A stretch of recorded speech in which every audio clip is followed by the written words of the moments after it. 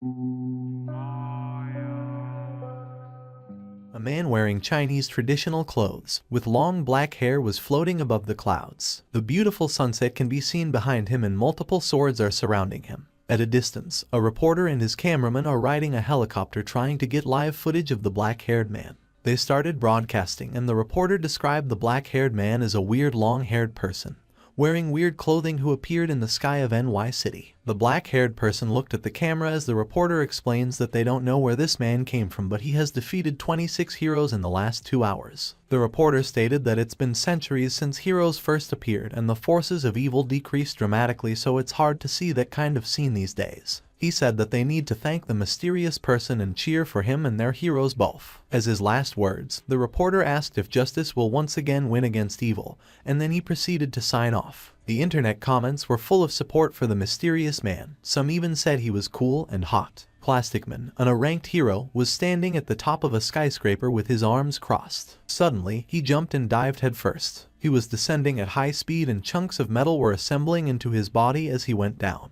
There was a huge impact, and rubble and dust were thrown into the air, creating a smoke screen. As soon as the smoke screen slowly dissipates, the voice of a system starts an initiation count. The system announced that it has successfully started as the smoke screen cleared, revealing a fully armored Plasticman. The reporter in the helicopter stated that it's been half an hour, and they were anticipating who would be the next challenger for the mysterious man. He was still not finished with his sentence when Plasticman passed them from behind at such high speed. Plasticman stopped abruptly and stood in front of the mysterious man. The reporter told his viewers with great excitement that Plasticman has come forth to make his challenge. He said that the mysterious guy is done for, as Plasticman was a hero listed within the top 5 ranks in the world and he has a strong potential since he debuted. The reporter asked for 3 seconds of silence for the mysterious man and said that they hope Plasticman won't go too hard on him. At the same time, the mysterious man greeted Plasticman with a Chinese traditional greeting salute and introduced himself. He introduced himself as the clan lord of Tenjin sect from the Xuan continent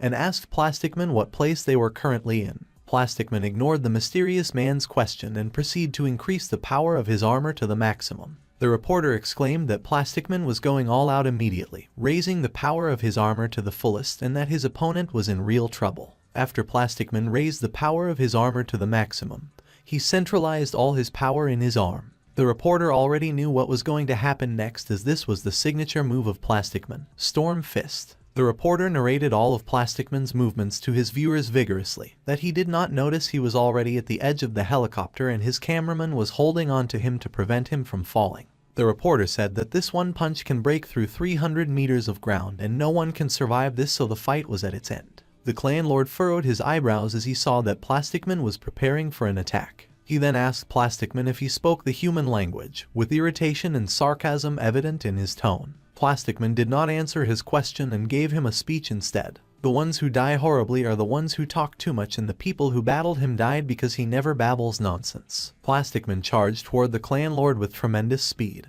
but the clan lord simply slapped his face, saying he talked way too much, which made him absolutely irritated. Half of the face of Plasticman's armor shattered and he was now falling from the sky. The clan lord said that he just wanted to ask for directions, but all the people he encountered sought death. The reporter was shocked as he witnessed Plasticman's loss. Snot was dripping down his nose, and his eyeglasses and clothes were disheveled as he stared into space. When the reporter came to his senses, he yelled, calling for an ambulance to hurry as Plasticman had fallen. The clan lord was too strong and he defeated Plasticman with just one strike. He then announced that their peace was coming to an end as the world's strongest villain had appeared. A few centuries ago, the Earth was still enveloped in darkness. A lot of eccentrics, monsters, and evil scientists appeared in the world. They ran amok, causing destruction all around the world, until the appearance of heroes. The heroes were able to defeat the villains with their will. 11 years passed and the world was finally at peace and heroes retired from the spotlight. The remaining monsters became the pets of the heroes. There were even some heroes who needed to work to maintain their living.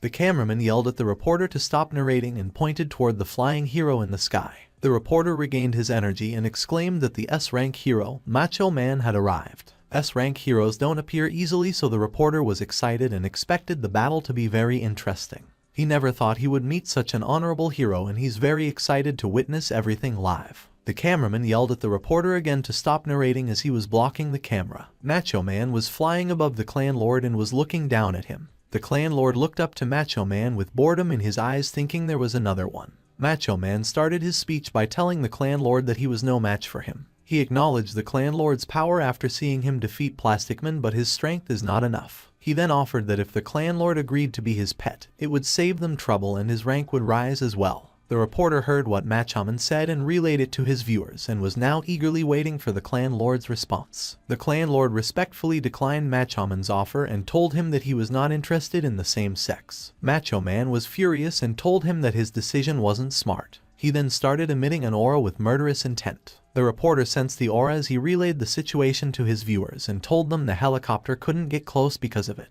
The clan lord asked Macho Man what he was planning. Macho Man responded as he dived to deliver a punch that he would beat the clan lord up until he submits. The clan lord ducked to avoid the punch charging toward his face and countered the attack with a punch in the gut. Macho Man's eyeballs turned white and snot flowed out of his nose as he was blown away at a high speed. He was thrown in the direction of the helicopter and hit it, causing an explosion, and the helicopter was destroyed. He then landed at a skyscraper, ragged and completely defeated. The clan lord looked down in the direction where Macho Man landed. He looked annoyed and said that there are some people with strange hobbies no matter what the world is, and then he dashed away. The reporter and cameraman are now on their parachute, but the reporter still continued to relay information to his audience. The reporter said that he didn't catch anything, and they don't know what just happened. Their helicopter got destroyed. The man disappeared from their sight and Macho Man was also nowhere to be seen. 2 months later, the clan lord was meditating at the edge of a snowy cliff. A dragon with golden hair was floating around him. His name was Yansen, 2,603 years old and a cultivator from the Xuan continent.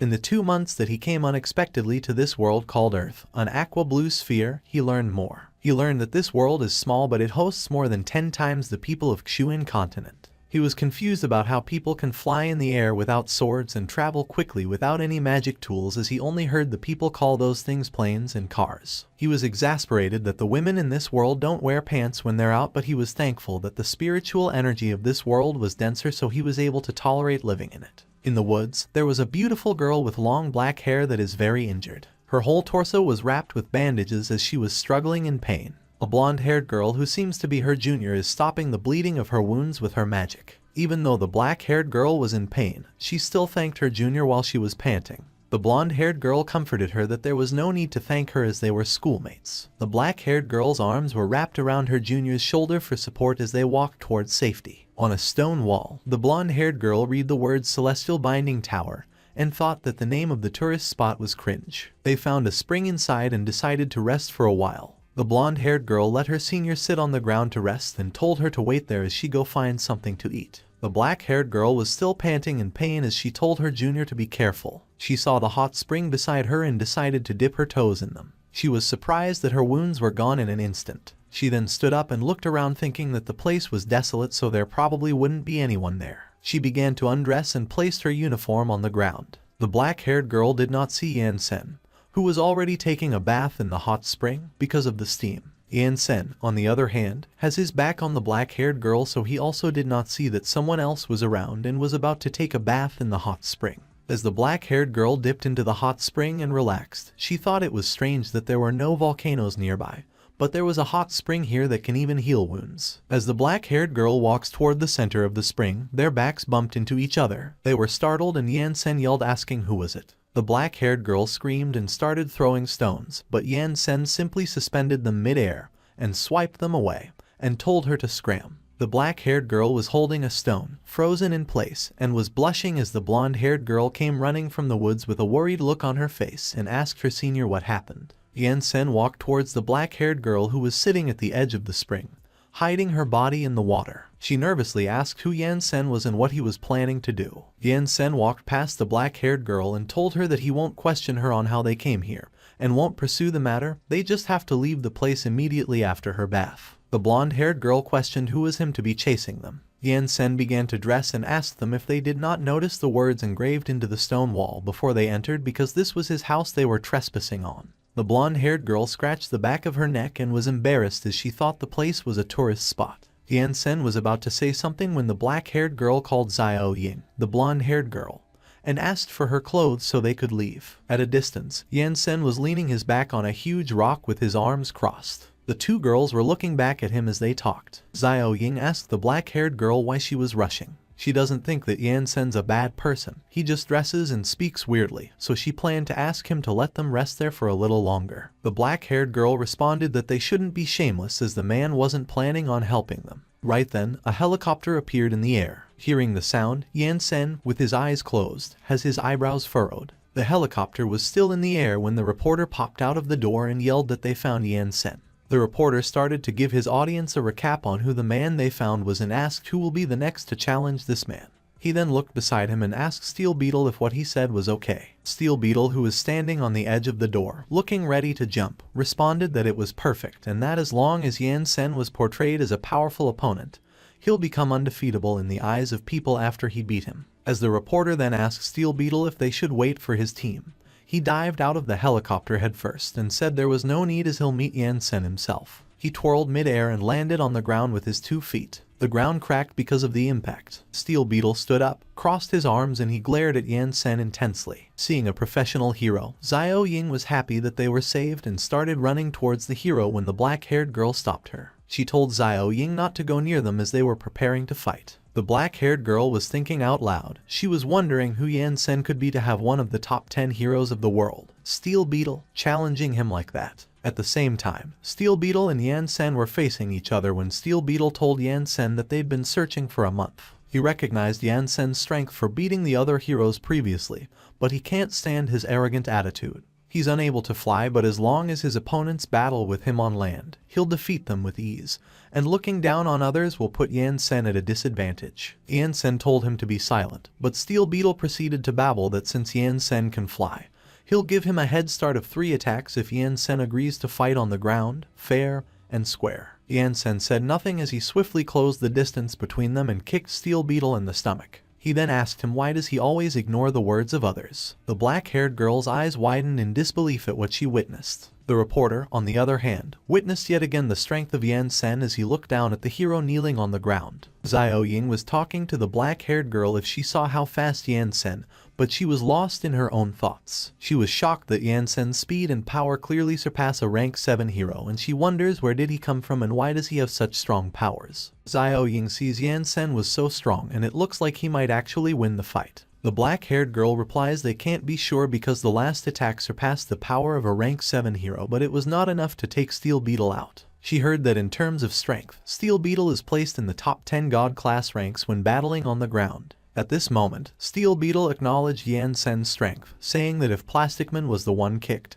he'd probably peed his pants. However, he thought that it was a shame because he was one of the top 10 heroes of the god class. Right then, a lot of huge aircraft appeared from the sky, and inside those were Steel Beetle's internal vitals team. After checking that his performance was good, they transmitted his armor over to him. Calling Yansen a little one, Steel Beetle declares he'll show his true power today. He then began to strike a pose and his belt glimmered. He raised his hands to the air and strings of light gathered into the palm of his hands. At the same time, Yansen looked bored and confused. The next second, a chunk of metal appeared in Steel Beetle's hands. He inserted it into his belt. The parts rotated and a light from the sky struck Steel Beetle, then a gust of wind flew toward the black-haired girl, so she had to cover her face with her arms to protect herself. She remembered watching Steel Beetle transform on the television when she was little. She never thought that she'd be able to see it in person. Meanwhile, the reporter was roaring through his microphone as he hyped his audience about Steel Beetle's transformation that they were not able to see in action for 11 years. He still remembers that 11 years ago, Steel Beetle got famous defeating hundreds of monsters wearing the armor, so it looks like the battle that was about to happen will be a brilliant one. On the other hand, Yansen just stood there waiting, unbothered by the gust of wind and dust flying toward him.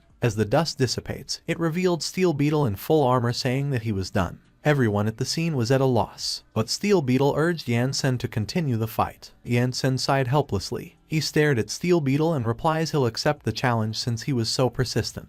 He then brought out his sacrificial sword and said that he, Yansen, who has a body that is almost ascended, is asking for guidance. Steel Beetle was pleased as things were getting more interesting. He then shifted into a battle stance and provoked Yansen to come at him. Yansen accepted the request and cupped his hands. Afterward, both of them lunged and attacked each other. Their movements were so fast that only lights and collision points were seen by the naked eye. They were clashing all over the place, from the ground up to the sky. They were battling mid-air and Steel Beetle was exhilarated as the fight was addictive and he finally met someone who was his match. But the next moment, he was shocked when Yan Sen suddenly appeared behind him, held his head, and threw him to the ground. Yan Sen launched him with so much force that his head down to his waist was buried in the ground. This time, the black-haired girl, who was hiding behind the rock, was utterly speechless. Steel Beetle immediately removed his body from the ground and stood up into a fighting stance. The reporter was enthusiastically telling his audience the details of the battle. It was way too thrilling and is definitely one of the most exciting battles within the last 10 years. Meanwhile, Steel Beetle was shocked as he couldn't catch what just happened.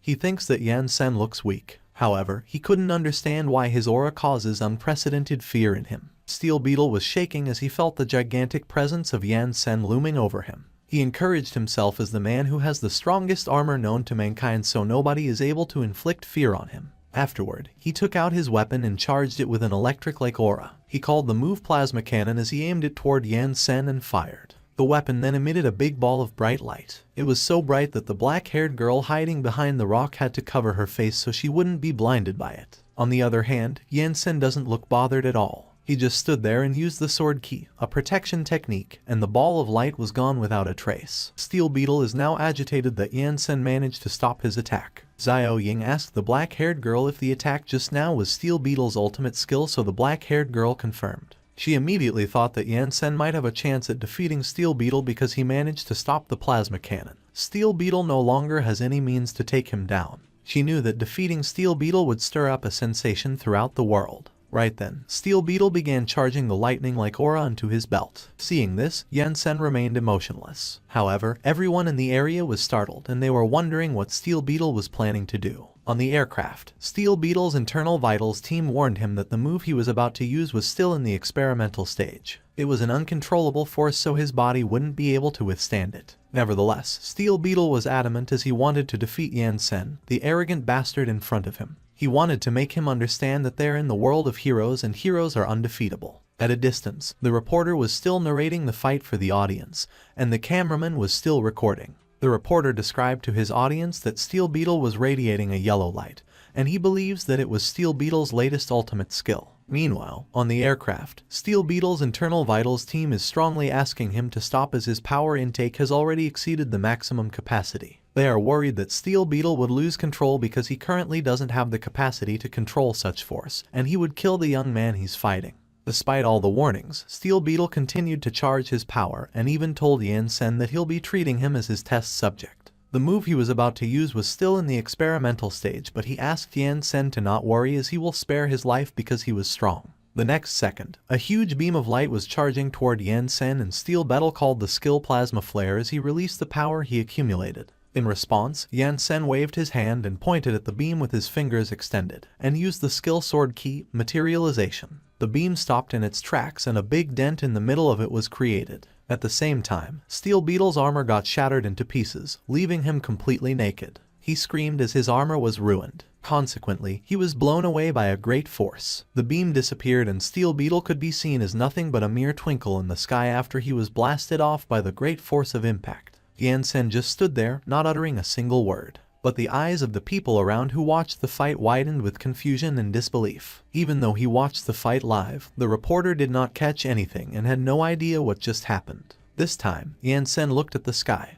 in the direction where Steel Beetle flew and called him a weakling. Meanwhile, in the northern hemisphere, a crowd gathered around a huge crack in the ground as they saw a person fall from the sky which caused damage to it. They recognized the person as Steel Beetle, but they were confused about how he got there since he was in a duel just moments ago. On the other hand, Steel Beetle lay on the ground, looking up at the sky with his face filled with shock as he admitted his defeat. Later under the crescent moon, in a sky filled with stars, Xiao Ying and the black-haired girl are roasting fish on the river bank. Nearby, Yan Sen was meditating at the top of a rock a few meters away from them. The girls are worried that there's something wrong with Yan Sen as he's been sitting there for almost a day and refuses to eat or say anything, so they decided to give him a portion of their food and called out for him. Yan Sen heard their voices, and as he opened his eyes, the first thing he saw was the roast fish he was being offered. Xiao Ying was sitting beside him and she was the one handing it out to him. She told him to have something to eat as he had been sitting there for the whole day, but he refused the offer and replied he was not hungry. Xiao Ying scooted over to Yan Sen and nudged him with her shoulders as she asked if he was not from this world. Yan Sen was baffled at how Xiao Ying knew. She proudly answered there was no need to guess since with his strength,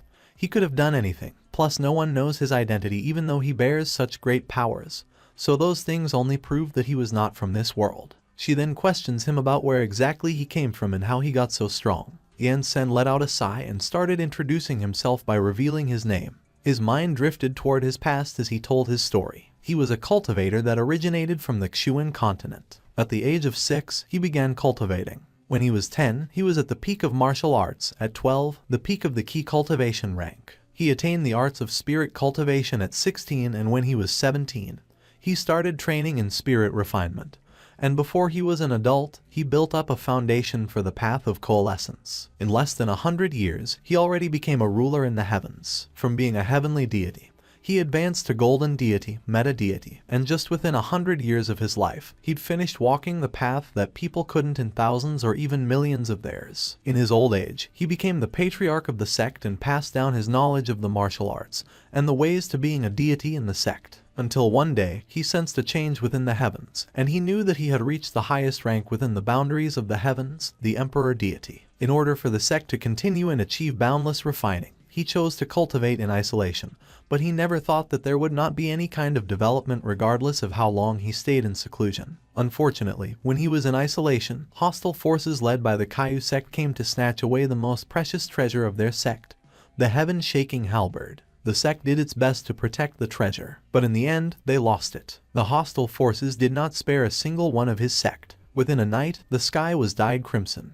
They slaughtered everyone in the sect. They humiliated his disciples and had their corpses hung on their sect's door, exposed to the sun for 300 years. When he decided to return from seclusion, he was still a semi-emperor deity, though it was more than enough for him to be considered an invincible existence. As he returned to his sect, he saw his dilapidated sect gate, filled with bones on the ground. He was not able to suppress the blazing anger in his heart, and with only a raise of his hand, he annihilated half of heaven's population. Because of the brutality of his actions, the heavenly realm deities and the demon clan decided to form an alliance to launch an attack against him as they openly announced that he was going to be executed in a rural place. After they tried to seal Yan Sen up in the deity confinement tower, they lost the lives of 5 of their strongest cultivators, 100 transcendent deities, and 1,000 meta-deities. Once he was sealed, they had him thrown into the time dimension crack with the deity confinement tower to ensure that he would never be able to return for all eternity. Hence, when he woke up, he had already arrived in this foreign world. Xiao Ying cupped her face with her hands as she listened to Yan Sen's story. She had a funny expression, and upon noticing this, Yan Sen furrowed his brows and asked what was wrong with her. She replied his story was cringe, but she liked it. On the other hand, the black-haired girl who is now sitting on Yan Sen's side asked what he plans to do after today. Yan Sen answered he originally planned to rebuild his sect while waiting for his spiritual energy to recover, as he wanted to open heaven's dimension gates again to return to the heavenly realm. But the world is much more complicated than he had expected. The girl was puzzled and asked what he meant, so he explained that his plans were derailed as this world has something called technology, and there was no longer a need for cultivating deities anymore. When she heard his reasons, the black-haired girl was baffled and speechless. On the other hand, Xiao Ying remarked he was wrong because this world needs someone with strong powers like him. Yan Sen doubted her, but she insisted it was true. Afterward, she handed him a business card for their school. They were students of Jiazia Superhuman Academy, and if he was interested, he could become an instructor so they can help him understand their world. Yan Sen did not say anything. He just stared at the card dumbfounded. Xiao Ying continued that Menki, the black-haired girl, can help him with his entry applications. There was no need to give them a reply so soon, and he could take some time to consider. However, Yan Sen replied there was no need to consider it as he would go. Xiao Ying looked displeased that Yan Sen agreed so readily since she had a bunch of reasons prepared to convince him. Menki chimed into the conversation and advised Yan Sen to change his style of fashion as he'll be surrounded by reporters because he consecutively defeated 2 superheroes. Yan Sen stared at his clothes, puzzled by the suggestion. Xiao Ying then stood up and stretched as she informs Yan Sen that school will be starting in 2 weeks, so he should not forget to apply as they would be waiting for him at school. 2 weeks later, Yan Sen is riding a train heading towards the Jiazia Superhuman Academy, but his manner of fashion was unchanged. In the thousands of years that he's lived, he never thought that he would be going back to a private school. He didn't have a clue about where to start in teaching the ways of cultivation. At this moment, a female student with pretty blue eyes and long black hair tied into pigtails stepped into the train and made eye contact with Yan Sen. Yan Sen noticed how charming that little girl was and that there was spiritual energy residing in her body. Right then, big muscular hands started groping that student's chest. Yan Sen was startled and his eyes widened. The man pinned down the student towards the glass window and started stroking her legs. Yan Sen thought that the man was a degenerate for committing assault in the eyes of the public. This time, the student was asking for someone to save her, and she again made eye contact with Yan Sen, asking for his help. Yan Sen then remembered his experience on the Xuan continent where he learned that he must not meddle with others' affairs, so he chose to ignore the situation, look down, and closed his eyes. The student was perplexed by his reaction and was at a loss for words. It was then that someone suddenly yelled "Madafaka." A girl who watched the footage of Yan Sen said to hell with him, as she would never accept him, a bastard, as a hero. A man tried to calm the girl down, whose name was Lan, telling her not to get agitated yet because Yan Sen was someone recommended by Menki, and in addition to that, he also defeated God-class heroes before. But Lan told the man that it didn't matter, and she was baffled by the fact that Yan Sen wanted to get a hero license from her and also teach in the academy with that kind of attitude, and she declared that there was not a chance. Lan said that with the current employment rate being so low, there was at least an 80% chance Yan Sen had support backing him up, and all the news of him being able to defeat God-class heroes was all a fraud, so she refused to believe that Yan Sen had that kind of ability. The man told Lan that such a thing couldn't be true, but Lan told him that there was nothing true or false about it because those God-class heroes would take up jobs pertaining to unclogging toilet bowls, so spending some money to get them to spread false information would have been an easy feat for Yan Sen. The man reminded Lan that Yan Sen was recommended to them by Hu Menki, Menki's full name, so it wouldn't be nice for them to brush it off like that. But Lan said that Hu Menki would really recommend and send any Tom, Dick, or Harry over to us, and she didn't even know how many times it had been. Lan told the man that they didn't even know what Yan Sen's true capabilities were, so the chances of letting him through the back door were non-existent. The man was surprised when Lan told someone over the radio to give something good to Yan Sen, and as the person confirmed that they got it, the man who was committing sexual assault spat. He spat on Yan Sen's boots. Yan Sen looked so mad.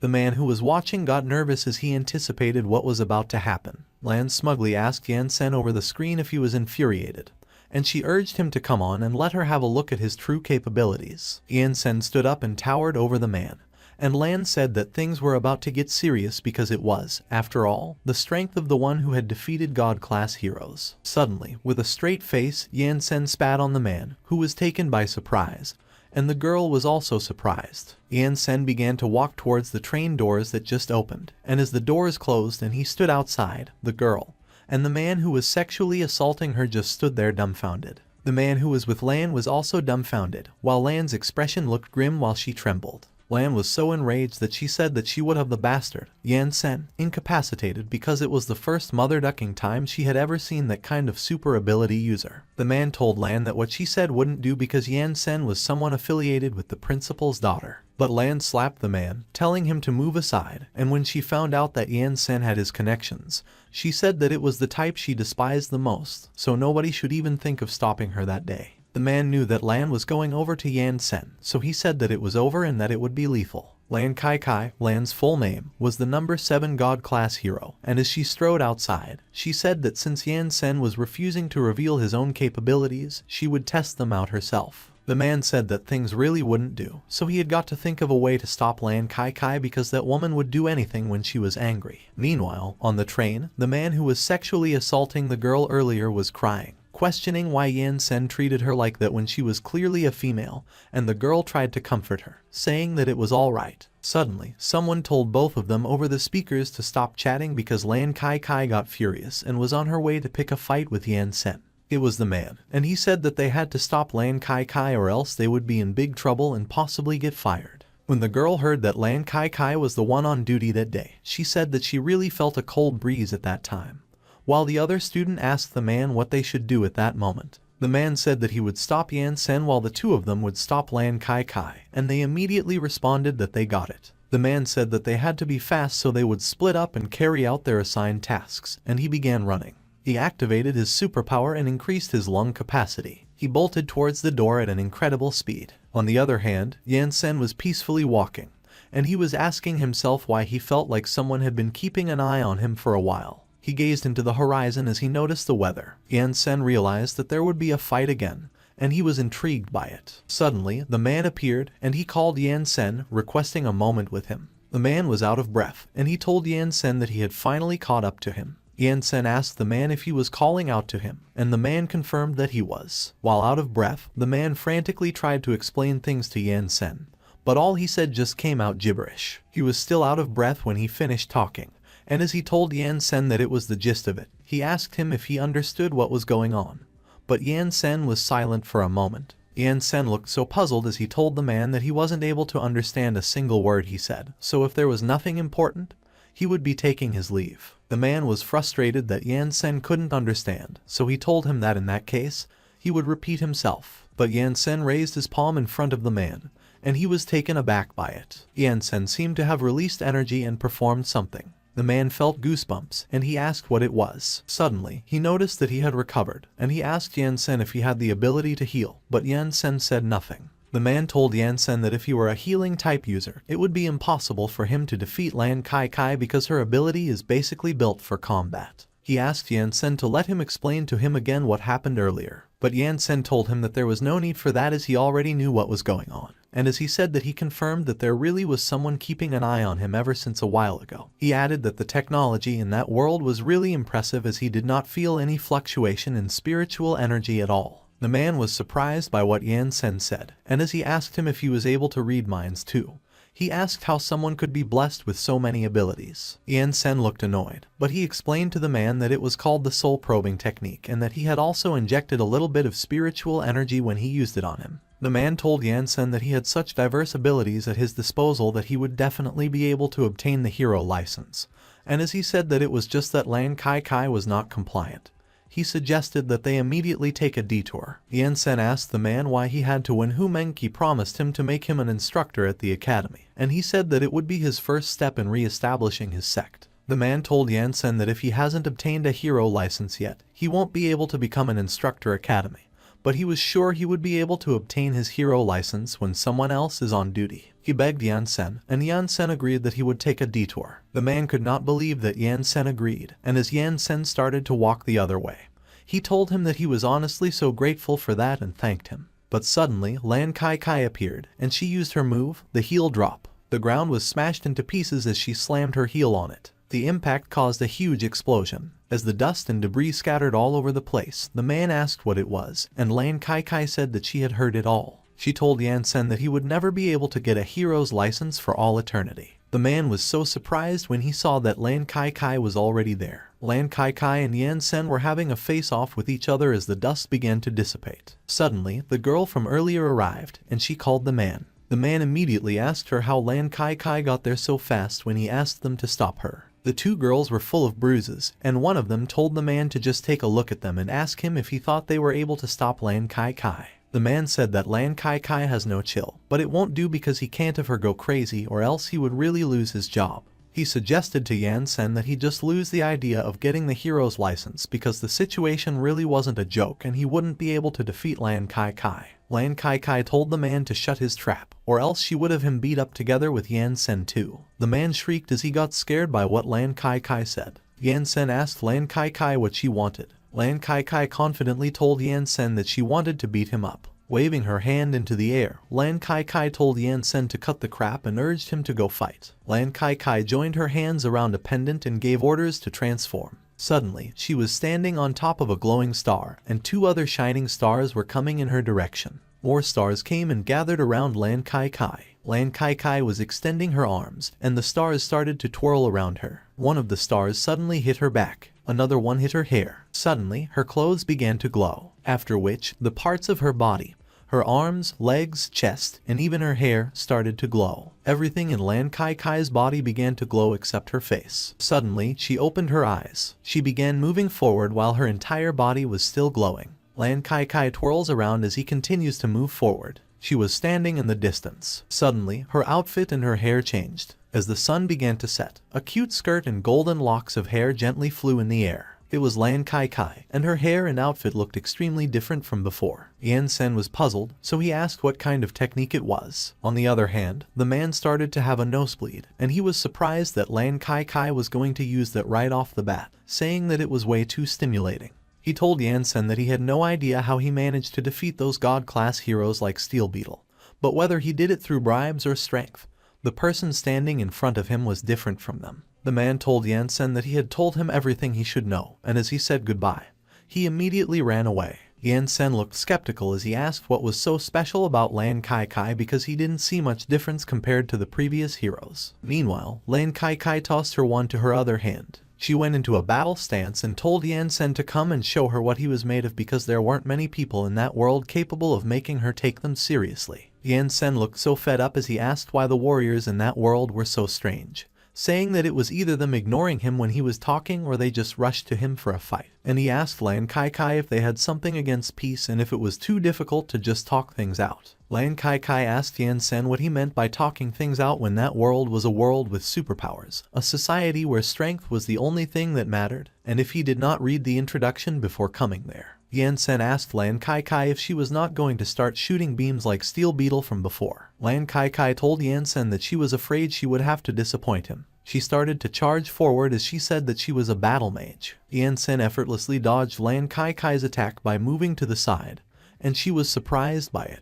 She twisted her hand and used her move, Magic Explosion. Knowing what was about to happen, the man screamed while running away, and he told the girl to get out of there. A huge explosion occurred. In the middle of the chaos, Yan Sen escaped from the dust and debris while Lan Kai Kai was preparing for another attack. She fired a beam of energy and told Yan Sen that she knew how to shoot beams too. Yan Sen managed to deflect Lan Kai Kai's beam by hitting it with his arm. The beam hit the river, and as water scattered all over the place, the man couldn't help but exclaim his disbelief. Lan Kai Kai was on guard, and she told Yan Sen that he was an interesting brat. Yan Sen told Lan Kai Kai that she was indeed much stronger than those people from before. Lan Kai Kai told Yan Sen that she was still warming up. On the other hand, the man who was hiding behind the riverbank said that he was wrong, as he didn't expect Yan Sen to be so strong that he was even able to light a fire under Lan Kai Kai. And the girl beside him told him that all she knew was that Lan Kai Kai always beat up people who came for the hero license, and she asked the man why she was so hot-tempered.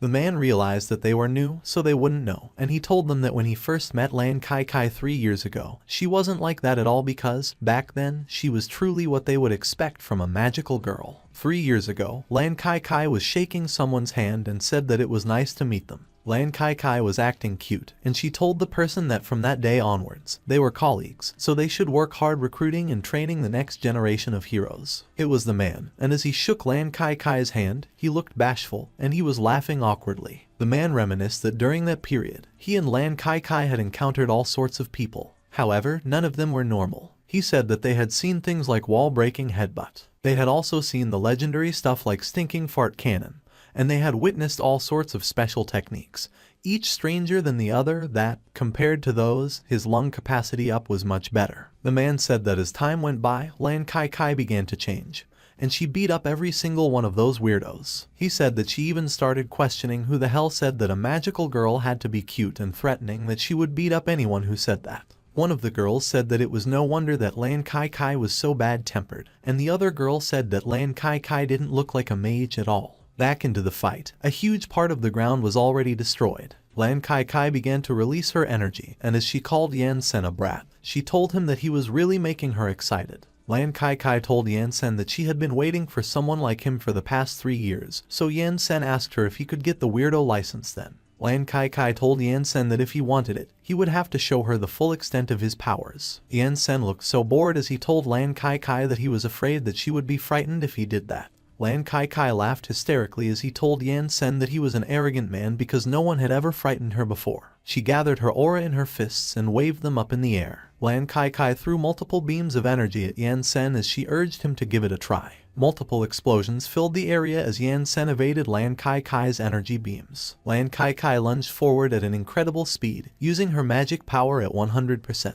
Suddenly, Yan Sen's palm appeared out of nowhere, and he requested that Lan Kai Kai pardon his transgression. Yan Sen slapped Lan Kai Kai, and she took it directly across her face. Yan Sen looked so bored as he did such a thing, and he thought that immortals were not fond of violence. A huge explosion occurred. The man and the girls were astonished by what they just saw, and one of the girls asked if Lan Kai Kai was still alive. Meanwhile, Yan Sen hovered over the huge hole he created on the ground, but he said nothing. Suddenly, Lan Kai Kai's hand came out of the rubble, and she used a healing spell. She flew out of the hole at an incredible speed and landed on the ground. Lan Kai Kai let out a sigh of relief while she healed herself, and she reprimanded Yan Sen for daring to hit her in the face. Seeing what Lan Kai Kai did, the girl asked what that ability was and if Lan Kai Kai had such an ability all along. The man said that it was called the healing spell, and it had been a long time since Lan Kai Kai used it, and he said that back in the old Heroes vs. Monsters days, that ability of hers made her very popular among her teammates. He said that Lan Kai Kai was famous in the world of superhumans precisely because she was someone who had high critical damage, long-distance magic attacks, and healing buffs, and so when the heroes won, not only was she awarded with the title of a god-class hero, she had also gained a huge following of hero fans. While the girl was surprised that Lan Kai Kai was that overpowered, she noticed that the man was shivering, so she asked him why. The man told them that if Lan Kai Kai was forced to use that ability, that must mean that even she was having trouble dealing with her opponent. So in short, her opponent's strength was literally off the charts. Back into the battle, there was silence as Yan Sen and Lan Kai Kai faced each other with the huge hole in the ground in between them. Lan Kai Kai began gathering her aura and said that if 100% was not enough, she would go beyond that. But before she could finish her preparations, she was startled when Yan Sen suddenly appeared in front of her. Lan Kai Kai was so surprised that she couldn't help but say that Yan Sen was so fast that she couldn't even react. She remembered that she was at least 500 meters away from Yan Sen earlier, yet it took him less than a millisecond to come in front of her, so that was above Mach speed. Lan Kai Kai was thinking that it was scientifically impossible because there wasn't even a tremor, and as if you read her mind, Yan Sen told her to let him explain. Yan Sen punched Lan Kai Kai on the chest and told her that it was called martial technique. Lan Kai Kai screamed in pain as Yan Sen sent her flying. She was sent so far that she was sent out to outer space, and Yan Sen appeared ahead of her. Lan Kai Kai closed her eyes as she flew at an incredible speed, and she cursed Yan Sen and called him a bastard. Yan Sen used his move, Spirit Pressure. A huge figure of him appeared in front of Lan Kai Kai, and he extended his huge, glowing palm. Lan Kai Kai was pushed back into the earth, and all she could do was scream as she fell towards the ground. Yan Sen was already waiting for Lan Kai Kai on the ground, and she charged towards him from a distance. Lan Kai Kai managed to shroud herself with her aura, and as she neared Yan Sen, she used her move, Magic Overdrive 500%. A huge explosion occurred in the area. The man and the girls were all terrified for their lives, and he requested that the fight stop. Lan Kai Kai crashed and bounced off the ground. While out of breath, she looked up and said that she missed because Yan Sen disappeared in an instant. Yan Sen was calmly flying in outer space, watching the earth. He said that it was just 1,000th of his spirit energy. She created a slashing move, and he directed it towards the earth. Lan Kai Kai screamed as the ground near her began to explode. On the other hand, the man cursed as he was also affected by the explosion, and they screamed as the ground near them got sliced by a powerful aura. The man was coughing, and he asked the girls if they were all right. One of the girls got worried when she saw the huge line that was created in between them, from the ground towards the water, and the man asked to confirm if they would be dead if that attack struck home. Meanwhile, Lan Kai Kai lay on the ground, and she stuttered while she kept calling Yan Sen a bastard. She clicked her tongue as tears started welling up at the corners of her eyes. Suddenly, Yan Sen came back down, and he asked Lan Kai Kai if he frightened her. Yan Sen asked Lan Kai Kai if he had frightened her, and Lan Kai Kai strongly denied that, saying that she was not scared of something like that. But she began trembling and crying while calling Yan Sen a jerk. Yan Sen was taken aback by Lan Kai Kai's reaction, and he was lost for words. The man suddenly emerged from hiding and requested that Lan Kai Kai stop fighting because Yan Sen was just too much of a monster. But Lan Kai Kai was stubborn, saying that she didn't want to because their world was only peaceful that day because of their determination. As she asked the man if he wanted her to admit defeat, she said that it would be over her dead body. She said that if 500% was not enough, she would use 600%. And if that wasn't enough, she would use 1000%, declaring that she wouldn't lose and her determination wouldn't lose. Lan Kai Kai was about to deliver an attack while telling Yan Sen that they should go again. But Yan Sen stopped her. She was speechless when Yan Sen told her that it was fine to be hot-blooded, but he was already way past that age. Yansen said that where he came from, it was common knowledge to gang up on someone whenever they could and to escape whenever they were up against a stronger opponent. So she must understand that hot-blooded determination won't help her with a huge difference in power, because if they were back on the Xuan continent, she would be dead within hours. But Lan Kai was still stubborn, and she told Yansen that it was not his world, it was Earth. Yansen told Lan Kai that since his foundation stage cultivation was not enough to convince her, he guessed he had no other choice but to show her his true strength. The man and the girls were surprised when they heard Yansen mention his true strength. The man thought that it didn't seem like it took very much out of Yansen to unleash the destructive attack earlier, so he wondered what was going to happen if he used his full strength there, and he thought that he didn't even want to imagine that. Lan Kai asked Yansen if she was finally able to see him at his full strength, and Yansen told her that it was kind of, as she would at least see a small part of it.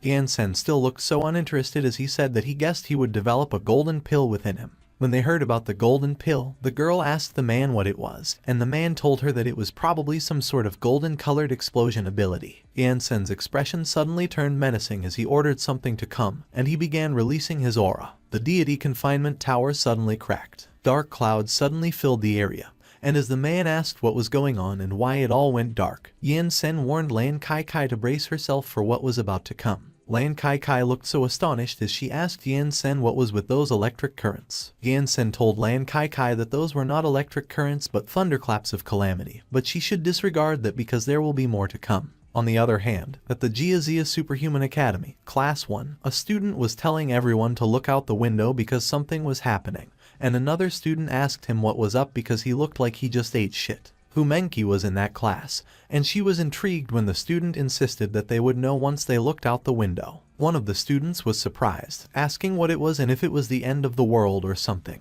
and another student added that he had seen things like that often, but it was the first time he was seeing one that big. A huge bolt of lightning was hitting the ground, and the students cursed when they saw it. Humenki was astonished when the student pointed out that there was someone inside the lightning.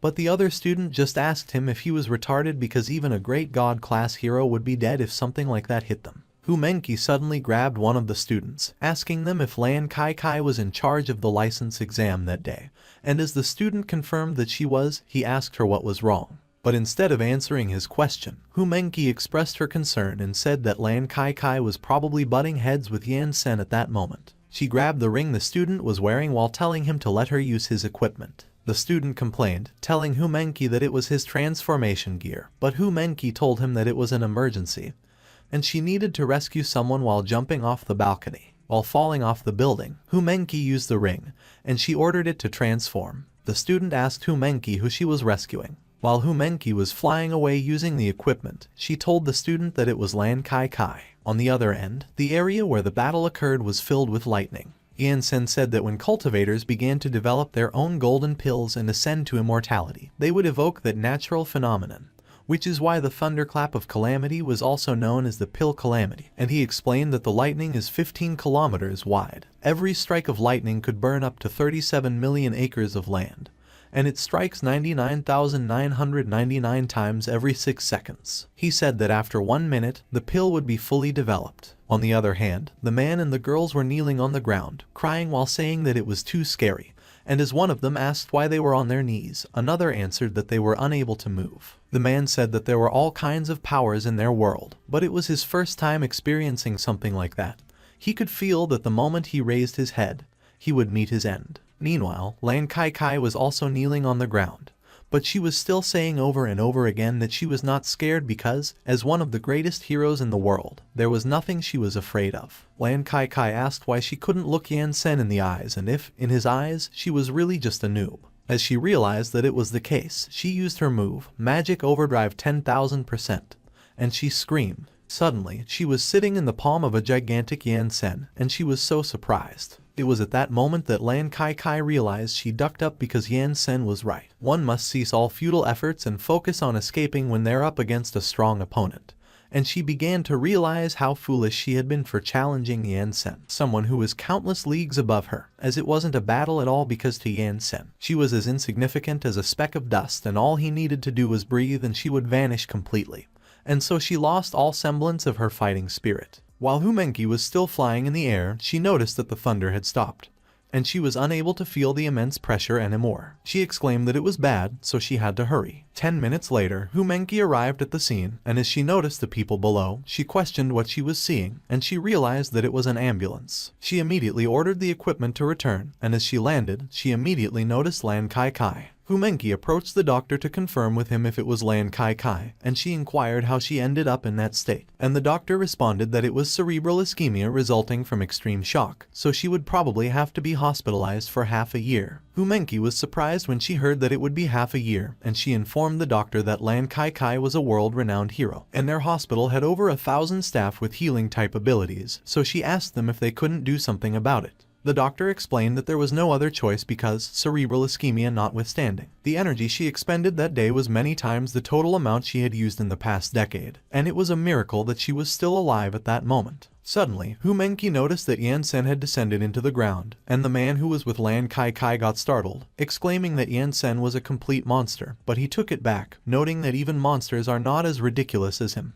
Humenki came to question Yansen what he did to Lan Kai Kai, and she lamented that she was a hero for goodness sake. But Yansen raised his brows at her as he asked her how he was the bad guy there, and he reminded her that Lan Kai Kai was the one who wanted to see him at his full power. Yansen explained that all he did was start developing a golden pill, so there was no way he was supposed to know that Lan Kai Kai would scare herself into such a state after just 2 strikes of thunder. Humenki was trembling in anger as she declared that, though she had no idea what Yansen was talking about, judging from his facial expressions and tone of voice, he was definitely flexing. She let out a sigh as she decided to disregard the matter, remarking that it was fine as long as no one was hurt, and she asked Yansen if he passed because she forgot to mention that he needed a hero license to teach at the academy. Yansen admitted that he had no idea, so he would inquire, and he turned to ask the man, who was trembling from far away, if he could finally get the weirdo license, and the man immediately agreed, telling him to take it because he didn't want to see his face ever again. After hearing that he had passed, he questioned Humenki what they would do next, and Humenki asked him to confirm if he had nowhere to go, and she suggested that he let her take him to the staff hostel first because that is where the academy houses all their instructors, and she informed him that he could start working the next day. Suddenly, while still trembling, the girl from the train, whom Humenki recognized as Chen Qishan, approached her and suggested to her that they should go together because she was going to return to class after she was done with her part-time job anyway. Yansen was puzzled as Chen Qishan suddenly hid behind Humenki when he tried to look at her. As the girls walked together, Yansen was hovering with them, and when Humenki asked him why he was flying, he just answered by questioning her why he would walk when he could fly. Yansen inquired Humenki what the class thing was all about because he still didn't grasp some of their customs. Humenki explained to Yansen that the abilities of the heroes in their world were split in terms of class, and those classes were based on their ability levels. Superpowers were normally split from class 1 to class 10, and above class 10, they have legend class, myth class, demigod class, and god class. Humenki further added that the god class heroes were the strongest heroes in their world at the moment, and he had already defeated 3 of them, number 68, number 10, and number 7. Yansen looked concerned as he replied that if that was the case, the ability users of their world were way too weak because a Foundation realm weakling like him would have been able to single-handedly defeat all of them. And if he were to repeat what he just did, all of them would probably die in droves. Humenki admitted that he was really powerful, but the people of their world weren't as weak as he thought because, according to the records, there exists another class of heroes above the god class. Yansen asked Humenki to confirm if there were more, which Humenki confirmed,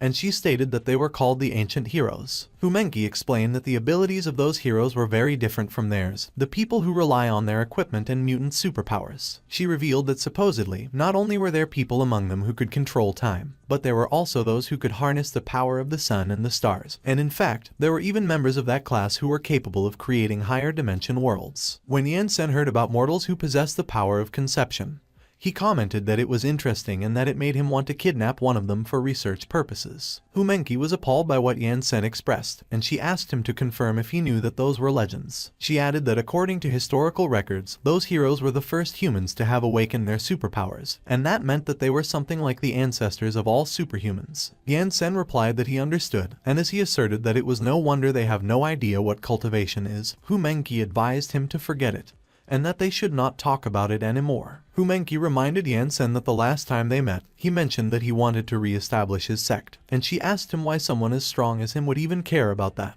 Yansen responded that before his esteemed master passed away, he left the sect in his care, and the words he uttered at that time still remain fresh in his mind. Reminiscing about the past, Yan Sen remembered that while they were at the edge of a cliff, his master taught him that even though he had become one of the strongest deities around, that punch earlier showed that he was still lacking in many areas, and Yan Sen thanked him for his mercy. Yan Sen's master revealed that he had lived among deities his entire life, but even so, he was unable to become an emperor deity, and currently, his failing, dying body is no longer capable of absorbing the spiritual energies around him. Yan Sen argued that it wouldn't happen because he is one of the strongest deities in the entire world, so there was no way he would pass away. But his master reminded him that eventually his time would come, as only the emperor of the deities is undying. He revealed that he would pass on his title as sect leader to him, so he hopes that he will lead their sect to true immortality, and he instructed him to remember his words to never take things too far because a deity should never back someone into a corner. With tears in his eyes, Yan Sen agreed with his master, pledging that he would keep his teachings to heart.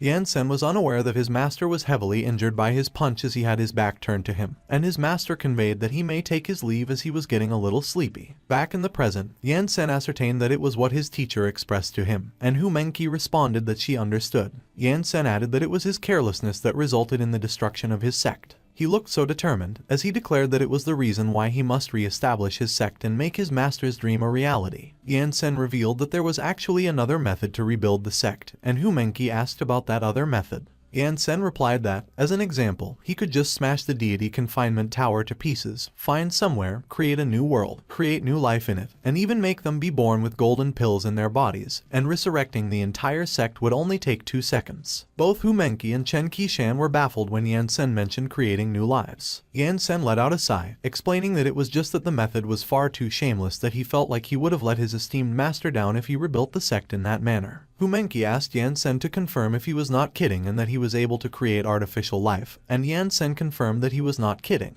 Yan Sen explained that a mystic being is already able to create thousands of worlds, so it would be an easy feat for an emperor deity to create newborn golden pill cultivators. But Hu Menqi asked Yan Sen if he was totally hacking because if he was so powerful, she couldn't understand how he got sealed away by others, and that made Yan Sen awkwardly speechless. Yan Sen confessed that it was a little embarrassing to reveal, and he unveiled that there was hostility when he just returned from seclusion and claimed the title as an emperor, so it was inevitable that things got too out of control for a while. Yan Sen recalled the past, where they gathered in a place filled with lava. An old man proclaimed that he was the legendary emperor deity, the emperor of all immortals, because even with all of the heavenly deities and demon clans combined, not even 20 of them were mystic beings, and with one strike, he killed 5 and maimed another 10. The old man was hanging by the edge, cursing Yan Sen as there were countless others who had also died, so the heavenly domain was doomed, and he was condemning the bastard Qiyu, questioning him why he would destroy others' sects for no reason. 2 men were facing each other, one was up in the sky while one was below him. The old man who was in the sky called Yan Sen a kid and argued that although he has acclaimed the title of the emperor deity, he was not omnipotent, so he would never be able to get out once he got into the deity confinement tower, a magical treasure of his that took 2.6 billion years of refinement in the heavenly realm to make. Yan Sen questioned the old man if he was trying to trap him by just relying on his broken scraps. The old man dared Yan Sen to get in. Yan Sen didn't back down from the challenge, and as he agreed that he would, he immediately went inside the deity confinement tower. The old man on the ground announced that Yan Sen had been tricked. Slamming the deity confinement tower close, the old man in the sky immediately opened a tier in their world. He threw the deity confinement tower on the dimensional tier, and he shouted to get lost. The old man ordered all mystic beings to work together to close all access to other worlds. Back in the present, Yan Sen revealed that just like that, he mysteriously ended up there, and they had also hidden a heavenly realm inside countless small worlds so that he was unable to find them. Hu Menqi and Chen Qishan were both speechless when Yan Sen proclaimed that those old men dared to lie to him, so once he had recovered his strength, he would show them who they shouldn't have messed with. A few moments later, they were about to arrive on a huge campus, and Hu Menqi informed Yan Sen that their school was right in front and the teacher's dormitory was right behind the school. A huge crowd had formed in front of the school gates. They were reporters, and one of them mentioned that in a few days, the school would be holding its graduation exams, so there would be news reports to write, and he asked another reporter if she thought the students would actually be able to graduate that year, and she responded that it was hard to say because that year's examiner was the highest God class ranked hero, and there hadn't been any students that had been able to graduate for 6 years. Suddenly, one of the reporters noticed that Yan Sen was coming, and as he quickly advised the others to look, he asked who it was. The reporter from earlier recognized Yan Sen as the one who had the God-class hero fly all the way to the northern hemisphere, and the other reporter was surprised. Humenki facepalmed, saying that it was the group of people again, and she reminded Yansen that she had advised him before that he needed to change his style of fashion. But Yansen asked her why he should change when it was not like he had done anything bad. The reporters immediately came running towards Yansen to interview him quickly. They immediately bombarded him with questions, like how he felt at the moment that he had defeated so many high-class heroes, what he thought of Steel Beetle when he first met him, and if he felt pressured when fighting against God-class superheroes. Another reporter informed Yansen that he currently had over 1 billion fans worldwide and asked him if there was anything he would like to say to them. Yansen was puzzled when he heard them mention the fans, but they continued to bombard him with questions and ask him what his name was and where he was from.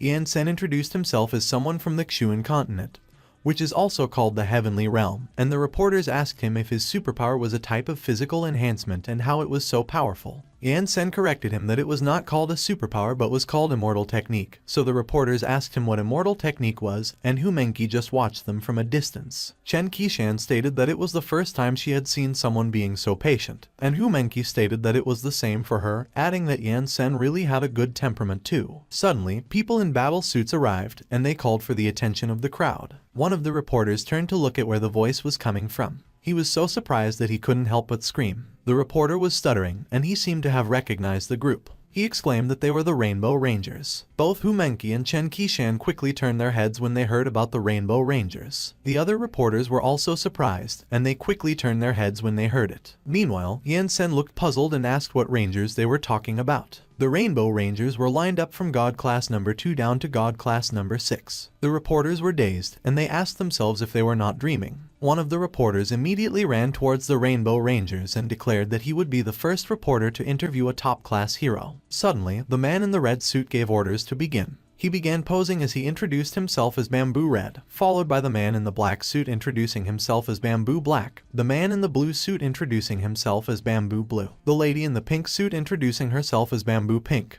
and lastly, the lady in the pink suit introducing herself as Bamboo Yellow. The 5 of them maintained their poses as colorful explosions of energy appeared behind them, and they introduced themselves as the Rainbow Rangers. Yansen turned his back on the group as he shook in anger while Chen Qishan coughed up, and Humenki started bleeding from her eyes and mouth, and the 3 of them were left speechless. One of the reporters also shriveled when he saw what they just did, but he just remarked that the Rainbow Rangers were still as unique as ever. The reporters began to interview Bamboo Red, who proclaimed that although the era had changed, the rules hadn't, and the reporters asked him if the Rainbow Rangers were there for the graduation exams of the Superhuman Academy. Bamboo Red confirmed and asserted that they were the main examiners at the time, so they hoped that the younger generation can take on their duties and protect the Earth. Chen Qishan didn't agree with Bamboo Red when she heard him state that they would protect the Earth because they had already eliminated all those strong monsters, and they were there to take a stroll out of boredom. Meanwhile, Humenki still hadn't recovered and was still trembling when she revealed that she had seen it many times, but she still cringed every time. On the other hand, the reporters expressed their excitement when they found out that it was true that the Rainbow Rangers would be the examiners, and they began bombarding Bamboo Red with questions, like how strong the monsters they captured were and what their powers were, and if the students could hold out for 10 seconds in that exam. Yansen was appalled when he heard the questions that he couldn't help but ask if they were mad, and as he asked Chen Qishan what was wrong with the people in their world because all of them were weird in some sense. Chen Qishan informed him that he just came to their world, so it was natural that he didn't know. Chen Qishan explained that many years ago, all kinds of heroes, including the Rainbow Rangers, Lan Kai Kai, Steel Beetle, and more, protected their world with their determination and unyielding spirit. She explained that they were the ones standing in the front line whenever the Earth was in danger, and after the defeat of the Monster King,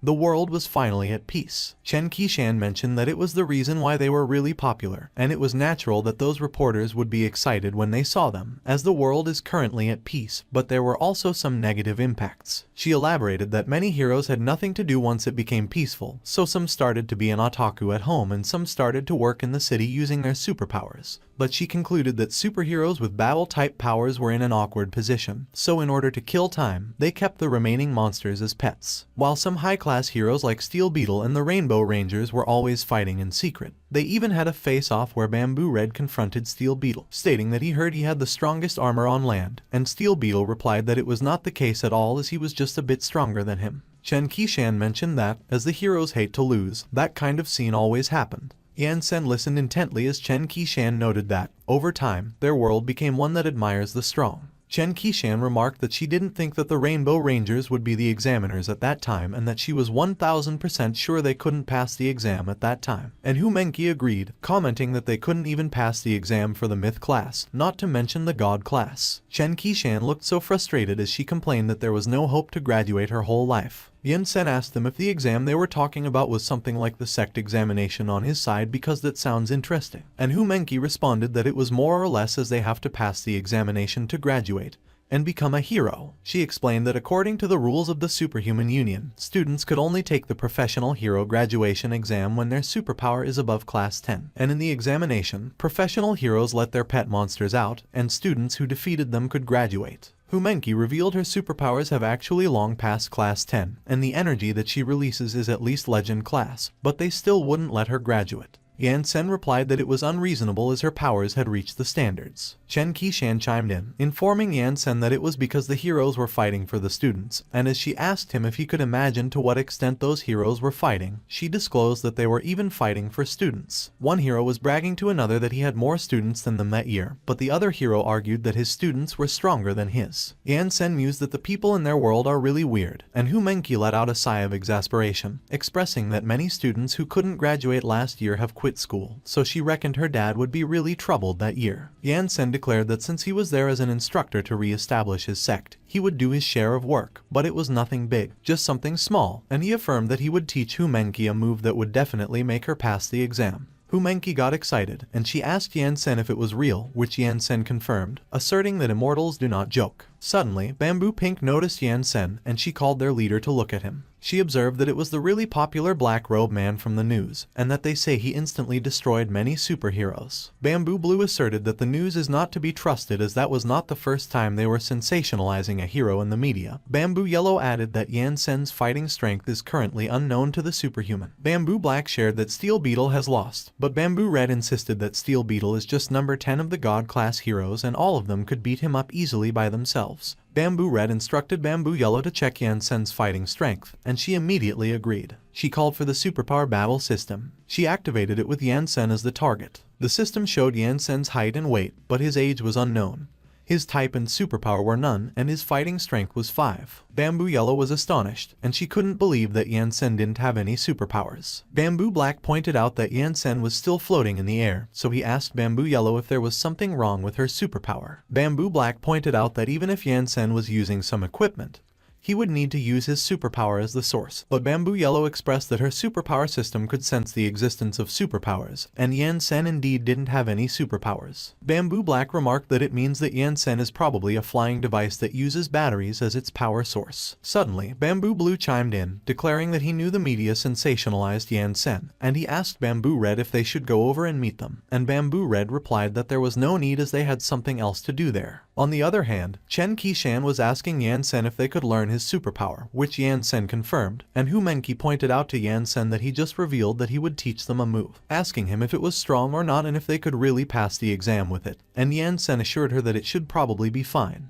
Hu Menki suggested that they enter the school first. Suddenly, Bamboo Ren and Yan Sen bumped into each other, and they gave each other sharp gazes. Both of them looked at each other but uttered nothing, and a reporter who saw it instructed the others to look because something interesting was going to happen, and another reporter added that the news would definitely be a big hit the next day. The reporters have started to gather, and as one of them asked who they thought would step past the school gate first, another one speculated that they had no idea because it was not rare to see those strong people go against each other in that era where everyone was competing for first place. Meanwhile, Hu Menki questioned how they could even bump into each other, commenting that it was so fake, and as she asked if they were going to start a fight, Chen Qishan just remained silent. Suddenly, Yan Sen stepped aside and ushered Bamboo Red to go ahead, which puzzled him. Bamboo Red commanded his team that they should go. One of the reporters was baffled, asking what that move was because they had never seen it before, and another reporter pointed out that Yan Sen actually showed courtesy, which is basically something that would never happen in their world. One of the reporters pointed out that even if someone showed courtesy to the Rainbow Rangers, their usual response would be to mock them, so he claimed that it was not the Rainbow Rangers that he knew. Hu Menki conveyed to Yan Sen that she believed he would initiate a confrontation with them, and Yan Sen portrayed Bamboo Red as the leader sporting a mustache, asserting his formidable strength. Hu Menki was surprised by what she just heard. Yan Sen acknowledged that Bamboo Red was the strongest one he had encountered ever since he arrived in that world, and Hu Menki informed him that it was the first time she had heard him speak about someone like that. On the other hand, Bamboo Yellow was asking what was wrong with Bamboo Red because he was mentioning anything, and Bamboo Blue agreed, as Bamboo Red didn't voice anything when he bumped into Yan Sen earlier, and that was not what he was like. Bamboo Yellow asked if it was because of Yan Sen, who was behind them, and she murmured that that couldn't be, but as she was about to turn to look at Yan Sen, Bamboo Red yelled, telling her not to turn around. Bamboo Red looked so anxious, and in his mind, he believed that Bamboo Yellow would die if she did so. Bamboo Yellow was surprised by how Bamboo Red acted, so she questioned him what he was stating, and as she was about to speculate about Yan Sen, she was cut off. Bamboo Red cut her off, confirming that Yan Sen is very strong and he was not a match for him, which surprised Bamboo Blue. Bamboo Pink anxiously asked Bamboo Red if he was joking when he claimed that he was not even a match for Yan Sen, and she reminded him that he was the number 2 superhuman in that world.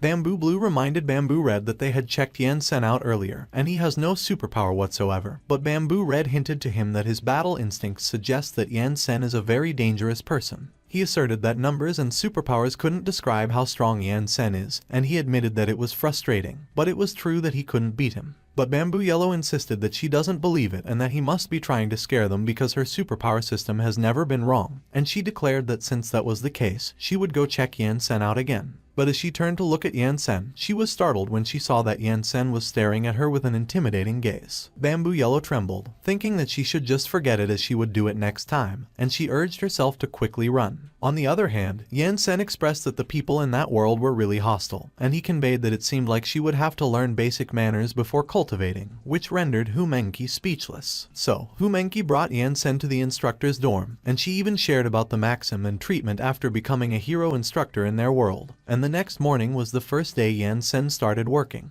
Yan Sen was sitting in his living room when the doorbell rang. He seemed to be meditating, as he did not respond. Humenki was the one ringing the doorbell, and she asked Yan Sen if he was awake. Yan Sen opened the door for her and conveyed that immortals do not need to sleep, which rendered Humenki speechless. Humenki raised the hero license she was holding, and she declared that there were 2 things. Firstly, it was his hero license, and he had successfully kicked Lan Kai Kai out of her spot and became the number 7 of the God-class superheroes. Humenki raised the newspaper she was holding, where it showed Yan Sen making way for Bamboo Red, and she relayed that, secondly, he was also infamous as the sensationalized hero with fake strength. Yan Sen expressed that it was fine and simply let them say whatever they wanted because he didn't mind. He inquired how many people were in the class at that moment, and she replied that there were 42 in total, 22 males, and 20 females. Glancing at his hero license, he was bestowed the title God Class Number 7, Black Robe Man, Yan Sen, and he found it to be a peculiar name. As if reading his thoughts, Humenki reminded him to be grateful that he got a name because it was his fault for not specifying what kind of hero name he would prefer when he passed the exam. She also added that he was the only one in their world who became one of the top 10 God-class heroes without defeating the Monster King and saving the world. Humenki informed him that she had informed her classmates that the news was fake, so that should spare him a lot of trouble. She suggested that perhaps she could help him deal with those intrusive reporters so he could re-establish his sect sooner. However, Yan Sen insisted that there was no need because cultivators mustn't be impetuous. He stated that he was prepared to take a few thousand years to re-establish his sect. Humenki just stared at Yan Sen with disbelief and uttered nothing. She declared that she was done with his nonsense and that she would be going to class. She informed Yan Sen that she had spoken with the teacher in the academic office so he didn't have to register before attending class. A few moments later, in the classroom of Superpower Class 1, one of the students asked the others if they had heard that they would be having a Super Opus teacher, which another student confirmed, mentioning that Humenki claimed that the news was fake and the teacher's superpower could be learned. They mentioned that it was their first time hearing that superpowers could be learned. Ran Zihao, a 17-year-old who was a battle type with a fire superpower and entered the school at age 8 but still couldn't graduate, stated that it had been 10 years since he started studying in that goddamn place, but he still couldn't graduate, so he hoped that the new teacher could give him a surprise. The classmate behind him asked Ran Zihao if he thought he could graduate just by having an especially strong teacher with his superpower, and he reminded him that it would be a God-class instructor's exam that time.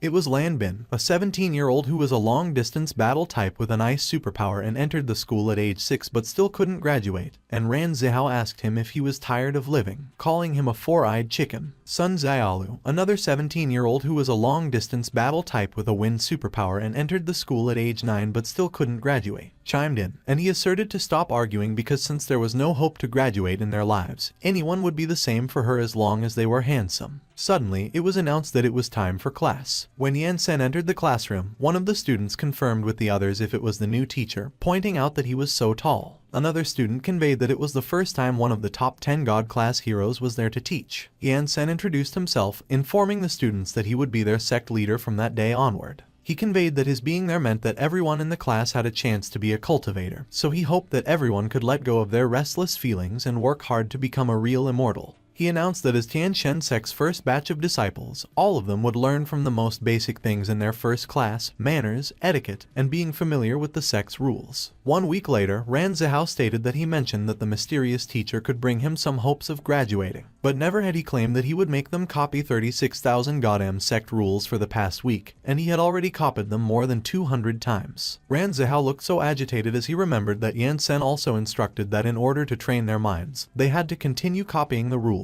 But he expressed that it was nothing because everything had changed since Yan-sen came. Ran Zihao remembered how their classroom looked normal before. It transformed into an ancient-style classroom after Yan-sen came. Ran Zihao indicated that their uniform changed as well into an ancient-style uniform. He expressed that he had endured them to train his mind, as he was a young person who had received modern education.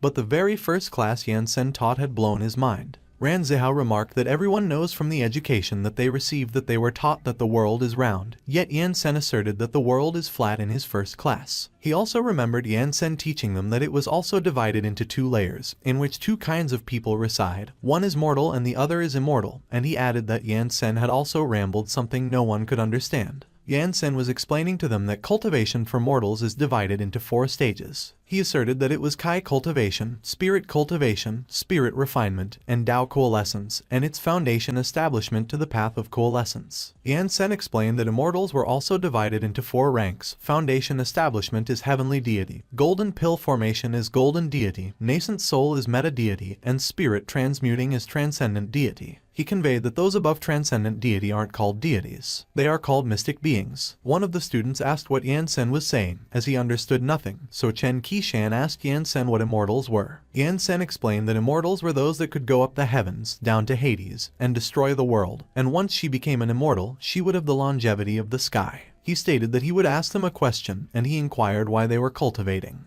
Fumenki immediately answered with determination that it was in order for them to graduate and become the strongest hero in history. But Yan-sen tapped her head with the scroll and corrected it was wrong. Fumenki was speechless as tears welled up in the corners of her eyes, and Yan-sen emphasized that cultivation isn't for them to prevail over others. It is for them to pursue the Tao. Yan-sen believed that it was to pursue the Tao of perpetual longevity. Chen Qishan recounted that he had mentioned they would have the longevity of the sky after they became immortals, so she asked him why they needed to keep cultivating if that was the case. But instead of answering her question, Yan-sen asked her what would happen if the sky disappeared, and Chen Qishan couldn't answer as she grew more confused. On the other hand, Ran Zihao looked so angry, and he stated that he understood nothing but that in order to graduate, he would endure it. Yan-sen continued to explain that although mystic beings could create a sky and spiritual energy, they would still die, just like the 5 he had killed with a strike. Ran Zihao was getting angrier, but he was reassuring himself that he would endure it. Yan-sen declared that only when they became the emperor of the deities could they attain real perpetual longevity. At that moment, Ran Zihao snapped, and he yelled that he couldn't take it anymore. He exclaimed that he was only babbling nonsense from the beginning and never taught them anything useful, mentioning that he even claimed to copy some goddamn rules. He remarked that in their world, the poor have to depend on mutation and the rich have to depend on technology, so ordinary people like them should work even harder. And as the teacher, he should teach them how to use their superpowers and not shoot off his mouth about longevity bullshits. Ran Zihao threw his headdress while cursing cultivation,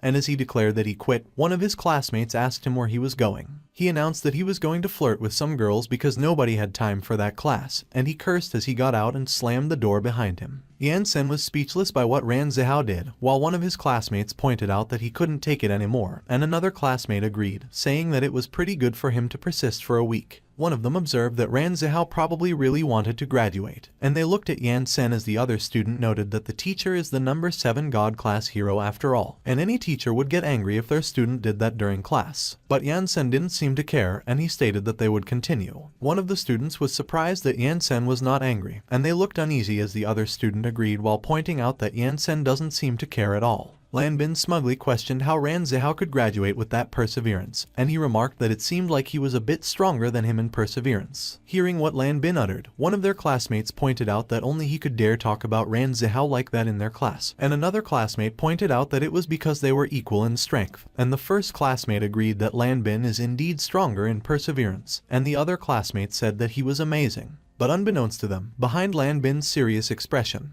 he was already crying deep inside and murmured that he wanted to go home. A few hours later, someone was relieved that it was finally after school. It was Hu Menki, and she was showing Yansen the school's rear ground, and she explained that that empty, big ground was a place especially made for students and teachers to release their superpower. She suggested not to blame Ran Zihao for his actions, as he longed to graduate, and Yansen replied that he didn't blame him. Yansen remarked that whether they succeeded also actually depended on their luck with cultivation, so they couldn't force somebody to do it. Hu Menki observed that it was no wonder that he was so carefree, and then, as she suggested that that place would do, she asked Yansen if the move he described was strong or not and if she could really pass the exam with it, and Yansen reassured her that it should be fine. Yansen explained that it was a cultivation technique that any ordinary martial artist could release, so it was the most suitable for her to use to deal with the exam. Hu Menki hastily urged Yansen to teach it to her, as the exam was in a month, but Yansen clarified that she would have to feel the spiritual energy first. On the other hand, someone was throwing things into the river and calling someone a bastard.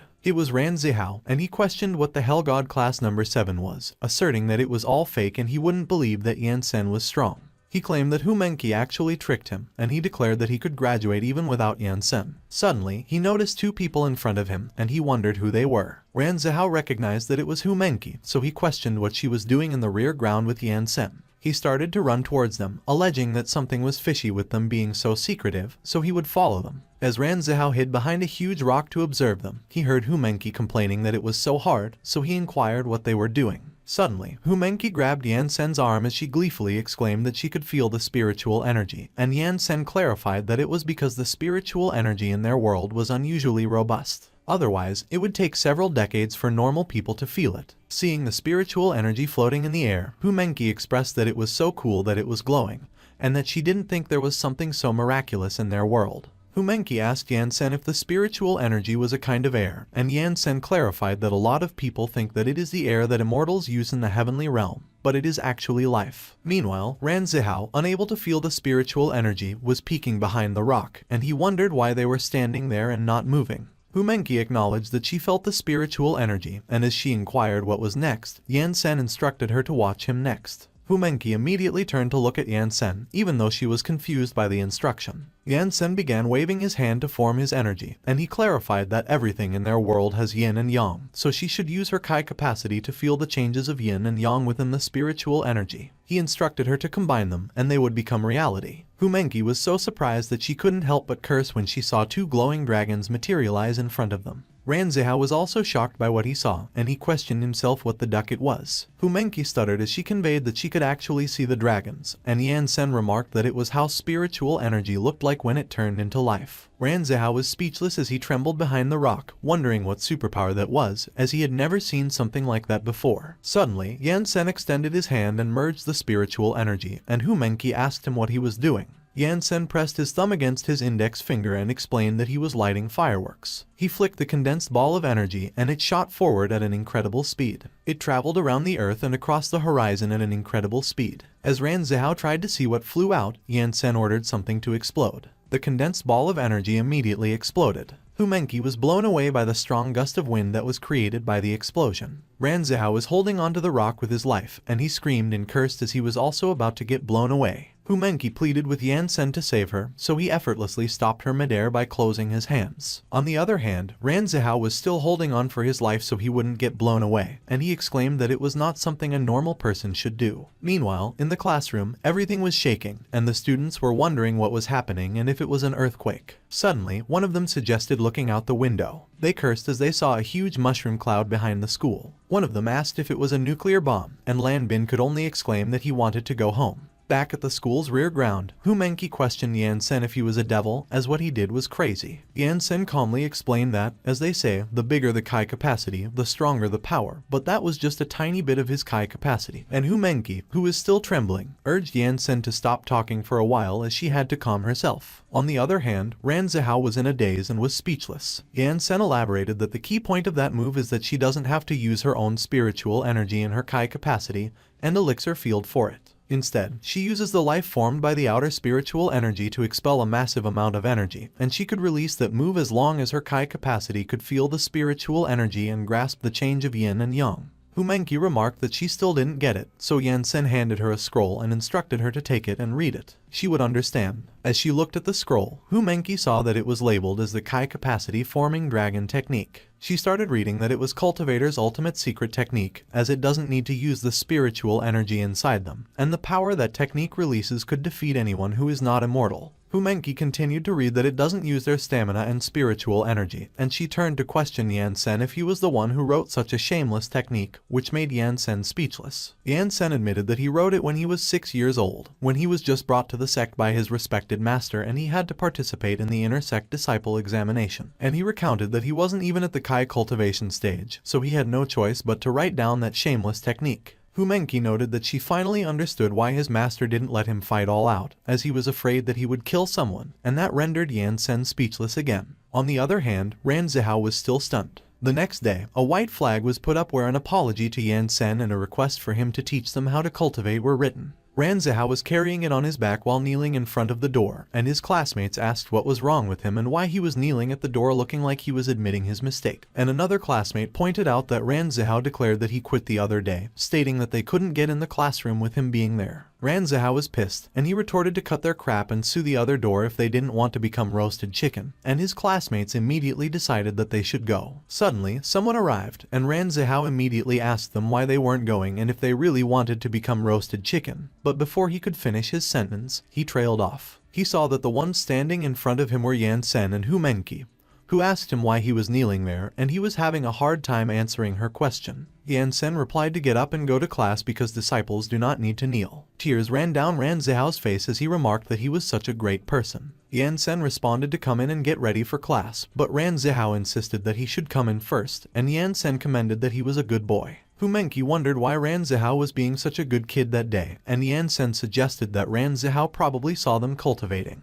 Ranzihao admitted to himself that the explosion he saw the other day was still on his mind, and he commented that Yansen just moved his finger and such a strong energy was released. He stated that he can't let Lan Bin know about it and that he will graduate before him. Ranzihao's seatmate complained that he stank, and he yelled at him, ordering him to shut up. Ranzihao explained that he had trashed his uniform out of anger the other day, and he couldn't find it when he went back. So he searched through the garbage dump the entire night, washed the uniform the entire morning, and dried it so it would be weird if it didn't stink. Seeing Ranzihao, Lan Bin asserted that it was impossible for him to come back with his personality, so something was fishy, and his seatmate whispered to him that he may not know it, but Ranzihao had been kneeling at the door the whole morning before Yansen let him in the classroom. Lan Bin was intrigued by what he had just heard. The students stated that it was time for class, and they were already complaining that it was another day of copying rules again. Yansen announced that he reckoned that everyone had memorized the rules after copying them so many times, so they would take a break from copying the rules. The students celebrated, and one of them exclaimed that they could finally stop copying those goddamn rules. But they were stunned when Yansen requested that they write them out from memory. They were even more stunned when Yansen revealed that he had noticed everyone wasn't using the template when they were copying the rules, so he requested that they write out the 36,000 rules in reverse order. Thus, Yansen made his disciples write out the sect rules in reverse order from memory over and over again until the day of the graduation exam. In a stadium, someone from BB Live Broadcasting welcomed everyone to their show and stated that it was the day everyone had been looking forward to, as it was also the graduation exam day of the Superhuman Academy. It was Super Reporter, and as the commentator beside him asked him why it was him again, Super Reporter asked him what he meant because he would be there to broadcast any battles wherever they were. As enthusiastic as ever, Super Reporter expressed that it was rare to see a battle that could create hype in that peaceful era, which is why even if it was just students battling, they wouldn't overlook it, and he would use his life to broadcast it live for everyone, so he requested everyone to follow his WB account.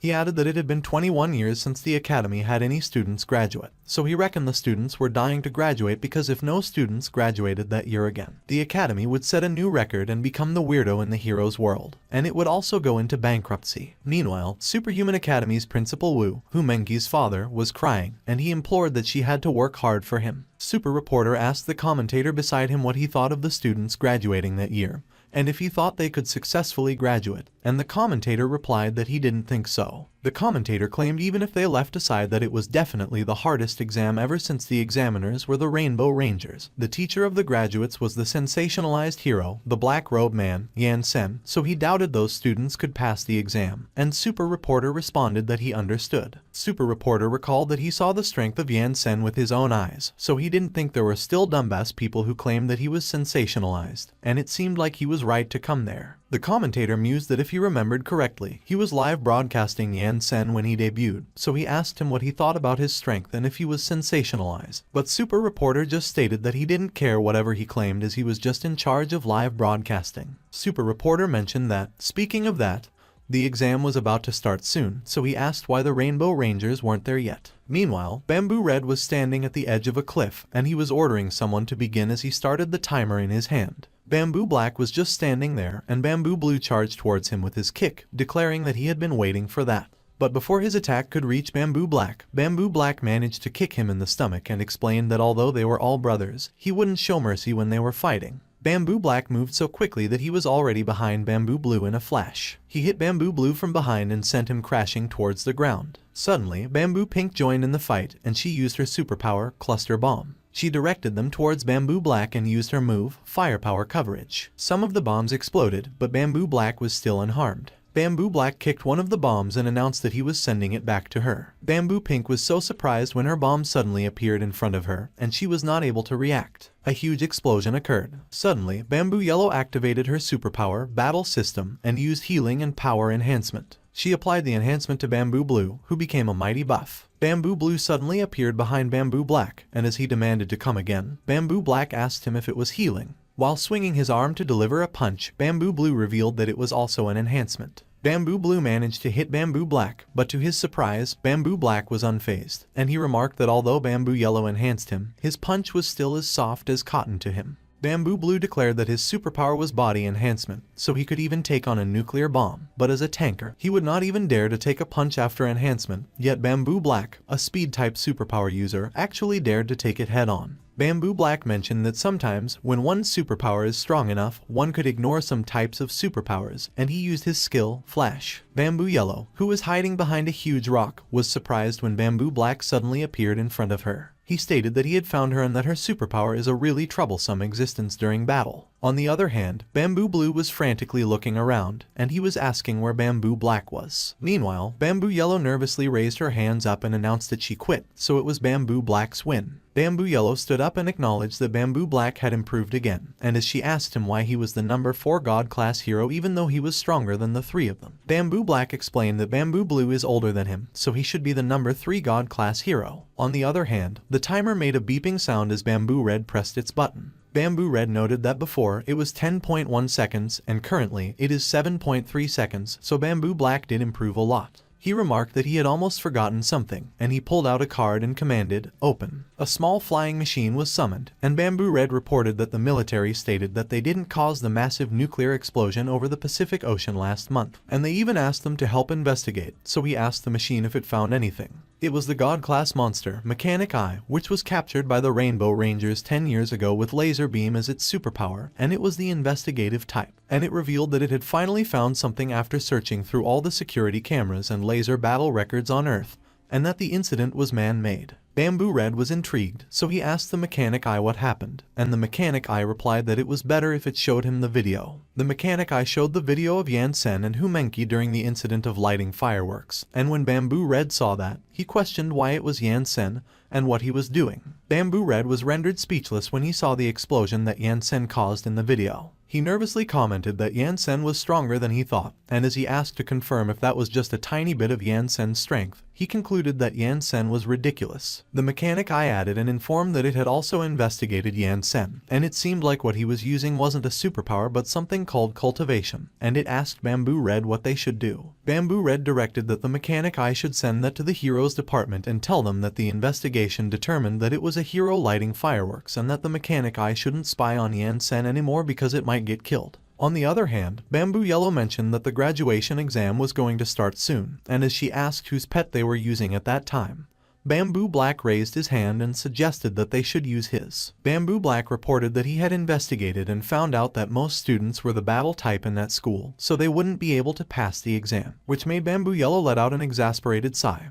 And as she lamented that it was the graduation nightmare again, she asked him if he couldn't go easy on them as they were still students. Bamboo Black scoffed and declared that he would never because he entered school at the age of 5 and hadn't even graduated at 20, so there was no way he could let them graduate so easily when they had only taken 10 years, and Bamboo Yellow yelled at him and accused him of taking his revenge on them. Suddenly, Bamboo Red arrived, and he ordered that they should stop fooling around as the graduation exam was starting, so everyone should get ready. Everyone gave Bamboo Red a salute as they agreed with their leader. Meanwhile, fireworks were going off at the Jiazia Superhuman Academy while someone announced and declared that the annual students' graduation exam was going to begin, and that there would be 20 large-scale television stations from the whole world broadcasting at the same time. It was the blonde reporter from before, and he mentioned that the whole world will be witnessing the birth of new superheroes, so they should wait and see. The stadium was packed, and the audience cheered while wishing the students good luck. One of the audience members remarked that the students should try to graduate that year because once all the older heroes are dead, they will be the world's new saviors. The blonde reporter was rendered speechless while the commentator beside him asked how that person over there could express that.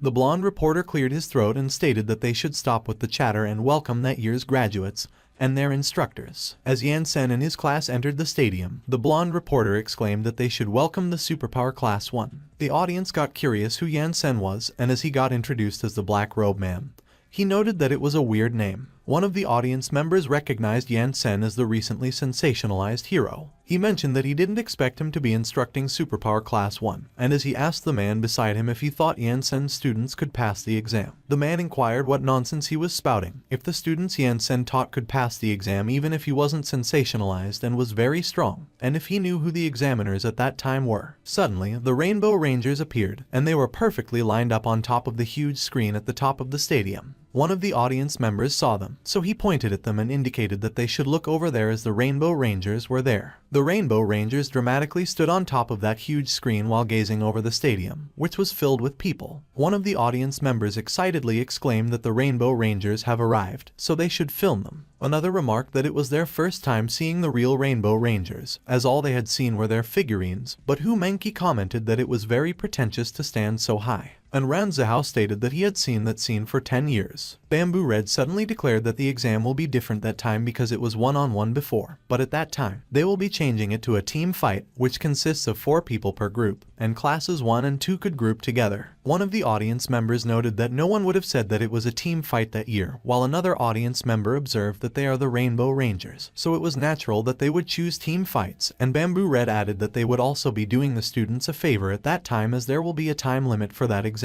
They will pass as long as they can hold out for 3 minutes. One of Yansen's students was amazed as he remarked that only Legend class monsters could be let out according to the rules, and not only was it a team fight that time, there was also a time limit so they could graduate if they could hold out for 3 minutes, and another student laughed and exclaimed that it was great so they might be able to graduate. But Ranzihao yelled at them and demanded that they should shut up. He asked them if they were stupid and declared that they would have graduated long ago if it was so easy, and the other student agreed. On the other hand, Humenki called Yansen and expressed that she was so nervous as it was so hard to grasp the yin and yang of that technique that she still couldn't make use of it even at that moment, so she was not sure if she could pass the exam. Yansen advised that cultivators do not need to be impatient and that Humenki has to cultivate her mind first, so if she can't succeed that year, she should wait for next year. Humenki tried to explain to Yansen that that year was the most important, but she was cut off as Yansen patted her on the head and acknowledged, "All right." While Humenki was stunned and blushing, Yansen suggested that perhaps if Humenki let go of her fixations, something unexpected might happen. When Yansen removed his hand, Humenki looked embarrassed while she tucked her hair behind her ear, and she exclaimed that her face was burning. She was surprised when she realized that she was not as nervous as before, so she wondered if Yan-sen was trying to lessen her pressure, and she mentioned that everyone says Yan-sen is a devil in class, but he is pretty kind too. Yan-sen called the attention of his disciples and announced that there was no need for them to be impatient as immortals to be, because if they couldn't pass that year, they could do it again next year, and if they don't pass next year, they could do it again the year after or 3 years after, and he trusts that all of them will pass the exam within 100 years. One of the students started bleeding from both his nose and mouth, while the other started sobbing and cried that he couldn't take it anymore. 5 minutes later, twin students from Superpower Class 2 greeted Xiao Lu and Xiaoyi, stated that they heard that their teacher was really strong, and asked them if they learned something useful from him. One of the twins from Superpower Class 1, Xiao Lu and Xiaoyi, explained that he learned how to copy rules so he could copy 36,000 rules 5 times per day, while the other boasted that he could copy 10 times, and he was even dreaming of copying rules. The twin students from Class 2 were stupefied. One of the twins from Class 2 remarked that it was no big deal if they didn't learn anything because he could predict what monster the Rainbow Rangers were letting out that time, so they should team up. But one of the twins from Class 1 was skeptical, and he asked if he was sure that he could correctly predict the monster the Rainbow Rangers will use when they have at least 1,000 monsters. And one of the twins from Class 2 confidently assured that of course, because he pulled all-nighters for 3 days straight researching the Rainbow Rangers exam, so he will definitely be correct that time. One of the twins from Class 2 pushed one of the twins from Class 1 and urged that they should go because they will be the first students to graduate, but the one from Class 1 protested that he shouldn't push him. As the blonde reporter announced that the exam will begin shortly and the students have finished grouping themselves, he asked what monster the Rainbow Rangers would let out and commented that everyone was curious, including him. The blonde reporter enthusiastically urged that they should stop the chit-chat as they wanted to watch a battle as the exam would begin. Bamboo Red declared that they should start, and Bamboo Black agreed and threw a card. A powerful ray of light emerged from the card and fell to the ground. As the light crashed into the arena, destroying the ground in the process, one of the audience members asked what monster they thought the Rainbow Rangers would use, and another audience member admitted that they had no idea, and another hoped that the students could hold out for 5 seconds. The blonde reporter announced that the first team to challenge is a team made of 2 pairs of twins from Superpower Classes 1 and 2, Xiao Lu and Xiaoyi from Class 1 and Wu Shenkui and Wu Shengsu from Class 2, but he was really curious about what they would do because, from what he knew, their superpower type basically has no offensive power. One of the twins from Class 1 asked the one from Class 2 if he was sure that the Rainbow Rangers would let out a certain monster, and as he explained that the two of them grouped with them noobs because they were betting on them, one of the twins from Class 2 reassured that he shouldn't worry because it was definitely correct. A figure was standing in the middle of the dust and debris created by the crash, and it proclaimed that he gets to beat those brats before they graduate and become heroes, so it was a chance for him, a monster, to become famous. A green humanoid monster stood in the middle of the arena and greeted the group. Yan-sen was baffled, and he couldn't help but ask what that was. On the other hand, Humenki looked so terrified, as she seemed to have recognized the monster. Humenki exclaimed that it was the nightmare of physical battle type users, the explosive green tortoise. When Yan-sen heard what Humenki mentioned, he asked her what she meant, and Humenki explained that it would be very difficult for battle type users to win against that monster, just like how it was very hard for fire superpower to win against water superpower, and that is called power type suppression. Humenki explained that the superpower of the green tortoise was to suck in oxygen and turn into carbon monoxide, so a massive explosion will happen when someone touches it, and it will quickly recover through cell reconstruction, so basically no one can win against that with a battle type. Yan-sen remarked that no one could touch it, otherwise it would explode, and Humenki confirmed and added that the Rainbow Rangers were so shameless to let out such a disgusting monster because most students in their school are battle type users, so there was no way they could win against it. Meanwhile, one of the audience members commented that it was actually the explosive green tortoise, so it seemed like those students couldn't graduate again, and another audience member agreed. The blonde reporter asked everyone if they saw that and stated that the Rainbow Rangers actually let out the explosive green tortoise, so the students are in trouble, and it seemed like it would be really hard for students to graduate that time.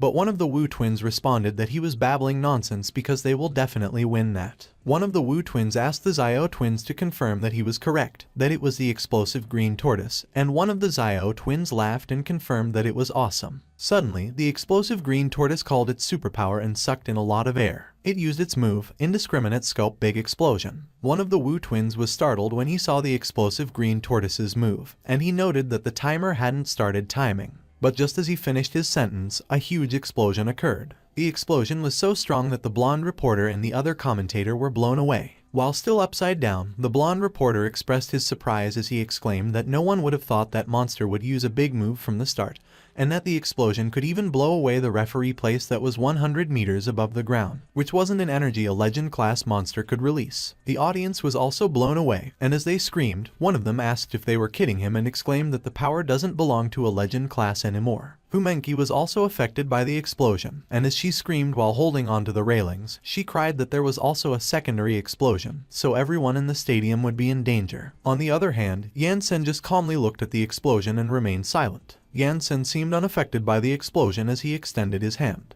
Fumenki was surprised when she saw that Yansen blocked the explosion with his bare hand beside her. She was so surprised and was too stunned to speak. Yansen swung his arms to the side and dispersed the explosion like it was nothing. Yansen swung his arms to block the explosion in front of him. A huge tornado was produced, which consumed the explosion. The Rainbow Rangers were holding onto each other in order not to get blown away by the strong gust of wind, and as Bamboo Red asked what that wind pressure was when it was supposed to be an explosion, he called Bamboo Black and mentioned that the explosive green tortoise he let out would injure the audience, and Bamboo Black replied that he didn't expect that either. Bamboo Black noted that the wind pressure was obviously stronger than the explosion and that it even blew away the second explosion, so he asked where that wind pressure was coming from. Bamboo Red kept quiet, and he seemed to know the answer as he looked nervous. On the other hand, the audience exclaimed that they were saved and asked what happened earlier. One of Yansen's students called Sun Xiaolu and asked if she was the one who did it because she was the only one with a wind superpower in there. But Sun Xiaolu replied that there was no way it could be her because if she could create such wind pressure, she would have graduated long ago. The student acknowledged that it was true and laughed, while Sun Xiaolu was wondering if the others didn't see that Fumenki and Yansen were the only ones that weren't blown away in the entire stadium, and it was definitely not Fumenki who did that. Looking at Yansen, she stated that it could only be him. Meanwhile, the commentators were injured by the broken glass, and as the others trembled in pain and struggled to stand up, the blonde reporter called everyone's attention and announced that the power of that explosion had surpassed the legend class, so the difficulty of that exam was beyond the students' abilities. Suddenly, the explosive green tortoise called the blonde reporter and proclaimed that he was not beyond the requirements of that exam as he is indeed a legend class monster, but he had just made some preparations. The explosive green tortoise explained that in order to become famous in the monster world, he instructed to throw him into a swamp filled with poison gas, and that disgusting smell was still lingering in his head at the moment, so he would show them the power of his explosion after a few months of accumulation. He let out a battle cry as his muscles bulged out. The explosive green tortoise flexed his muscles and commanded the gas for it all to open. Another explosion occurred as the explosive green tortoise challenged the students to come and let him beat them, and as one of the audience members asked what the heck that muscular state was as they had never seen it before, another inquired if the explosive green tortoise had such a skill. They commented that it seemed like the students weren't the only ones working hard for that graduation exam as the monsters were also working hard, and another audience member remarked that if that was the case, it didn't break the rules. But as the dust and debris dissipated, the explosive green tortoise was startled when it revealed a huge mound in front of him, and as one of the Wu twins cursed him and commanded him to stop with his big talk as they were going to graduate, the other commented that instead of getting famous, he was going to be infamous and laughed. The twins, Xiao Lu and Xiaoyi, who have petrification defense as superpowers, were the ones maintaining the mound, and one of them suggested that Class 2 should stop their trash talk because, although he could merge the stones around them into one, it still hurts when the explosion hits the stone. Meanwhile, the twins, Wu Shenkui and Wu Shengsu, who have healing as a superpower, were healing the Xiao twins, and one of them reassured that they shouldn't worry because they got them for healing so they could graduate when 3 minutes had passed. The blonde reporter commented that it was clever of them, and as he asked everyone if they saw that, he observed that no one would have mentioned that the students were prepared as well. He noted that it seemed like they had guessed what monster the Rainbow Rangers would be using and that the only 2 pairs of twins in that school, one for healing and the other for defense, that formation was basically perfect against the explosive green tortoise so they might be able to graduate.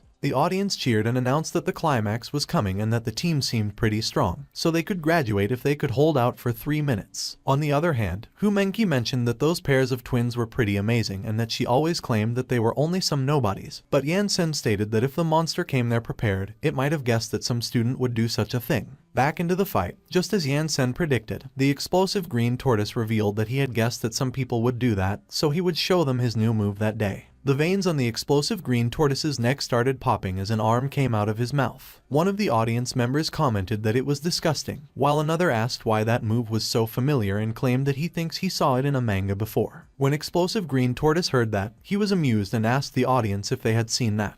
A smaller version of the explosive green tortoise was also preparing to spit out something. The smaller version of the explosive green tortoise spit another smaller version, and it repeated the cycle until it created a really tiny version. The audience was enraged when they saw that, and as one of them asked what it was and if it was Matryoshka, another asked if it was trolling with them. Meanwhile, inside the mound, one of the students took a peek outside, and as they expressed their surprise, another student warned that he should stop looking because something weird was coming. The explosive green tortoise ordered his small versions to go. As the small explosive green tortoise bombarded the mound with explosions, the Xiao twins screamed that it hurt. One of the Wu twins who was healing, Xiao Lu, advised that he should endure it because, with him being there, they could graduate soon. But Xiao Lu called them bastards and argued that it was easy for him to say that because they were not being hit. One of the Wu twins proudly declared that he couldn't help it that he's a healer, but he was startled when he noticed a green figure beside him greeting him. He was so surprised that his eyes bulged out of their sockets when he saw the small version of the explosive green tortoise flexing its muscles and exclaiming hallelujah. The small explosive green tortoise grinned, and its teeth sparkled. A huge explosion occurred, and the Xiao twins screamed as they got thrown up in the air. When Humenki saw that, she asked if they weren't doing well earlier and what happened.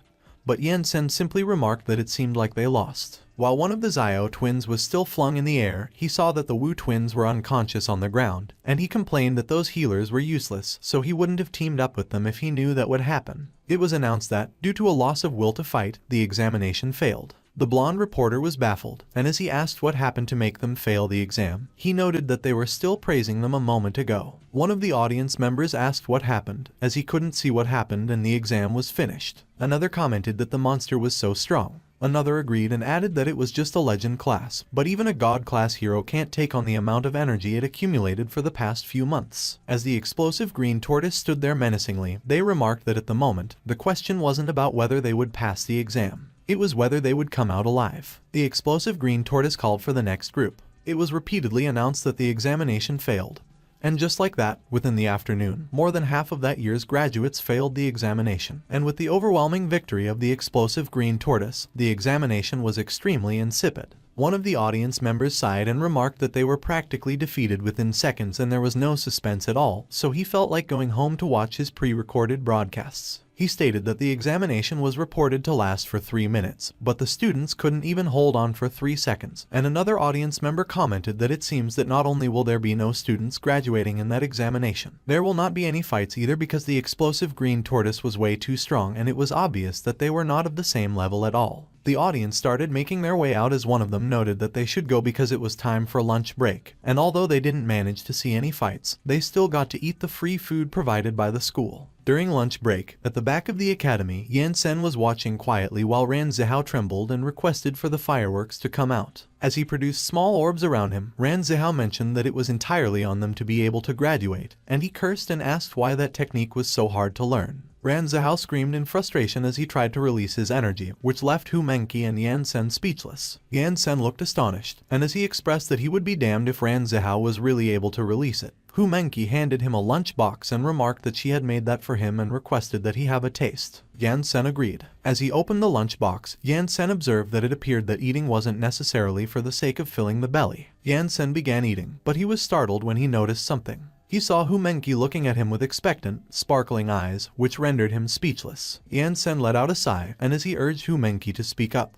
he asked her what was on her mind. Hu Menki responded that that technique of his was way too hard, and she knew that he had other powerful techniques that were simple and easy to learn, so she requested that he teach them, which startled Ran Zihao, who overheard it and asked if there were still other techniques that Yansen knew of. Yansen revealed that it was the only technique in the entire heaven realm that does not consume any spiritual energy, and other techniques require the consumption of spiritual energy, so it was not possible for the two of them to learn them when they were not even on Kai cultivation yet. Hu Menki was horrified. She exclaimed that it couldn't be because Yansen was thousands of years old, so it was not possible that he had only written one technique, and so she asked him if he was going to watch his students get humiliated in front of citizens all over the world. Ran Zihao chimed in and requested that Yansen create another technique that doesn't consume spiritual energy. He asserted that with Yansen's ingenuity, he would definitely be able to create an invincible technique that could be learned instantly. Yansen looked away, and with a bored expression on his face, he admitted that it was indeed true that he was able to create a powerful technique that could allow them to pass the examination right away. Both Ran Zihao and Hu Menki were surprised, and Ran Zihao laughed and exclaimed that it was awesome because he expected nothing less from Yansen. But Yansen recalled that his respected master had warned him before to never create any more techniques, and he will always remember the words conveyed to him by his master deep inside his heart, and he will never violate them. Fumenki asked what the heck was wrong with Yansen's master, which made Yansen scold her, and he insisted that she should not speak ill of her grandmaster. Ranzihao inquired why Yansen's master forbade him from creating techniques. Yansen recalled that more than 2 millennia ago, his master talked with mystic being Liu, handed him the technique, and mentioned that it was created by the disciple he had just recruited, which doesn't consume spiritual energy, doesn't require physical strength, and could be used without limits. There was only one with such a technique in the entire heaven realm.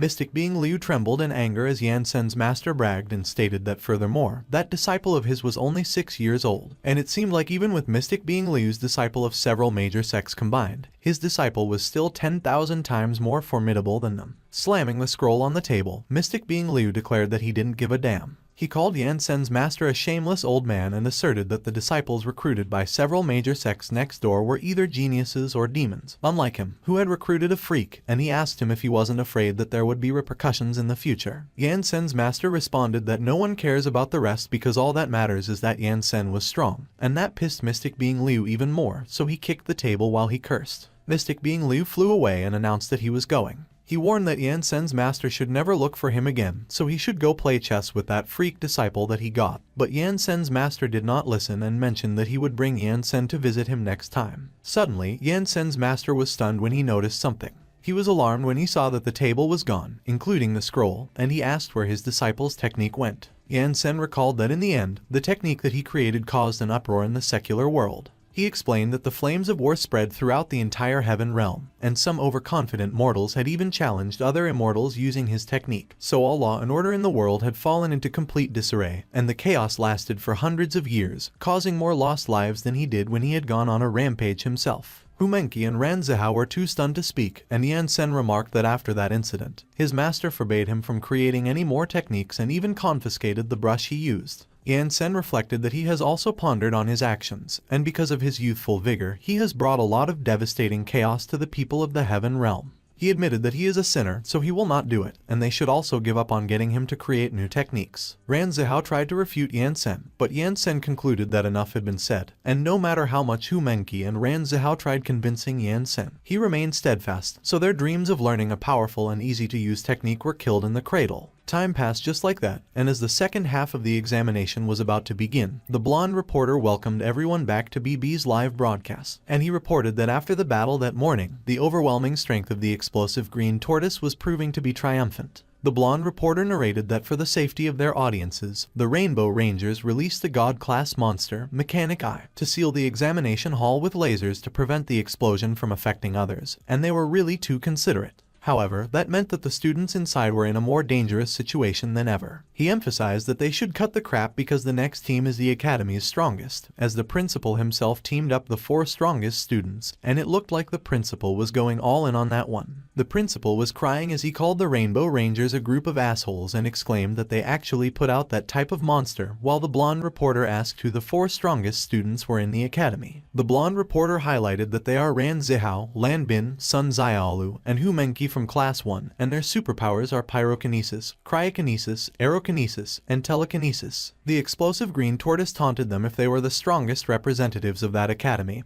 and mentioned that he would be able to go home and eat once he had defeated all of them. One of the audience members remarked that nobody has been able to win against the explosive green tortoise, so it will be a miracle for the students to win at the moment, and another added that they looked like they were already preparing to give up on the battle. One of the audience members muttered to forget it as he was going home to watch his pre-recorded broadcasts, and as he sighed and announced that he was leaving, the others started to walk away with him. Back in the arena, Lan Bin mentioned that they weren't able to defeat the explosive green tortoise even with 10 of them, and to be able to win against him at the moment was practically impossible, so they should just surrender. Fumenki insisted that they should not give up yet, as she wanted to try defeating the explosive green tortoise, and when Lan Bin heard that, he asked her what there was to try, if she was out of her mind, and if she couldn't see that they were at a disadvantage. But Fumenki was determined, and she insisted that they should just give her a minute's time. Ranzihao asked Fumenki if she was going to use that, and she confirmed. Sun Xiaolu got intrigued when she heard that, and she asked what that was. But instead of answering her question, Fumenki responded that she couldn't guarantee that it would work, but there was no other choice, so she would try her best. Ran Zihao agreed, and he declared that they would risk their lives to buy Humenki time to send nukes. Lan Bin was stunned when he heard about sending nukes. One of the audience members exclaimed that everyone should look because it seems like the 4 team members of Class 1 weren't ready to give up yet,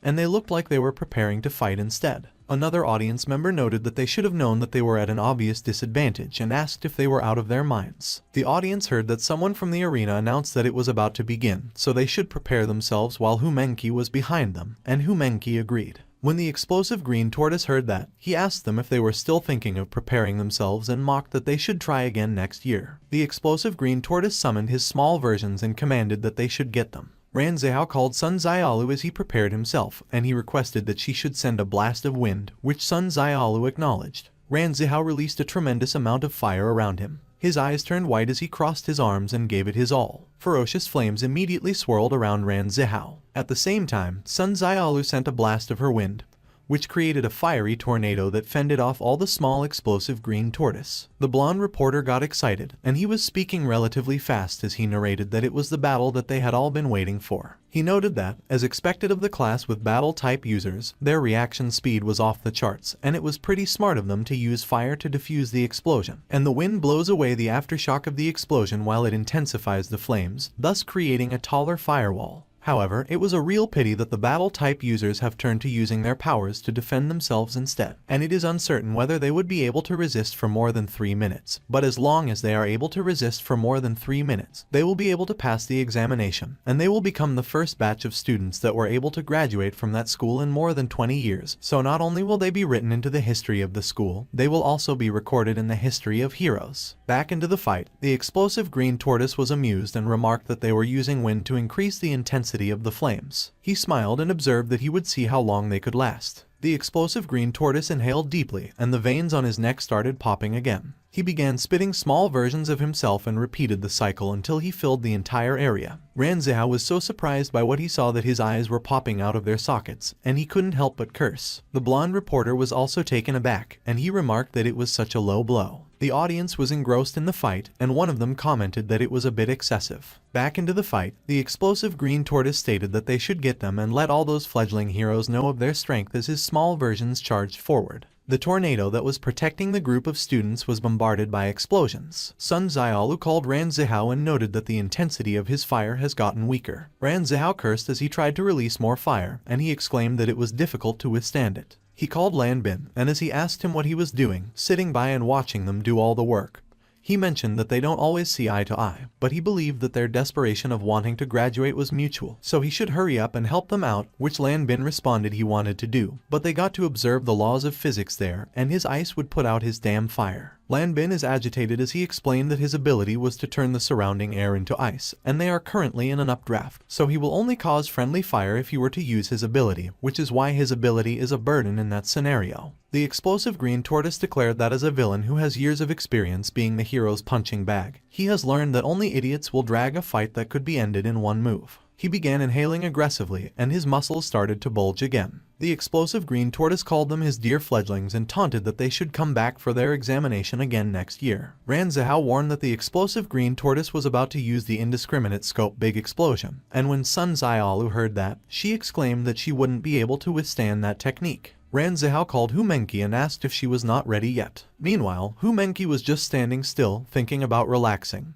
being at ease, finding her inner peace, and letting go of her fixations. Humenki recalled when she asked Yansen if there was anything to take note of in order to learn that technique, and Yansen affirmed and added that she had to be gifted. Humenki was surprised and discouraged when she heard that. Yansen explained that cultivators have to be gifted, and the same goes for learning techniques, as there are people who learn them with just a glance, while others will never be able to learn them in their lifetime. Humenki asked Yansen how they would know if they were gifted. Yansen explained that they will see it the moment they learn to detach themselves from their fixations. Humenki was calmly closing her eyes despite all the chaos around her. When she opened her eyes, her surroundings suddenly changed into a vast space surrounded by twinkling stars. While she floated in the middle of that space, she was facing a golden dragon that was staring at her intently. While Humenki stood in front of the golden dragon, she wondered if it was the technique that Yansen created, and she exclaimed that it was unbelievable as it felt so alive. Humenki was in awe, and she wondered if that meant that she had the talent to cultivate the magic of immortals. Meanwhile, one of the audience members noted that the dust is covering everything, so they can't see what is going on.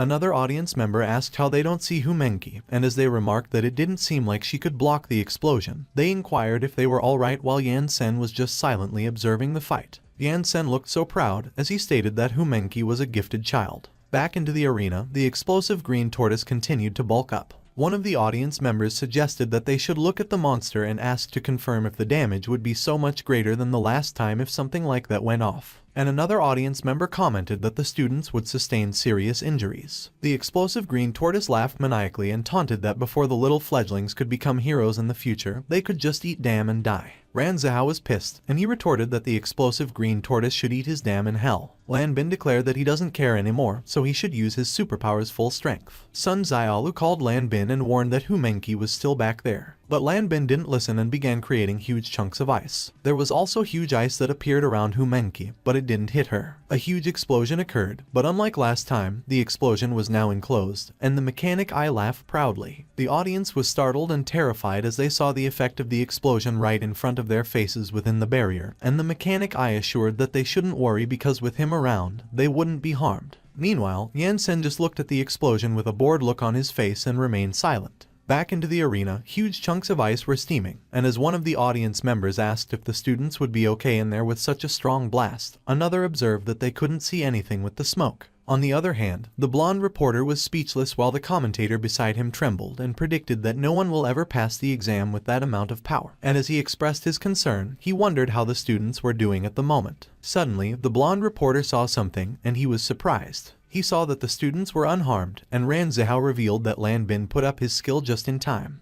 Otherwise, they would be lying dead at the moment, and although it hurts to be frozen, it beats being blown to smithereens, and Lan Bin admitted that it was all the energy he had, so he won't be able to pull it off a second time. Suddenly, Sun Xiaolu got pissed at them and cursed at them, and as she scolded that they are both retarded because they were supposed to be protecting Humenki, not just themselves, she questioned if they were even thinking about Humenki in the back when they activated their skills. Lan Bin just realized and admitted that the wide-range explosion was so terrifying that he forgot about Humenki and their goal. He guessed that with that wind draft, together with ice, Humenki certainly couldn't escape it when Ranzhao suddenly pointed behind them and exclaimed that they should look because it was Humenki. Ranzhao exclaimed that he couldn't believe that Humenki was unhurt, and Lan Bin declared that it was impossible. Sun Xiaolu remarked that she knew the two of them were unreliable, so she used the last of her strength to build the wall around Humenki before the explosion, and Lan Bin acknowledged that it must have taken all she had to absorb the ice and the explosion to protect Humenki, and that she thinks really fast. The commentator was surprised, and as he remarked that the students were actually fine but it looked like they used all their energy to neutralize the explosion and not even a minute had passed, he asked what they were going to do next, and the audience agreed, and as they mentioned that they were all out of strength and there was still over 2 minutes to go, they asked how they were supposed to win. Back into the arena, the explosive green tortoise was amused, and he noted that the students were surprisingly okay, but he had been saving energy for months so the indiscriminate scope big explosion could be released many more times. On the other hand, Humenki was surrounded by tiny orbs of energy, and she stated that she should let go of her attachments and let the yin and yang become one. One of the audience members saw what Humenki was doing, and he pointed at her as he remarked that they should look at the quad leader while the explosive green tortoise asked what she was doing. Humenki waved her hand in the air as she used the Kai Dragon formation technique. As she compressed the yin and yang in between the palms of her hands, Ranzhao got excited and exclaimed that she had done it. 2 golden dragons suddenly appeared in the arena, and they were hovering around Humenki. The explosive green tortoise was so surprised by what he saw that his eyes were about to pop out of their sockets. The audience was also taken aback, and they couldn't help but curse in confusion. One of the audience members asked what it was, and another commented that he had never seen such a superpower before. The commentator addressed the folks in front of the TV and stated that Humenki, the class president of Superpower Class 1, seemed to have come up with something spectacular, and as he asked if it was a superpower, he remarked that nobody there seemed to have seen anything like that before. The principal called Secretary Liu and instructed that she should go get his family tree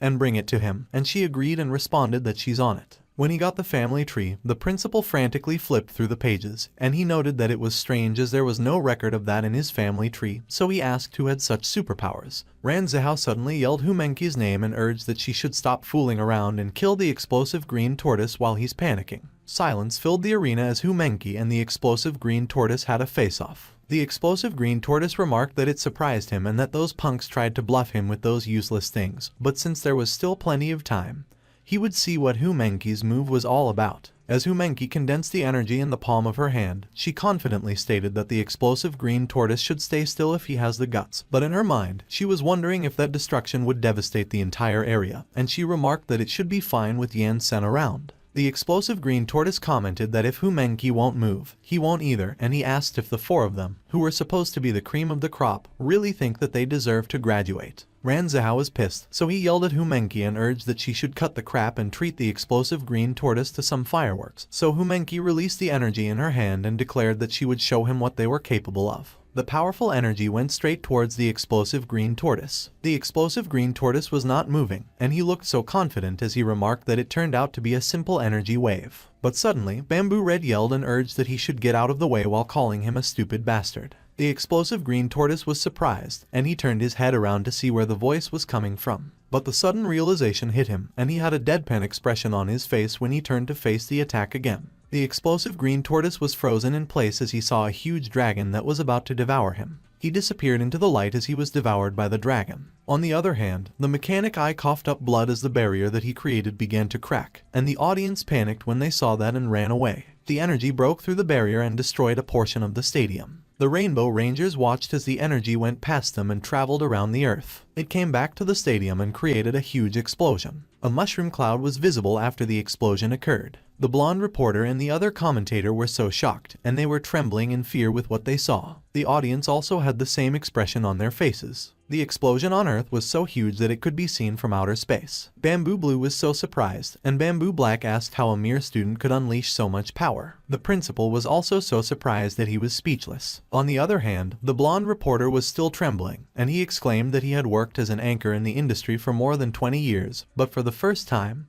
he was speechless. One of the audience members asked if Humenki was just a student, while the one behind him was calling his mommy and shouted that they wanted to go home. Humenki was speechless when she saw the huge mushroom cloud in front of her. On the other hand, Lan Bin was stupefied, and he remarked that it was a big broccoli. Humenki was trembling, and she cursed as she cried that it was supposed to detonate under the stadium. Ranzhao called Humenki and asked her what the hell she was doing, why she didn't detonate it under the stadium, and what she was afraid of when she had Yansen. And Humenki explained that it was not exactly what she meant to do because the technique was very strange and she did not expect that she needed to manually detonate it. As the dust in the stadium began to dissipate, a silhouette could be seen, and it shouted at the students, calling them sucking jerk-offs. Ranzhao and Humenki were surprised when they heard that. It was the explosive green tortoise, and with a huge chunk of his body gone, he was trembling in anger as he declared that he couldn't believe that he's unable to regenerate, and if it wasn't for Bamboo Red reminding him to get out of the way, he would have been killed off that day.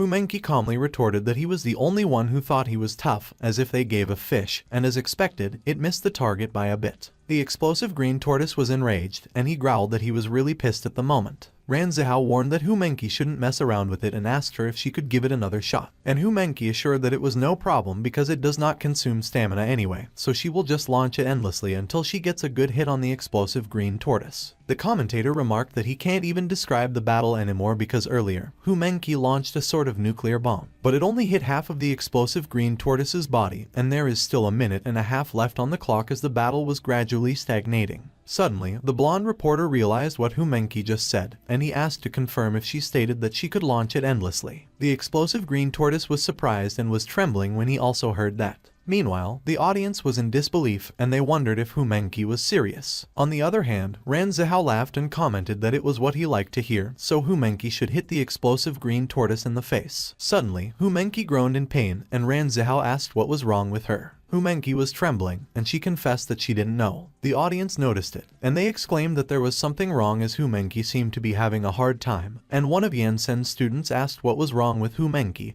and if she suffered the side effects of the nuclear bomb. Yansen explained that it was not a side effect. He mentioned that it was just that releasing that move requires the mind to remain serene at all times. And earlier, Humenki wavered, damaging her danshin.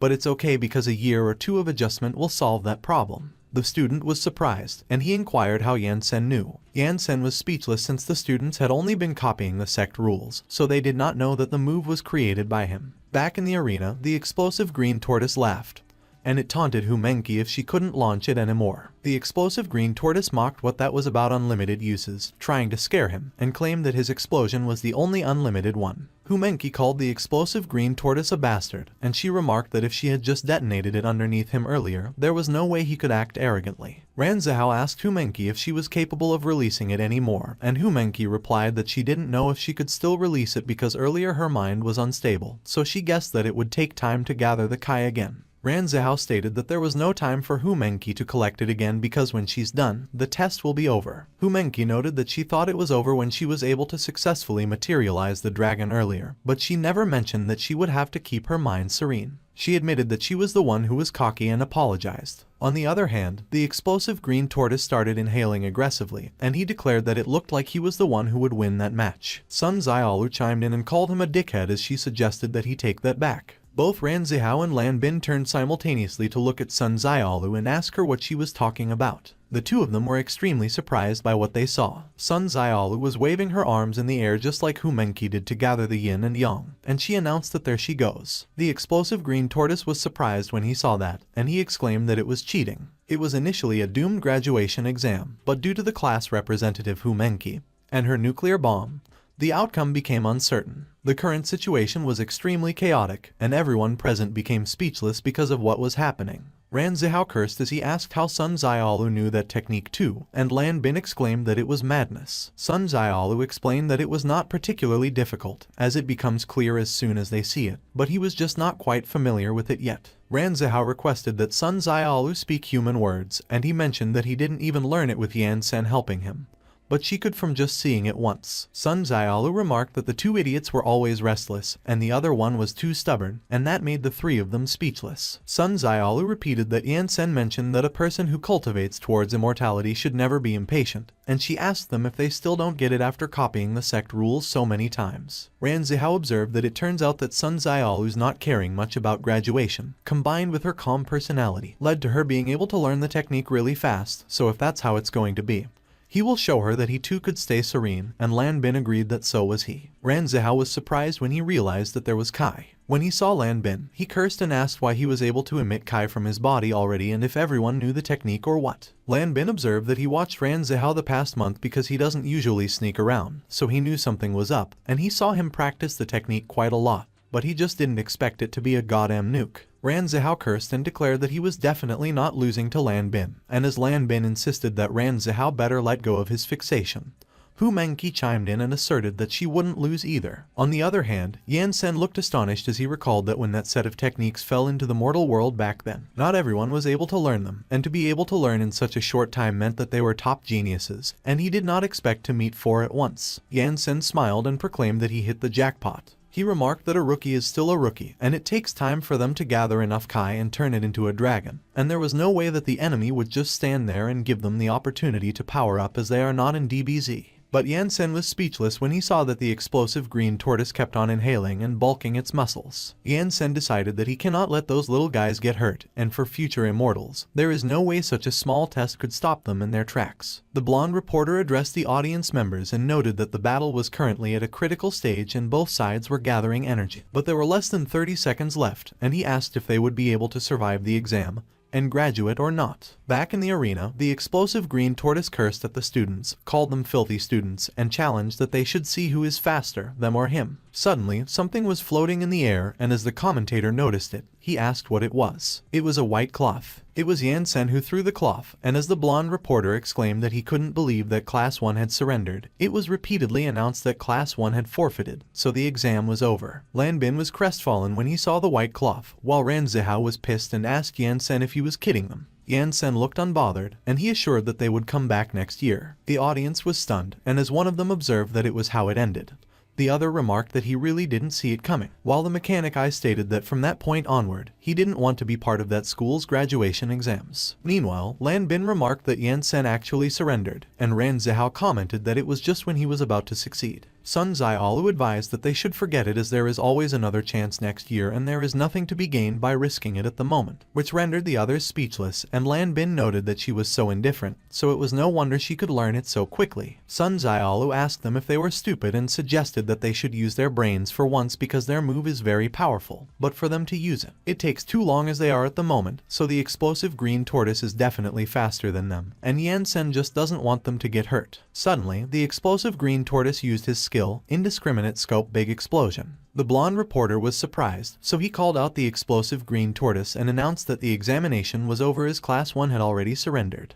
But the explosion was already released, and the students cursed when they saw what was coming at them. The arena was filled with the explosion, but it was contained within the barrier. The audience was startled, and they asked what was going on while the mechanic eye cursed. The blonde reporter was crestfallen as he lamented that the students were still inside. The huge explosion filled the stadium, and it was so huge that it could be seen from the outside. When the explosion was done and the dust began to dissipate, it revealed the explosive green tortoise that was standing in the center of it. The explosive green tortoise declared that he was finally satisfied. But he was startled when he saw 4 figures floating in the air and a silhouette on the ground that was covered by dust. It was Yansen who stood on the ground with a grim look on his face, while it was the students who were up in the air. And as Hu Menki exclaimed and expressed that she couldn't believe that they were okay, Ran Zihao urged that they should look below, as it was Yansen. As they watched Yansen from above, Ran Zihao inquired if Yansen had protected them. Suddenly, Yansen took a step forward, and the ground began to shake. The audience was surprised, and they cursed as they exclaimed that it was an earthquake. The entire stadium shook. One of the audience members cursed and asked how there could be an earthquake at that time of the year, and another remarked that it doesn't feel like an ordinary one either. They were unaware that Yansen was the cause of the earthquake, and the explosive green tortoise, who was intimidated, wondered what was happening and what kind of power it was. The explosive green tortoise trembled as he gasped that he couldn't breathe. Yansen looked so mad, and he let out a long and deep exhale to calm himself. The explosive green tortoise couldn't believe that he was suppressed by Yansen's breath, and he groaned that he couldn't even lift a finger, so Yansen's strength was unfathomable. The ground began to crack, and the audience cursed as the stadium got cracks in it as well. Hu Menki was surprised, and as she exclaimed that Yansen is really furious, Ran Zihao observed that it was such a killing intent that the ground was splitting from the pressure alone. Yansen's eyes looked so menacing as he questioned the explosive green tortoise why he didn't follow the rules properly. The explosive green tortoise was terrified, and he confessed that he was wrong and pleaded with Bamboo Red for help. Bamboo Red cursed, and as he instructed that they should recall the explosive green tortoise, Bamboo Black immediately threw a card and acknowledged that he was on it. But Yansen was extremely pissed, and as he extended his hand, he declared that he would let Bamboo Black collect the explosive green tortoise's remains. The explosive green tortoise was surprised when it immediately got flattened to the ground by Yansen's pressure. Everything started crumbling as the ground shook intensely. Yansen looked unfazed as things were in chaos around him. The audience and the students flying in the air all cursed when they were affected by a strong gust of wind. Bamboo Black shivered as he muttered that it was his 5 stars level monster. The entire arena was filled with cracks, and a huge hole was in the middle of it. The card began retrieving the explosive green tortoise, who had turned to mush. Bamboo Black retrieved the card. He saw that the card had turned into a half stars level monster. Bamboo Black exclaimed in surprise, and he groaned that from 5 stars to half a star, it got absolutely annihilated. He was trembling in anger as he demanded why Yansen did that, and he fumed that it took him a goddamn lifetime to collect and train that combat-type monster. Bamboo Black turned to Yansen and accused that it was all his fault. He addressed him as black-robed superhero Yansen and questioned him if he realized that he had violated Article 1653 of the Code of Heroes because, without permission, high-ranking God-class heroes must not initiate an attack of any kind on another hero's pet monster, so he was clearly bullying him. Bamboo Black asserted that the provocation wouldn't be taken quietly, and that rendered Yansen speechless for a moment. Yansen's expression looked so grim as he pronounced that they, immortals, are always concerned with courtesy and reciprocity. So if he hurt his disciples, only death awaits him, and leaving the explosive green tortoise alive was already him being merciful. Bamboo Black retorted that it was bullfish because there are high healing psychics there, so nothing would ever have happened to the students, and Yansen countered that he could also heal them. But the damages to their Dantane weren't something he could tolerate, and if Bamboo Black couldn't understand, so be it because he's too lazy to explain to him. Yansen challenged that if Bamboo Black doesn't like it, he should come down and fight him. Bamboo Black called Yansen an asshole and asked him if he really meant that he was afraid of him. But suddenly, Bamboo Blue covered Bamboo Black's mouth, and while Bamboo Pink helped restrain Bamboo Black, Bamboo Blue excused themselves and suggested that Bamboo Black was just making a joke because the lowly ones dared not belittle Yansen so he could ignore all that he mentioned earlier. Lan Bin was lost for words as they watched what was happening, and Hu Menki remarked that it was the first time she had seen Yansen get angry. Ran Zihao looked so happy as he noted that he realized that Yansen is really caring towards his own. The blonde reporter exclaimed as he addressed the friends in the audience. Friends in front of the TV, and hoped they have heard everything. He declared that the world's 7th-ranked God-class superhero, the black-robed immortal Yansen, has challenged the Rainbow Rangers. And not only that, the Rainbow Rangers also accepted his challenge, which was a situation rarely seen in the last decade.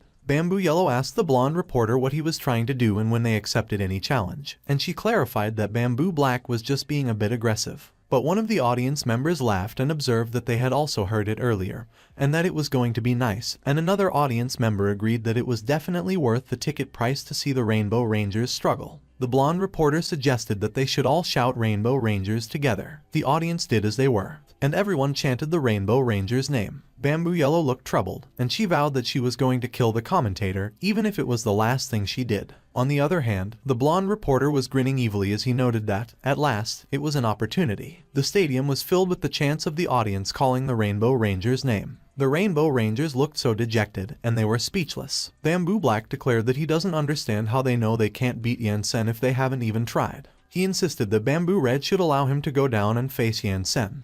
But Bamboo Red commanded that he should shut the hell up because Yansen will literally grind his ass to dust and he was going to lose with his third-rate superpowers. Bamboo Black looked pissed and he called Yansen a bastard. Bamboo Yellow asked Bamboo Red what they were supposed to do, and Bamboo Red fell silent as he thought about it. The blonde reporter announced that it was a battle between some of the highest-ranked God-class heroes, and as he addressed the friends both on site and in front of the TV, he mentioned that it looked like they would be celebrating Christmas early that year. A man in the audience called their son and instructed that they should turn on the TV and watch channel 233 because something huge was about to happen. And as the son asked what it was and if it wasn't the channel where the students were being evaluated, the man informed that not anymore as it was a duel between high-ranked God-class superheroes. The son turned on the TV and saw the footage of the stadium where the audience was chanting the Rainbow Rangers' name. The son was in awe as he watched what was happening on TV. Back in the stadium, the blonde reporter stated that according to the statistics, their channel's global live viewership has literally gone through the roof, and the numbers just kept rising.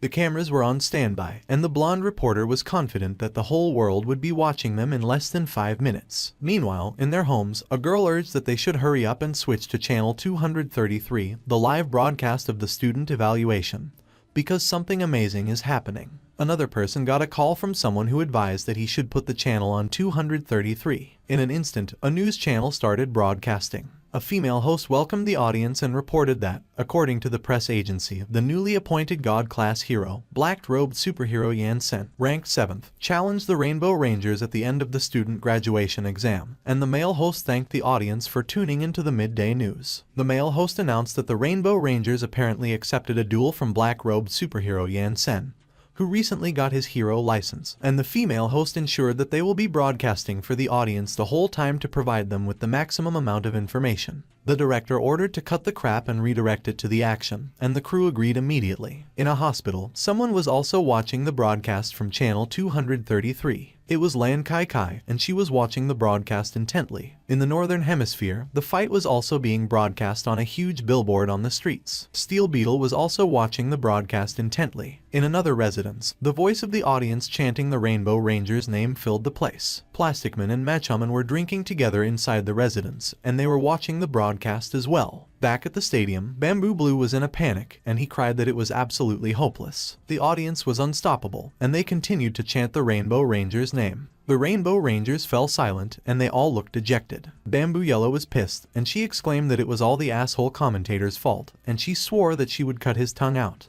But the blonde reporter revealed that his superpower was tongue regeneration, and he dangled his tongue out of his mouth to taunt Bamboo Yellow. Bamboo Black turned to Bamboo Red and cautioned that if they were to admit defeat like that, their reputation would be ruined, so they should fight Yansen, while Bamboo Yellow did the same and remarked that they don't really have much of a choice there. Bamboo Red was still silent, and he seemed to be thinking things through. The blonde reporter expressed his curiosity as to who the Rainbow Rangers would actually send up to fight first. Bamboo Red suggested that they should all go together. The Rainbow Rangers jumped off the screen they were standing on immediately after Bamboo Red instructed that. They all landed in the arena simultaneously. The blonde reporter expressed his surprise and exclaimed that the Rainbow Rangers actually came out en masse to face off against Yansen, and he asked if it was going to end in a group fight. Bamboo Red was a God-class 2nd place. Bamboo Black was a God-class 4th place. Bamboo Blue was a God-class 3rd place. Bamboo Pink was a God-class 5th place. And Bamboo Yellow was a God-class 6th place. On the other hand, black-robed superhero Yansen was a God-class 7th place, and he looked unamused when he saw the Rainbow Rangers. One of the audience members observed that every single one of the Rainbow Rangers' ranking is higher than Yansen's, and another audience member agreed and wondered if the Rainbow Rangers even have the nerve to gang up on Yansen. Another member of the audience recalled reading that the strength of Yansen was actually hyped up out of proportions over nothing, and as he asked if the Rainbow Rangers really needed to act so desperate. Another member of the audience noted that it was not clear how strong Yansen is, and the Rainbow Rangers were not even sure if they could win with all of them.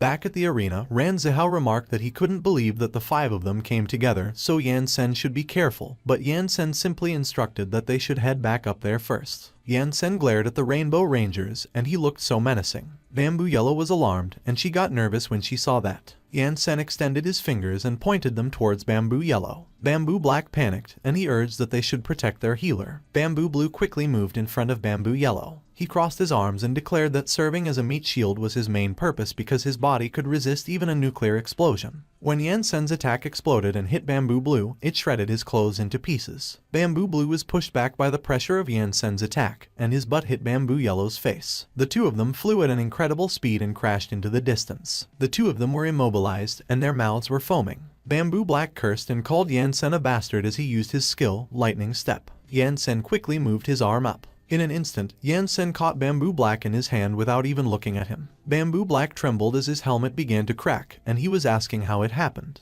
He asked what kind of strength and speed it was, but he realized that it was not the case because Yansen actually raised his hand before he even moved. Bamboo Black recalled what Yansen did, and he wondered if Yansen already knew where he was going to appear before he even activated his superpower. Bamboo Black exclaimed that Yansen is a freaking monster. Yansen threw Bamboo Black far away, and he cursed as he crashed on top of the stadium. Bamboo Black crashed near the blonde reporter, and while his mouth was also foaming, the blonde reporter asked him if he was okay. Back in the fight, Bamboo Pink was in the air, and she released multiple missiles. She gathered them all and created a huge missile. Bamboo Pink used her skill, Super Submunition. She threw the huge missile towards the ground and shouted that Yansen should eat it. The huge missile was charging towards Yansen at an incredible speed. As it was about to hit Yansen, one of the audience members recognized it and exclaimed that it was Bamboo Pink's giant submarine warhead. Yansen suddenly blew gently at the submarine warhead. The submarine's warhead quickly changed its trajectory and began going upward. It was coming at Bamboo Pink at an incredible speed, and when she saw that, all she could do was curse. There was a huge explosion above the stadium. All the audience members were looking up, and they were amazed at the sight. But they were speechless when they saw Bamboo Pink falling down in front of them. Bamboo Pink crashed on the ground, and with her mouth foaming, she requested that there would be no more. Yansen remarked that he had learned from them that if he had to fight, he was not going to hold back, and he called that following the customs of the natives. Bamboo Red was speechless, and he looked nervous. Meanwhile, Ran Zihao and the others came up to the audience stand. And when they arrived, he asked Xiao Lu and Xiao Yi how it was and if the battle had begun yet. One of the twins looked at them awkwardly and responded that it was already over. Both Ran Zihao and Lan Bin were surprised by what they heard. As if right on cue, the blonde reporter commented that the Rainbow Rangers were all slaughtered in less than 3 seconds with only their leader still standing, and it was completely beyond anything they could have imagined. The audience was in disbelief, and one of them asked which son of a witch claimed that Yansen's strength was overestimated. Yansen addressed Bamboo Red as the gentleman in red and asked him if he was not going to take action. Bamboo Red was silent, and he admitted that it was a major suck-up. He noted that Yansen was not only smart but also very experienced in combat. Bamboo Red originally asserted that the 5 of them together would be able to handle Yansen more or less, but no one could have imagined that Yansen's battle experience, accumulated over thousands of years, would catch him completely off guard. He conceded that not only was Yansen's speed and strength very high, but his combat experience was also leagues above his, and he expected to only be able to survive 2 moves from him. But he would probably lose after that as he was absolutely not Yansen's match in any aspect. Yansen expressed that he would like to take that opportunity to see how the world's most powerful hero fights, so they should do it, but Bamboo Red declined. Yansen was puzzled when he heard what Bamboo Red stated. Bamboo Red confessed that he can't beat Yansen, and he definitely doesn't like getting hit for no reason. One of the audience members asked the others if they heard that Bamboo Red confessed that he couldn't beat Yansen, and another audience member agreed and confirmed that he thinks he heard that too. One of the audience members remarked that Bamboo Red should be the 2nd strongest warrior in their world, but if he admitted he couldn't beat Yansen, he asked if Yansen was really that powerful. Ran Zihao heard the audience, so he cursed and affirmed that, of course, Yansen is powerful, so they must be blind, while Hu Menqi was giving him a side eye as she reminded him that Ran Zihao was blind too, not too long ago. There was silence in the arena as Bamboo Red and Yansen faced each other. Yansen asked Bamboo Red if he was conceding defeat, and when Bamboo Red heard that, he He declared that, as a hero of that world, even if he is a breath away from death, he will never admit defeat. Yansen was unamused by Bamboo Red's answer, so he inquired what His Excellency was thinking about. Bamboo Red mentioned that he heard the mechanic I state that Yansen didn't use superpowers, which seemed to be called immortal cultivation, and he asked him if that was correct. Bamboo Red smiled as he mentioned immortal cultivation, and he asked Yansen if he had ever heard of the ancient heroes. Everyone was surprised when they heard Bamboo Red mention the ancient heroes. Yansen stated that he heard that the strength of those ancient heroes in that world was above the level of most immortals in his. Bamboo Red raised his arm and used his skill, molecular synchronization. He fired multiple rays of energy, which went to enclose the other Rainbow Rangers. Yansen was amused, and he asked Bamboo Red if he could heal too. Bamboo Red replied that it was something like that and that they vowed back that they would not release that power until it was absolutely necessary, and currently, it is the second time they have had to use that last resort. Bamboo Red called the others and instructed that they should get up as it was show time. The other Rainbow Rangers quickly flew and gathered up in the sky. They assembled around Bamboo Red, and as Bamboo Black asked Bamboo Red if he was serious because they had not been able to control that thing until that time, Bamboo Pink commented that when Bamboo Red urged to go together, it turned out that it was his plan all along. Yansen was speechless as he was surprised by what the Rainbow Rangers did. Bamboo Red declared that they would let Yansen experience the highest level of power their world has to offer. Yansen was uninterested as he asked the Rainbow Rangers to confirm if they were going to transform like the other idiots from before. The Rainbow Rangers explained that morphing with that thing 20 years ago forced them to stop fighting for a while, and they pulled out some devices and called for Megazord. They simultaneously pulled out cards. The Rainbow Rangers inserted the cards into each of their devices. A huge summoning circle appeared in the sky, and as the Rainbow Rangers jumped towards it, Ran Zihao cursed due to surprise, while the blonde reporter remarked that they were really unleashing everything they had, while Yansen still looked unamused. A mecha was summoned. The blonde reporter asked what it was. The mecha began flexing its parts, and it let out a battle cry. It was the ancient Super Mecha N0, which hovered over the stadium, and it was huge. The audience expressed their surprise while Ran Zihao was asking what super it was, and the blonde reporter confirmed that it was ancient heroes and that it turns out that the stories were true. On the other hand, Yansen seemed amused by what he saw. He looked excited as he exclaimed that it looked really fun. The blonde reporter addressed the friends on both viewers and audience, and he recalled reading that 10 years ago, in the Great War, they once used that thing, and it was only thanks to that they could achieve the peace they have at the moment, yet there was no footage of it. He mentioned that the only ones who actually saw it were probably the world's top heroes, but he never mentioned that the big guy was in fact an artificial ancient hero, so they have really squeezed their tickets for all their worth that day. The audience was in awe, and they remarked that it was massive, while Ran Zihao exclaimed that it was the first time he had seen such a thing.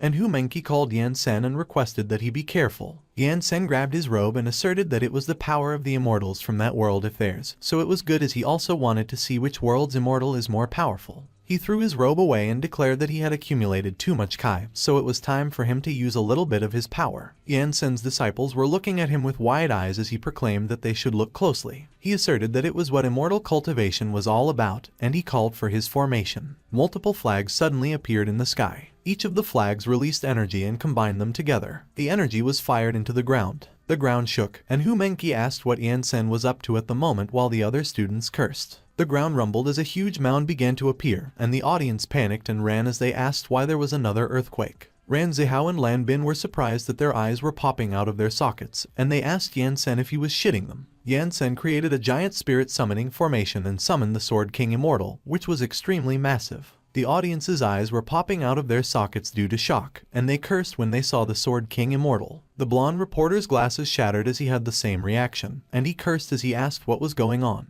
The Sword King Immortal was shown on TV. The kid watching the TV cursed, and his eyes popped out of their sockets due to surprise. Lan Kai was also surprised by what she saw. The people were still watching on the huge billboard, and both Steel Beetle and the people who were watching with him were surprised that Yansen could also summon ancient heroes. Meanwhile, both Plastic Man and Machoman were silently watching the TV, and were secretly sweating profusely. Back at the stadium, the Sword King Immortal stood outside it, and he was huge that the arena was small compared to him. The voice of the blonde reporter trembled as he asked if the Sword King Immortal was some kind of monster or maybe an ancient hero, and as he addressed the viewers, he stated that Yansen seemed to have come up with something quite remarkable as well. On the other hand, one of the audience members asked if they were going to get trampled if they stayed there. Meanwhile, Sun Xiaolu claimed that it was the power that comes from the immortal cultivation, and as one of the Xiao twins mentioned that Yansen turned out to be hella strong, Hu Menki remarked that she told him, but he never believed her. The Sword King Immortal suddenly spoke, and as he thanked Yan Sen for summoning him, he declared that he was awaiting his orders and called him his lord.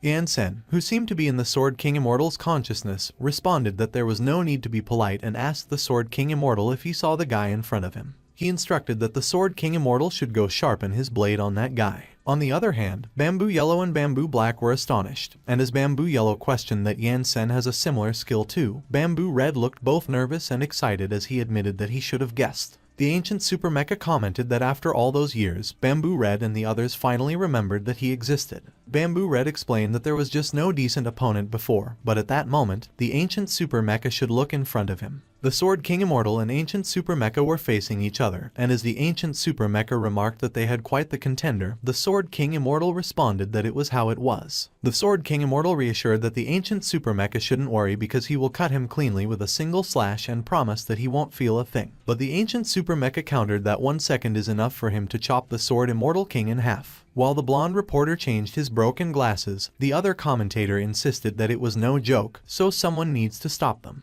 But the blonde reporter slapped the other commentator across the face, and as he cursed at him, the blonde reporter asserted that even if the world ends, the battle must go on. The blonde reporter declared that just like life, the fight must go on and that they should tell all the heroes in the building industry to get ready because they will be very busy the next day. And as a professional commentator, he will risk his life to report that spectacular battle to them. He continued that furthermore, as watching it from the scene would be life-threatening.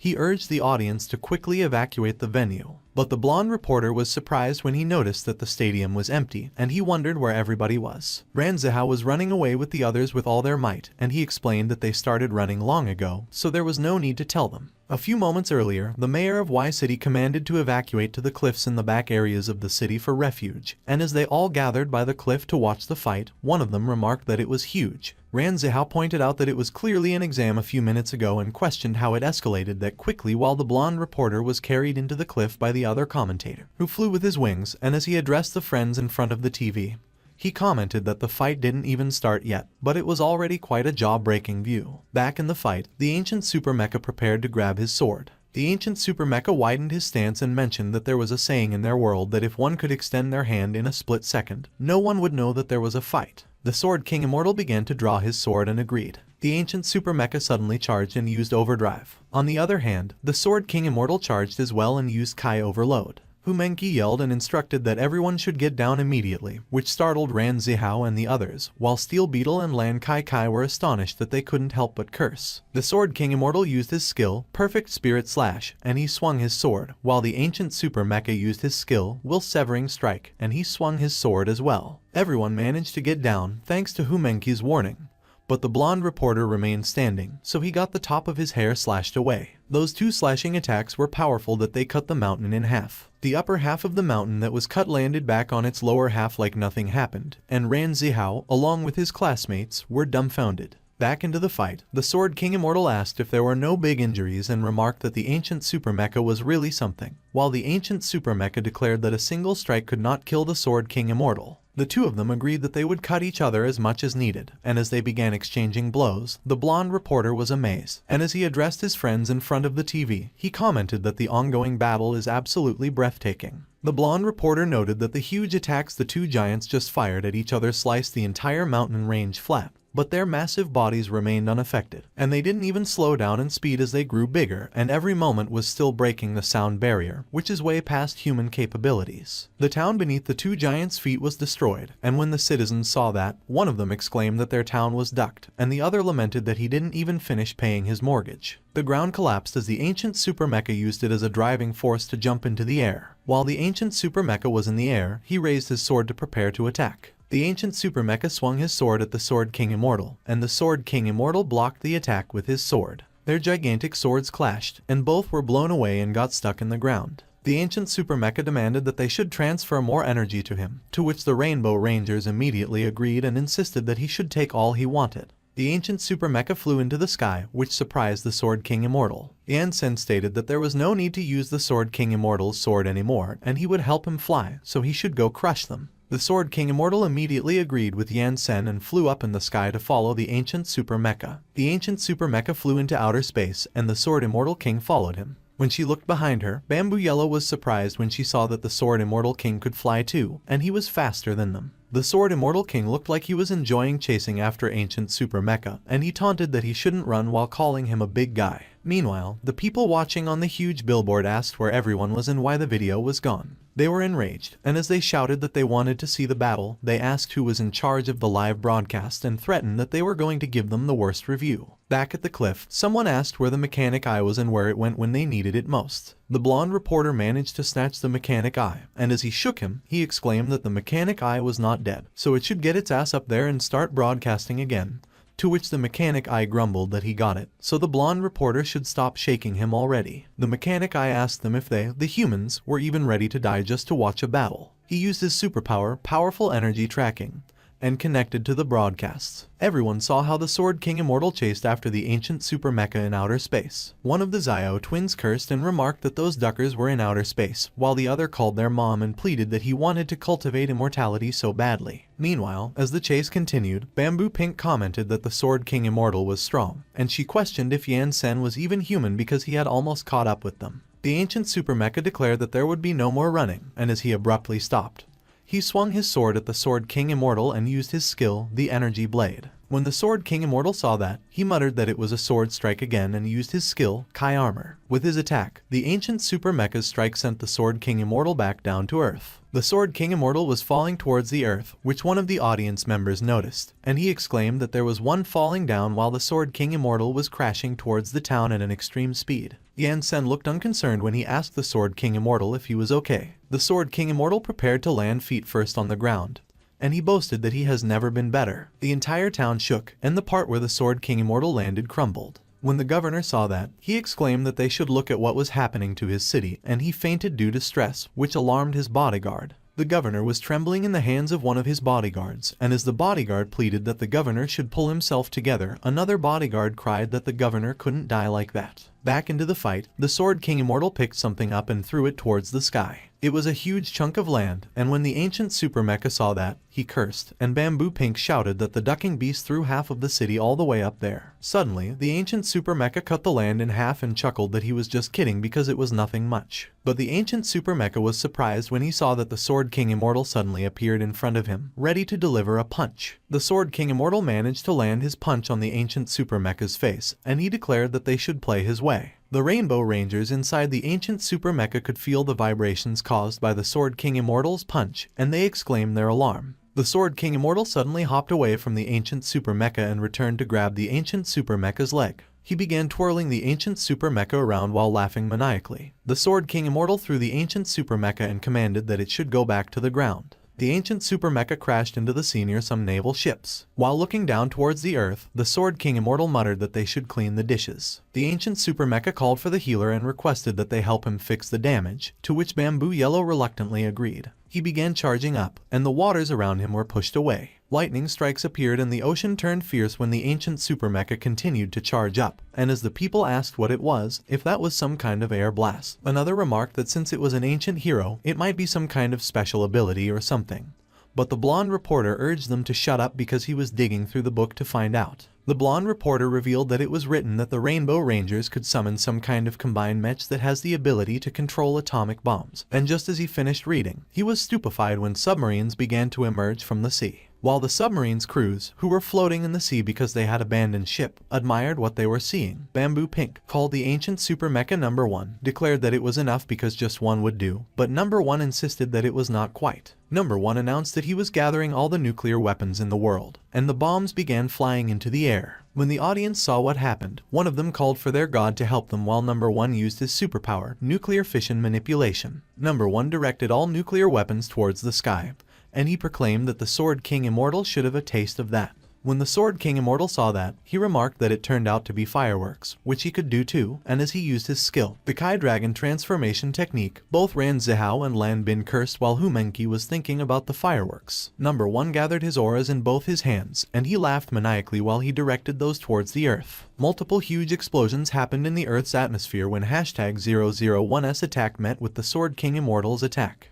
The blonde reporter addressed the ladies and gentlemen and exclaimed that they were literally nuking each other in outer space, and that the whole sky was lighting up like it was New Year's Eve. And as they watched the explosion, both Ran Zihao and Lan Bin were just trembling and speechless, while Hu Mengqi warned that they would die if they kept fighting like that. And the audience was all angry at the blonde reporter and blamed him while calling him a bastard. But the blonde reporter just waved it off and assured them that they should not get ahead of themselves because they were not dead yet. He continued that back to the main subject. According to the book, the big mecha is named Number 1, but since the Rainbow Rangers were rarely releasing it, they have close to nothing on it except that it was only one of the known ancient heroes, and the reason why Number 1 has survived since ancient times is because it was a machine. The blonde reporter shared that the book also mentioned that Number 1 possesses a collection of all the superpowers of the many generations of Rainbow Rangers, which translated to an almost unlimited number of superpowers. It has Bamboo Red's synchronization, Bamboo Blue's hardening, Bamboo Black's lightning step, Bamboo Pink's artillery, and Bamboo Yellow's healing. Number 1 directed another set of bombs towards the sky. He called Bamboo Black, and Bamboo Black responded that he got it. Number 1 suddenly appeared behind the Sword King Immortal as he used the skill Super Lightning Step, and he proclaimed that it was his win. But as Number 1 swung his arm, the Sword King Immortal quickly moved behind him and taunted that he was still too green. But when the Sword King Immortal was about to deliver his attack on Number 1 also disappeared.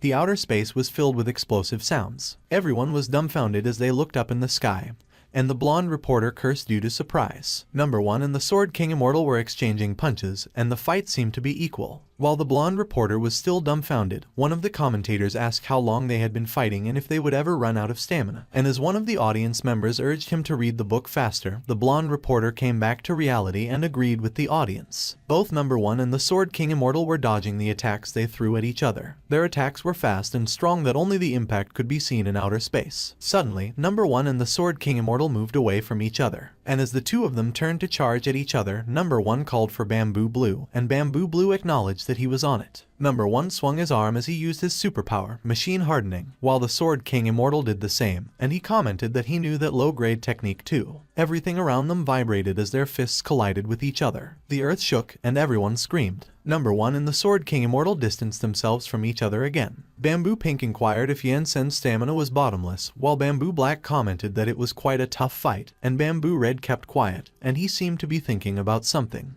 Meanwhile, the blonde reporter who was reading the book revealed that he had found that it was Bamboo Red's ability, Atomic Synchronization, which acts as the power generator for Number 1, and one of the audience members confirmed that it was how it was. The blonde reporter addressed the viewers and friends and explained that the reason why Bamboo Red could become the world's second superhero was because his superpower was different from others, as superpowers like physical strength have a limit cap.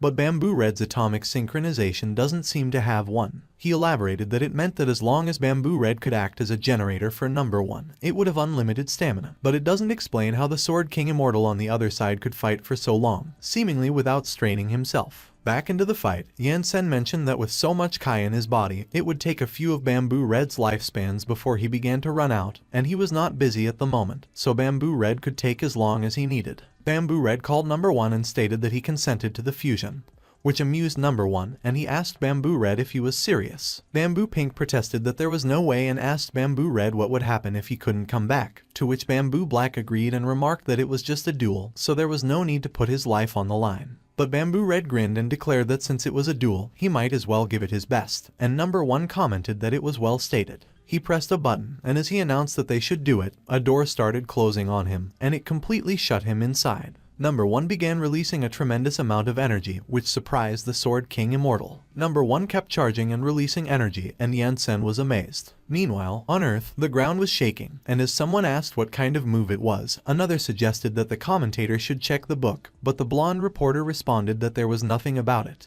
A sun suddenly appeared behind Number 1, and as he used his skill, superpowered controlled fusion, he called Yan Sen an immortal cultivator and proclaimed that it was time to put an end to that. The blonde reporter exclaimed and noted that he could see that the sun itself was the result of nuclear fusion to form a massive energy, more powerful than any nuclear weapon ever made, and that Bamboo Red and Number 1 fused together to generate unparalleled levels of energy were capable of controlling even the power of the sun. But someone grabbed him by the collar and demanded if he still had the nerve to comment when they were all going to die. Back into the dark outer space, a huge ball of light continued to gather energy. Number 1 directed the energy to the Sword King Immortal and challenged him to come face that.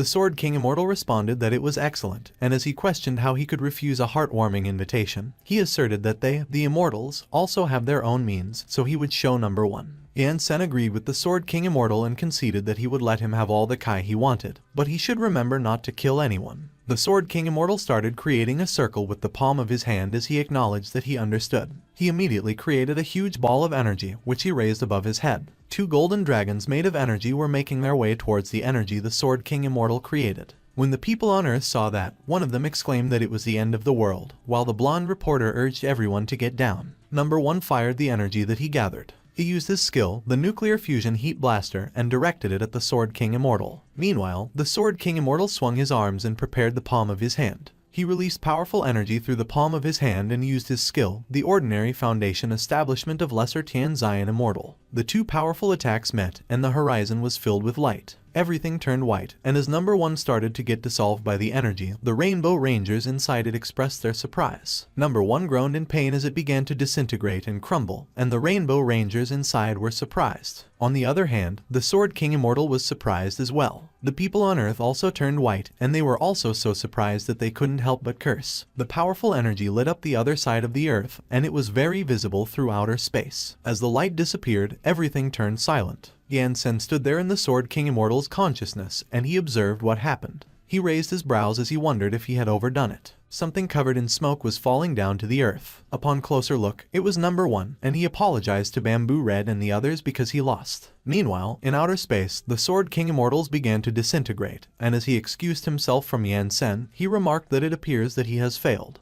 Yan-sen raised his brows at the Sword King Immortal while he asked him if he couldn't endure that little bit of spiritual power, and he remembered to ask him which of them won in the end. But as the Sword King Immortal disappeared, Yan-sen came out of his consciousness and muttered that he should forget it and go back to get some rest. Back on Earth, number 1 has crashed next to a huge crater created by the fight. Lan Kai, who was watching the fight, was astonished and speechless. Steel Beetle was also taken aback, and he asked if it was over and who won. Meanwhile, at the cliff where the people evacuated, someone asked if everyone was alright. Some people were buried under rubble, and as one of them exclaimed and asked if they were actually okay, he grumbled that he should have known to take refuge underground, and he questioned himself about why the hell he watched that battle and muttered that he almost died there. On the other hand, the blonde reporter was still energetic, and after drawing an illustration, he addressed the audience members and his friends and explained that to give them a scientific explanation, the power from those 2 energy beams colliding with each other created a powerful force canceling each other, and that being said, under such a powerful impact,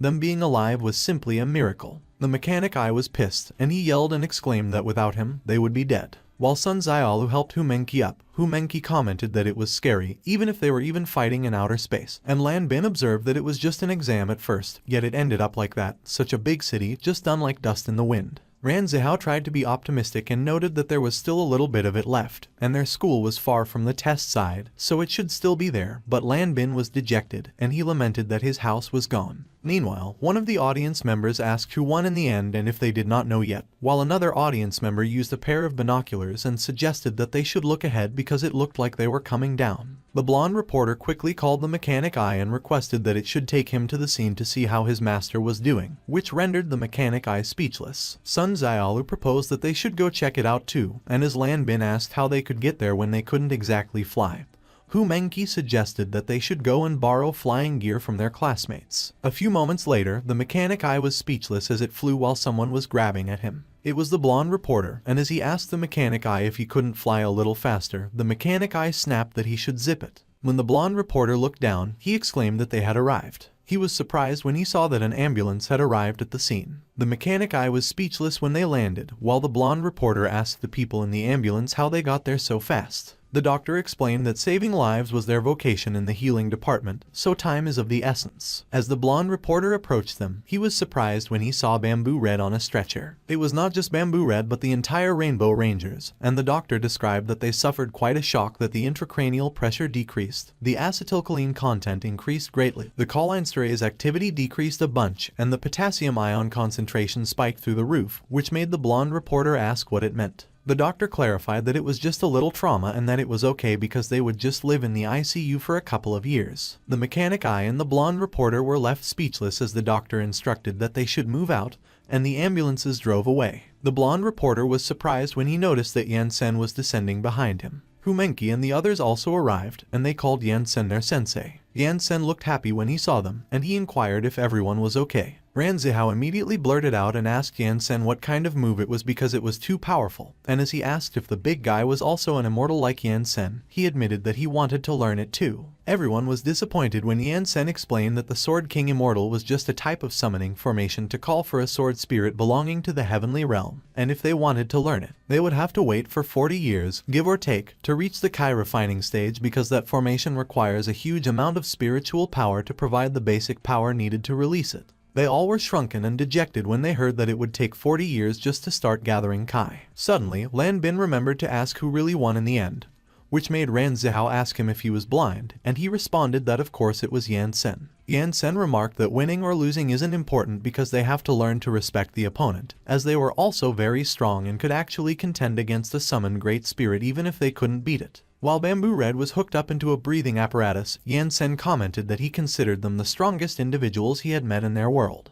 The mechanic eye and the blonde reporter were speechless as they watched Yansen's student ask him if he was being serious when he mentioned that it takes 40 years to enter the Kai refining stage, and Yansen remarked that it depends if they were gifted because it took him 3 days back then. The blonde reporter was confused, and he asked what was going on. Eventually, the fight finished with a tiny little move from Yansen, making two big guys vanish instantly, putting an end to the epic showdown, and since then, no one in the world has dared to question the strength of the teacher, nor would they claim that he was a fraud because Yansen also smoothly crushed the Rainbow Rangers and became the second most powerful superhero in the world. The next day, the world was flooded with reports from large news agencies to small promotional brochures, informing the world of its new strongest fighter, black-robed man, Yansen. Thankfully, the impact was quite a distance from the earth, and the school was spared in the far corner of the city, so most of the students chose to pitch their tents in the school and wait for the heroes of the construction department to restore the city. The roof of the classroom where Yansen was teaching was gone, but it was repeatedly announced that classes were in session. Yansen was about to enter the classroom when Humenki called him, handed him clothes, and mentioned that those were the clothes he abandoned earlier, to which Yansen thanked her. After wearing his robe, Yansen entered the classroom and declared that they would continue with the lectures and get them new classrooms and uniforms in the next few days. Yansen was startled when he noticed something, and he asked his students what was wrong with them.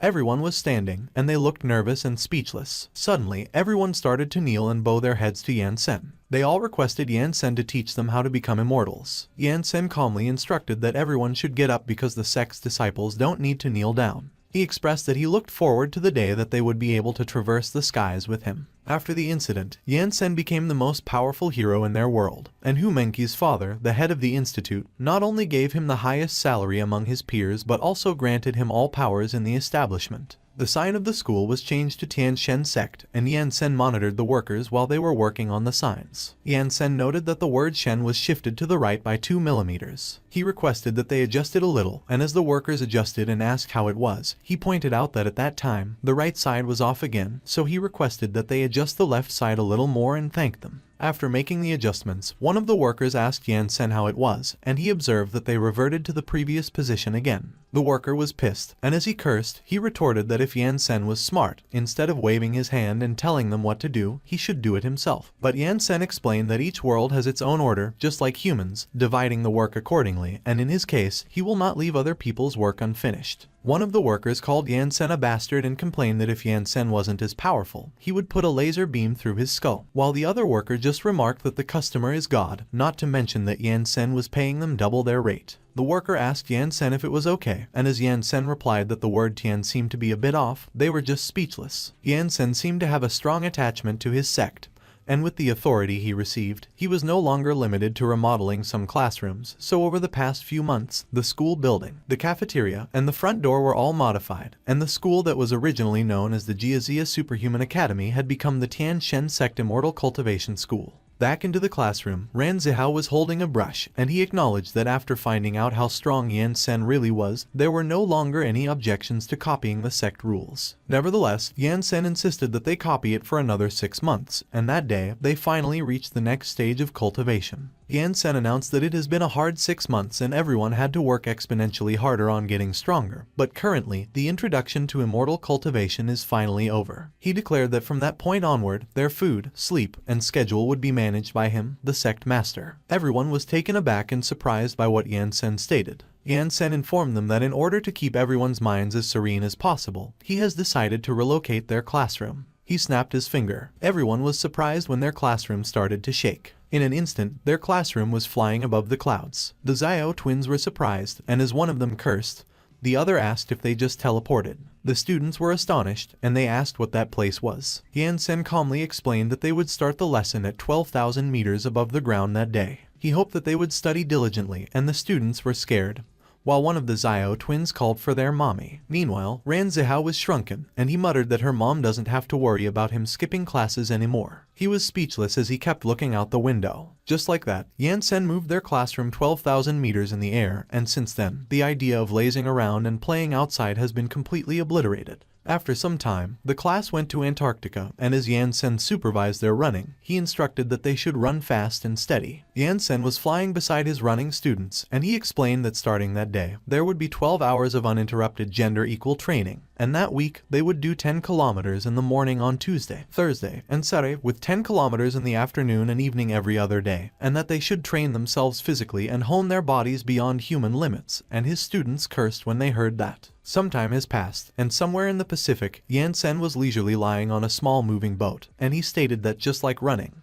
they would do swimming 10 kilometers in the morning, 10 kilometers in the afternoon, and 10 kilometers in the evening with the same schedule because if they wanted to acquire the power to move mountains, they shouldn't stop. Lan Bin and Ran Zihao were pulling the boat Yan Sen was in by swimming, and as Lan Bin criticized that the way Yan Sen was encouraging others was rather tasteless, Ran Zihao boasted that he was definitely going to be stronger than Lan Bin. Lan Bin called Ran Zihao a burnt rat and scoffed that he could dream on, which made Ran Zihao yell and do his best. On the other hand, the Sword King Immortal was teaching Hu Menki how to swim, and he advised that Hu Menki should just alternate her legs like that. Hu Menki complained and whined that swimming is hard too, and the Sword King Immortal consoled that there was no rush because the road to immortality is paved with patience. Sun Xiaolu and Hu Menki took a picture together, and as Hu Menki asked Sun Xiaolu how her body became so toned, Sun Xiaolu responded that they had been working out for several days, and it was the same for Hu Menki. While Sun Xiaolu was checking her phone, the Sword King Immortal called Hu Menki and warned that if she doesn't train, Yan Sen will come to beat him up, so Hu Menki replied that she was coming.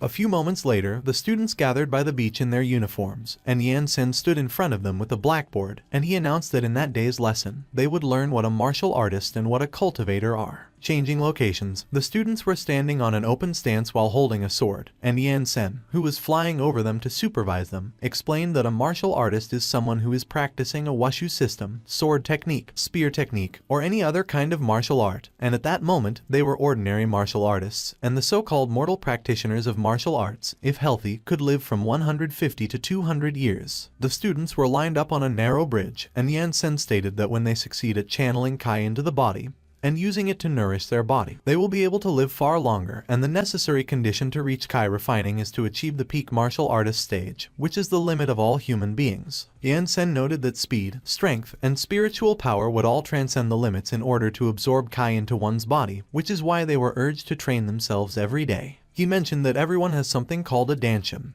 and after reaching its limits, the danshin will have enough capacity to absorb and assimilate the spiritual essence of heaven and earth, which they call the Kai refining, and the mortals in his world like to refer to the energy inside their bodies as true Kai when in fact it is just spiritual energy. Time passed one day after the other without the students realizing how long they had been practicing. Yan Sen was chopping ingredients. He was cooking with Hu Menki assisting him, and as he requested that she should pass him the salt next to her for a second, she agreed. A few moments later, Hu Menki went to place a dish on one of the tables, but she was startled when she saw that Ran Zihao and Lan Bin were already stuffing their faces, so she asked them why they were always so lazy when Yan Sen was cooking for them every day. But Ran Zihao replied that he didn't know how to cook, and it certainly would not be as delicious as Yan Sen's fine cuisine, and Lan Bin added that Hu Menki should come too because there would be nothing left if she didn't start eating soon. Hu Menki was pissed, and she grumbled that she really wanted to throw the soup in the faces of those two morons. On the other hand, one of the students slapped a burger out of another student's hand, and he exclaimed that he was nuts because Yan Sen reminded them that they shouldn't eat that strange meat when they were training. But the other student protested that he didn't eat it in forever, so he just wanted to remember the taste of a fried chicken burger. The other student insisted that Yan Sen claimed he made food with medicinal herbs to help with their cultivation, and he inquired if the student forgot that last time Xiao, Lu, and Zhao you were were punished with a night of horse stance because they drank half a cola. The student suggested that the other student should put it away while Yan Sen wasn't looking, and he could eat it when the training was over, but the other student complained that it would be moldy. Unbeknownst to them, Yan Sen was already observing them, and with a smile on his face, he remarked that they were funny youngsters. Sun Xiaolu was meditating.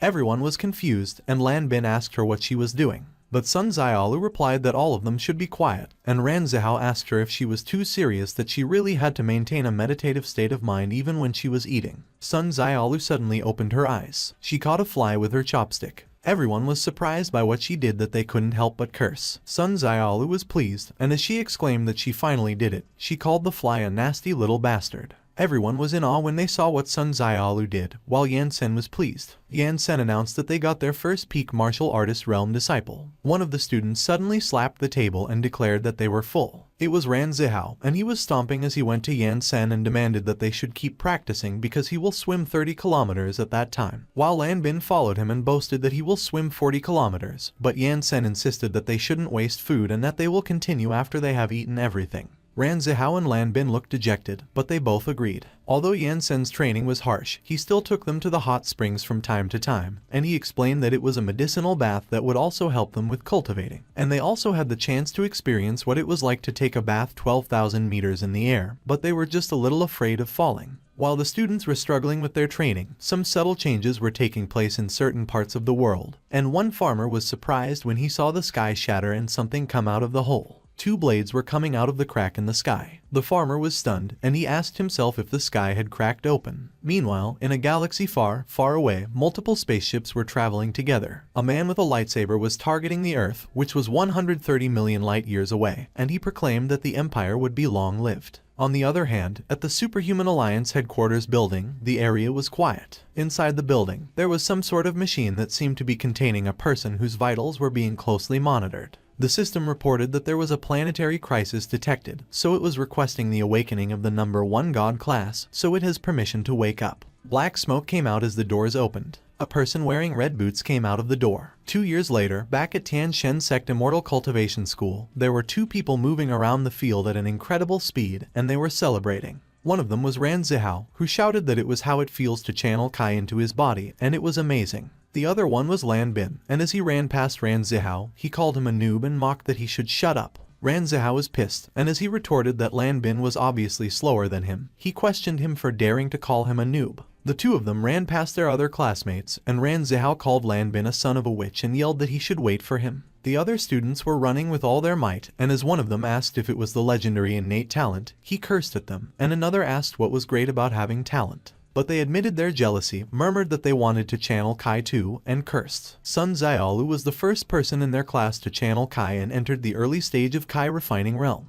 She was followed by Hu Menki. But Ran Zihao was annoyed because he actually channeled Kai at the same time as the Bloody Ice Clown, Lan Bin, at the exact same minute and second, which he thought was a disgrace. Meanwhile, Hu Menki was reading a scroll by herself, and she muttered that she should first gather her own true Kai and circulate it throughout her body. Hu Menki was trembling and was on the verge of tears as she asked herself why it was hard to learn the Shadow Ghost Kai step because, although Hu Menki was more talented than the others, her understanding of Qigong seemed to be a bit lacking, just like how some people have been bad at math their whole lives. On the other hand, Yan Sen was watching the students running on the track, and Sun Xiaolu was sitting beside him, and she requested that he should open his mouth. Yan Sen was startled and confused because Sun Xiaolu was feeding him a sliced apple and urging him to open his mouth. He decided to accept and eat the apple Sun Xiaolu was feeding him. Sun Xiaolu mentioned that it was the fruit she received from her family, and as she asked Yan Sen if he liked it, he replied yes, very much, and he suggested that Sun Xiaolu should speak up because he could tell that she wanted something from him, which made Sun Xiaolu giggle, and she agreed that he was wise, but Yan Sen advised that she should cut it with the ass kissing. Sun Xiaolu furrowed her brows and complained that the Kai Shadow Ghost step was too difficult to perform, so she inquired Yan Sen if he perhaps had another technique like it.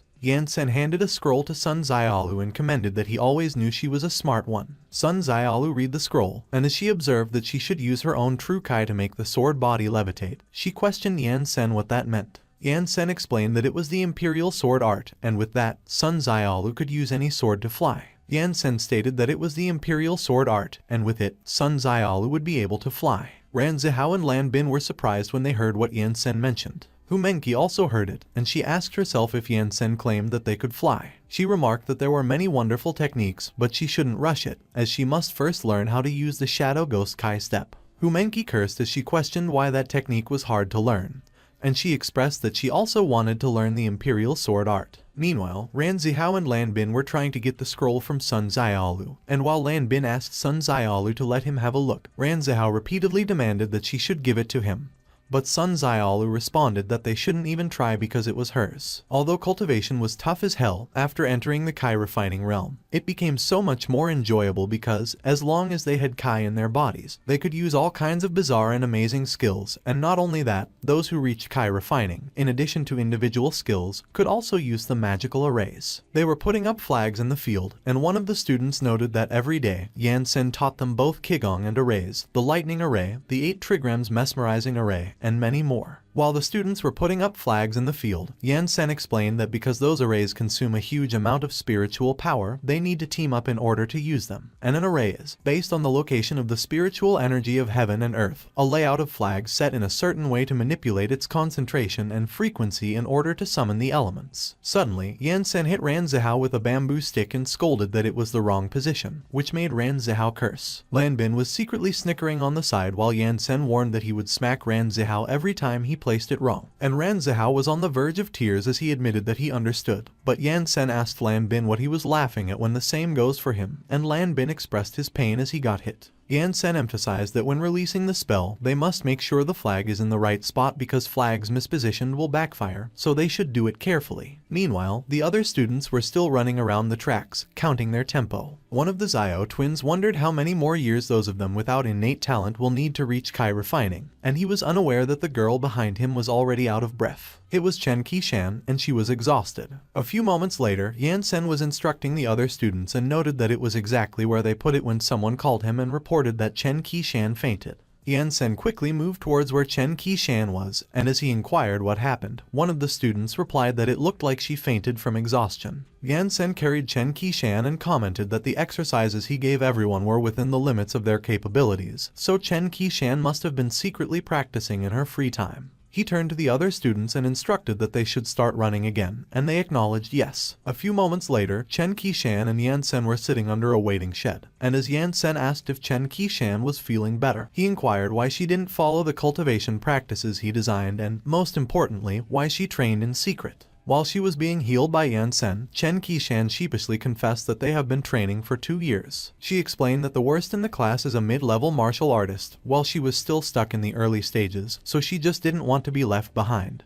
But Yansen advised that even so, she needs to be moderate with her training. Yansen was surprised when Chen Qishan revealed that she knew that he kept quiet so that they wouldn't lose their fighting spirit in the last spiritual root evaluation, and she knew that her spiritual roots were terrible, and she asked him if it wasn't true that the people without talent were unable to cultivate. Observing Chen Qishan, Yansen acknowledged that indeed, those like her are everywhere in the heavens, and although they emit Kai, their spiritual roots are defective, and in the words of the heavenly realm, those kinds of physiques are inadequate for cultivation. However, one of those is an issue for him. Yansen assured that Chen Qishan shouldn't worry because, as long as they are his disciples, no matter how poor their potential is, he will never abandon them because he doesn't care about weak spiritual roots, defective spiritual roots, or no spiritual roots at all because he could fix them all. And when Chen Qishan cheered up and asked Yansen if it was real, Yansen confirmed of course because there was nothing he can't do. But Chen Qishan got downcast again, as she lamented that Yansen had mentioned before that the path to immortality is one they have to follow on their own, and using the power of others isn't a viable long-term solution. Yansen explained that it was not exactly what he meant by that, and he asked Chen Qishan if he had mentioned their grandmaster, to which Chen Qishan inquired to confirm it was Yansen's master. Yansen replied yes, and as he recalled his master, he remarked that at that time, the old man was peerless among his generation, the strongest being in the heavenly realm, but in his youth, he had it way worse than Chen Qishan, and that she should trust him. He noted that his master and Chen Qishan's physiques were pretty similar. He pointed out that at least she had spiritual roots, even if defective, while his master, on the other hand, didn't have any. But despite the mockeries from his master, being banished by his family, and being repudiated by his fiancée, he never stopped cultivating.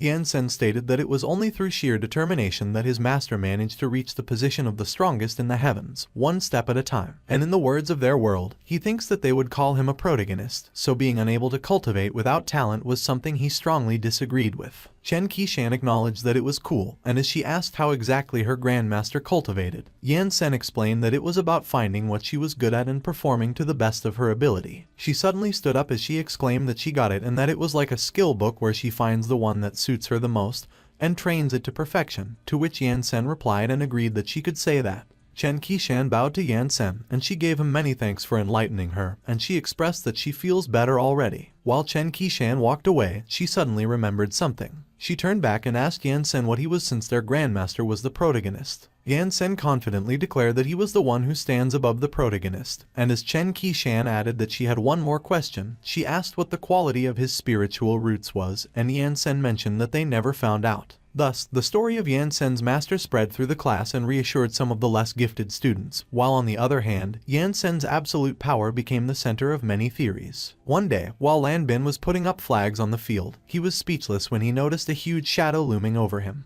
Lan Bin muttered to himself what it was and looked up. He was surprised by what he saw that he couldn't help but curse. When Ran Zhao heard Lan Bin, he questioned what he was yelling about.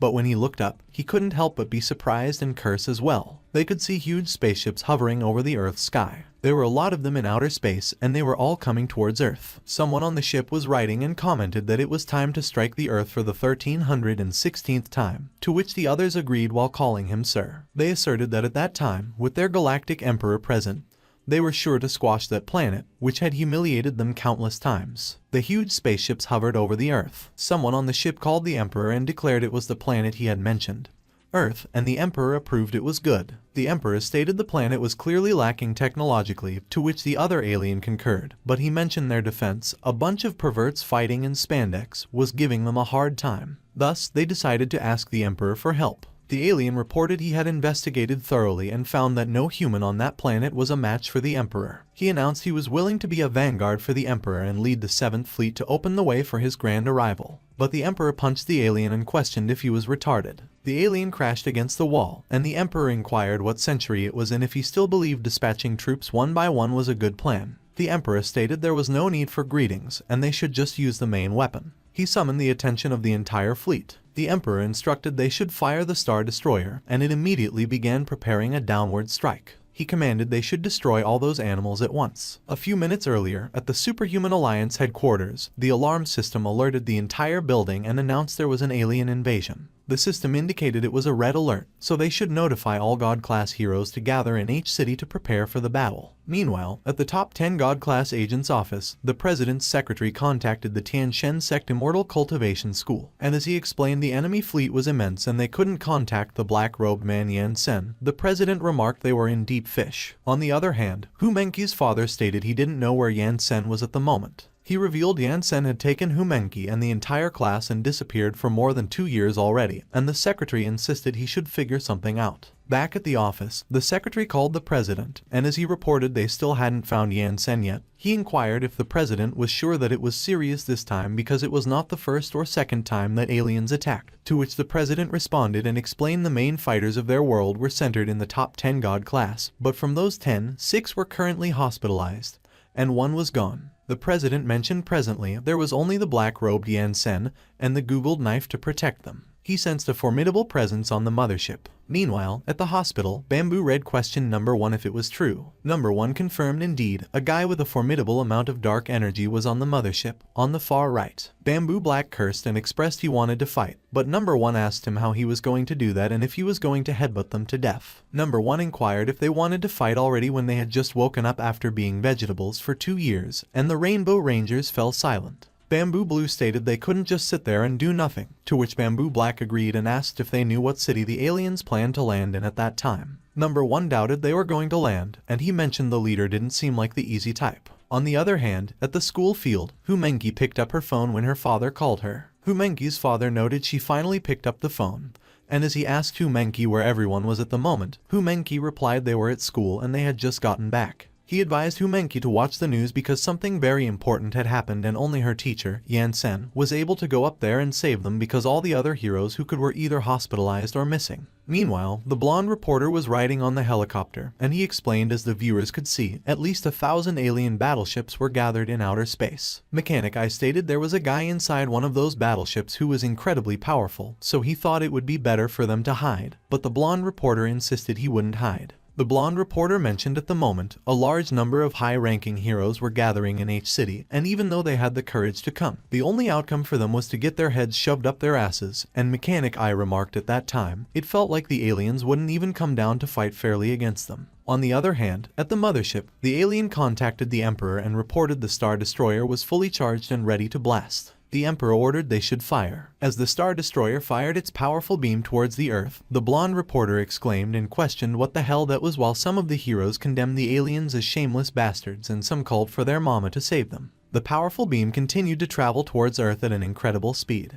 The president declared they were doomed, while number 1 acknowledged he knew it and called for his system to come and reboot, but the system failed to reboot. Meanwhile, the number 1 God class had woken up and prepared to exit the building. The building shook as the number 1 God class flew up in the sky without leaving the building first. The force of the takeoff created an explosion at the top of the building, and while the secretary cursed, the president inquired what was going on. The number 1 God class left a huge hole at the center of the building, and while one of the people inside questioned what it was, he was already up in outer space and blocked the Star Destroyer's powerful beam. Back on the mothership, the alien contacted the Emperor and advised he should look because an unidentified object was flying towards them, but the Emperor punched him and ordered he should get lost. The number 1 God class quickly moved towards the Star Destroyer and circumnavigated it at an incredible speed. The Star Destroyer exploded. The number 1 God class released power lasers from his eyes and directed them towards the fleet. Multiple spaceships were destroyed in that single attack. The number 1 God class moved at an incredible speed, and as the alien grew concerned for their battleships, he questioned what the hell that thing was. The number 1 God class stopped moving and revealed himself. The blonde reporter exclaimed and asked what was going on because, with such a powerful blast, it was surprising that they were fine. He called Mechanic Eye and stated he should find out who saved them, and Mechanic Eye mentioned he acquired the footage so it would be ready in a few seconds. On the other hand, one of the Zio twins asserted they were screwed while the other claimed they were fine, and Ran Zihao inquired what could possibly happen to them with Yan Sen around. Ran Zihao questioned Yan Sen if it was him who struck the battleships, but Yan Sen was baffled.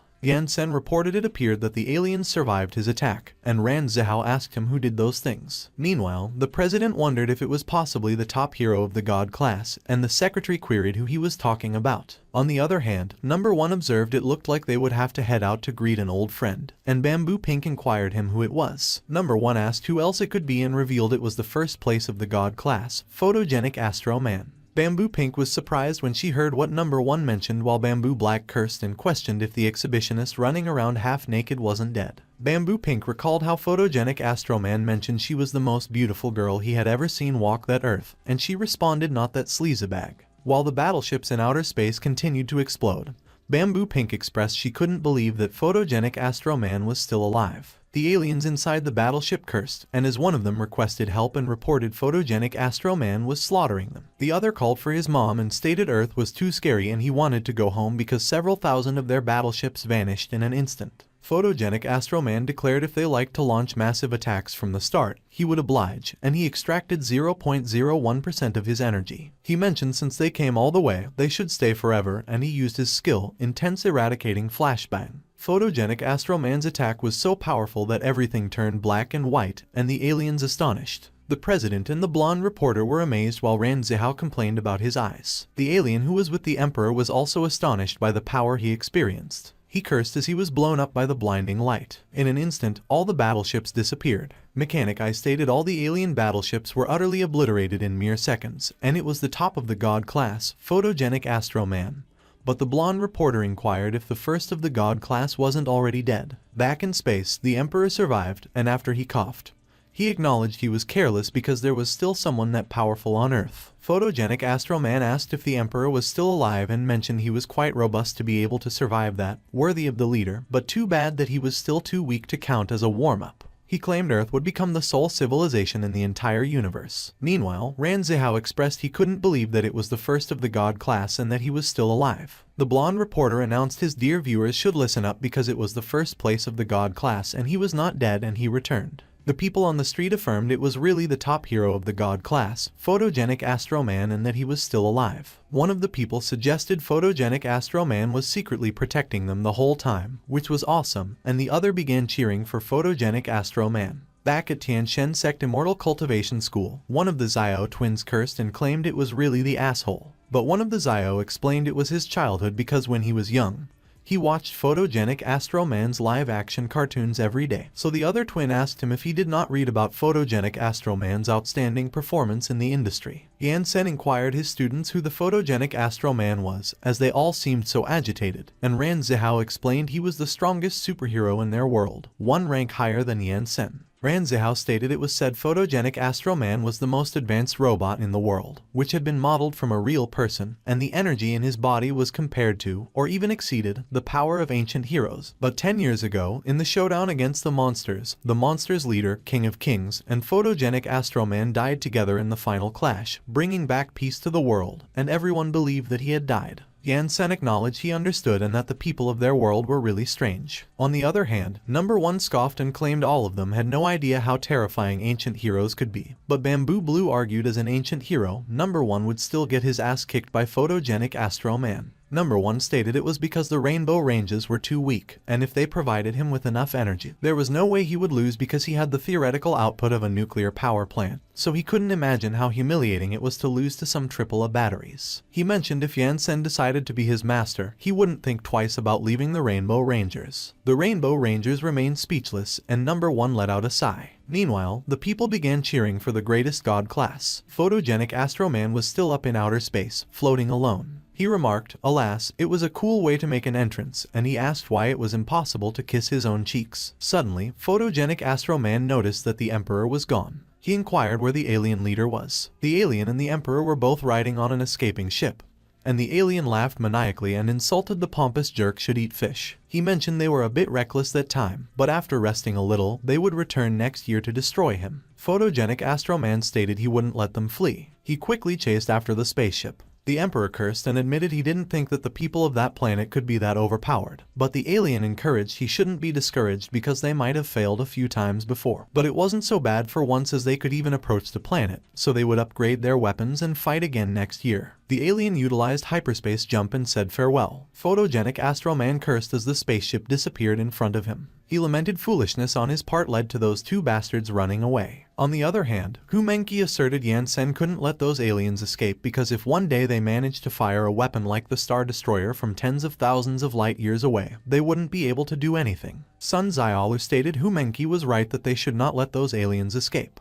Yan-sen continued to look up at the sky and he remained silent. Meanwhile, while traveling in hyperspace, the Emperor inquired to the alien if the brat was still following them, and the alien responded he didn't think so because Photogenic Astro Man looked genuinely pissed about being unable to space jump. The alien mentioned by the time the wanker reacted, they would be tens of thousands of light years away, but as he laughed maniacally, he didn't notice that they came back to Earth, and Photogenic Astro Man was puzzled when he noticed them. Photogenic Astro Man was dumbfounded. The Emperor and the alien were speechless when they saw where they were. The two of them panicked and cursed. The Emperor questioned the alien who the hell Photogenic Astro Man managed to keep up when he thought he wouldn't be able to follow them, and the alien replied he had no idea. The two of them used hyperspace jump again and disappeared. The alien asserted he was positive that Photogenic Astro Man doesn't know how to space jump, but he believed he just saw Earth. He explained it was not that Photogenic Astro Man followed them, but they just kept circling around the same spot, and as the Emperor inquired if the ship broke down, the alien stated everything looked fine to him. The alien declared he refused to believe that they couldn't escape so they would go full throttle ahead. The spaceship traveled in hyperspace again, but the alien was surprised, and as he claimed it was impossible, he questioned how they were still in the same place. The aliens continued doing a hyperspace jump, but under Yan-sen's gaze, they just kept returning, and Photogenic Astro Man asked what they were doing. Photogenic Astro Man was astonished when he noticed Yan-sen's gaze. On the other hand, while the secretary inquired the president what was happening while at the hospital, Number 1 identified it was Yan-sen. Meanwhile, Humenki requested that Yan-sen stop playing around. Yan-sen agreed and remarked they were impolite fellows. He stated they must apologize first if they wanted to leave. Yan-sen utilized his skill, the Kai sword.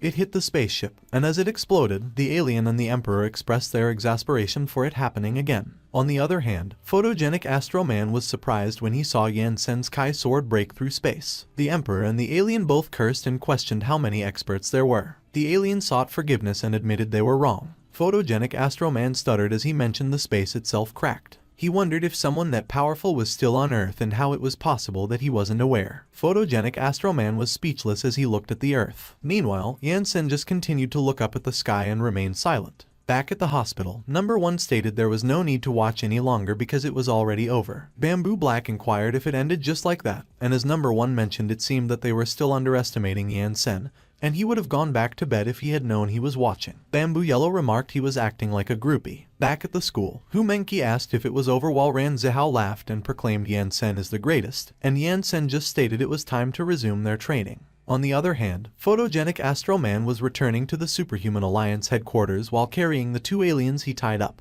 The alien was sobbing and mentioned Earth is too scary while the Emperor remained silent. Photogenic Astro Man threw them, and they rolled into the floor. The president inquired Photogenic Astro Man if it was really him and expressed relief he was still alive. And when Photogenic Astro Man recognized him, he stated he would have to trouble him with those 2 on the ground. As the president questioned Photogenic Astro Man what happened to him because everyone thought he sacrificed himself, he mentioned the secretary should bring the aliens to the Arkham prison, and the secretary quickly agreed. Photogenic Astro Man explained he survived due to an unexpected encounter. He asked who was it that literally tore space apart, and as the president suggested it was probably done by the 2nd place of the God class. Photogenic Astro Man inquired if it was Bamboo Red, but the president clarified it was not Bamboo Red anymore as there was a new guy who took his place. Photogenic Astro Man found it interesting because the little ancient hero was defeated as well, so he hoped he would get a chance to fight against the new hero. The president stated Photogenic Astro Man shouldn't dare because 2 years had already passed and yet there was still half a city floating in space, and as he inquired if they could stop destroying everything all the time, Photogenic Astro Man responded it was just a joke, and besides, he still had many things to do. The president questioned Photogenic Astro Man what things he was talking about and which poor heroine had the misfortune to get fancied by him, to which Photogenic Astro Man responded by asking the president what he was talking about and if he really looked like a scumbag to him, but the president just asked him if he even needed to ask. Photogenic Astro Man asked the president if it wasn't time for the International Monster Hunting Contest to start. The president confirmed that the Triennial Monster Invasion and the Monster Hunting Contest were expected to happen in 2 months, and in addition to being the hero community's big event, it was also the occasion for them to go get a better ranking, and he questioned Photogenic Astro Man why he asked and if being the number 1 of the God class wasn't enough for him anymore. Photogenic Astro Man suspected that an accident might occur since he was awakened by the system alerting him of a planetary crisis, and as he inquired the president if he knew anything about it, the president asked him what the crisis was and if he didn't just overcome one. Photogenic Astro Man asked the president if he was referring to the 2 idiots and stated it was not them because they were not even as strong as an average monster. The president started thinking. Suddenly, he realized who it was. He questioned Photogenic Astro Man if he was perhaps referring to the leader of the monsters, the King of Kings. Photogenic Astro Man acknowledged he could see that the president was as quick-witted as ever. He stated since he was still alive, the King of Kings might also be. 2 months later, the International Monster Hunting Contest began. Meanwhile, at a supermarket, Yansen was waiting in line as the cashier took care of his purchases. The cashier welcomed Yansen and informed him that his total was 17,000 yen, and while Yansen paid for it, the people behind him in line were talking about him. One was even taking a picture. A black-haired man asked the brown-haired one if he didn't know that the internet was currently obsessed with who was stronger between black-robed Yansen and Photogenic Astro Man, and as the brown-haired man stated that his vote was for Photogenic Astro Man, the black-haired man asserted that it had to be Yansen. The brown-haired customer claimed Photogenic Astro Man was the strongest, and the black-haired man challenged him, suggesting he was nuts because Yansen would crush him. Suddenly, Yansen put the bags he had purchased into his storage ring, and the 2 men inquired about what it was. On the other hand, there was a parade going on in the street for the monster hunting contest. Yansen was speechless when he saw the parade. He was surprised, and he remarked that the world was getting more bizarre with each passing day. A reporter explained to the dear viewers that the Triennial Monster Hunting Contest would begin shortly, and as always, it would be the occasion for some heroes to change their rankings and a celebration day for others. She stated that it would be a week-long event and they would be broadcasting it simultaneously on a number of international news channels when suddenly the cameraman pointed out that she should look because it was the black-robed Yansen, and the reporter inquired about his whereabouts. But Yansen quickly flew up into the sky, and the cameraman wondered what was going on when Yansen had been there a second ago and how he had disappeared so fast. While the reporter questioned him if he was sure that it was Yansen because she wanted to ask him if he would participate in that iteration of the monster hunting contest. Yansen was speechless when he heard what they had said. Meanwhile, the president explained that the monsters' ranks were similar to those of the heroes. Both were divided by the strength of their abilities, legend rank, myth rank,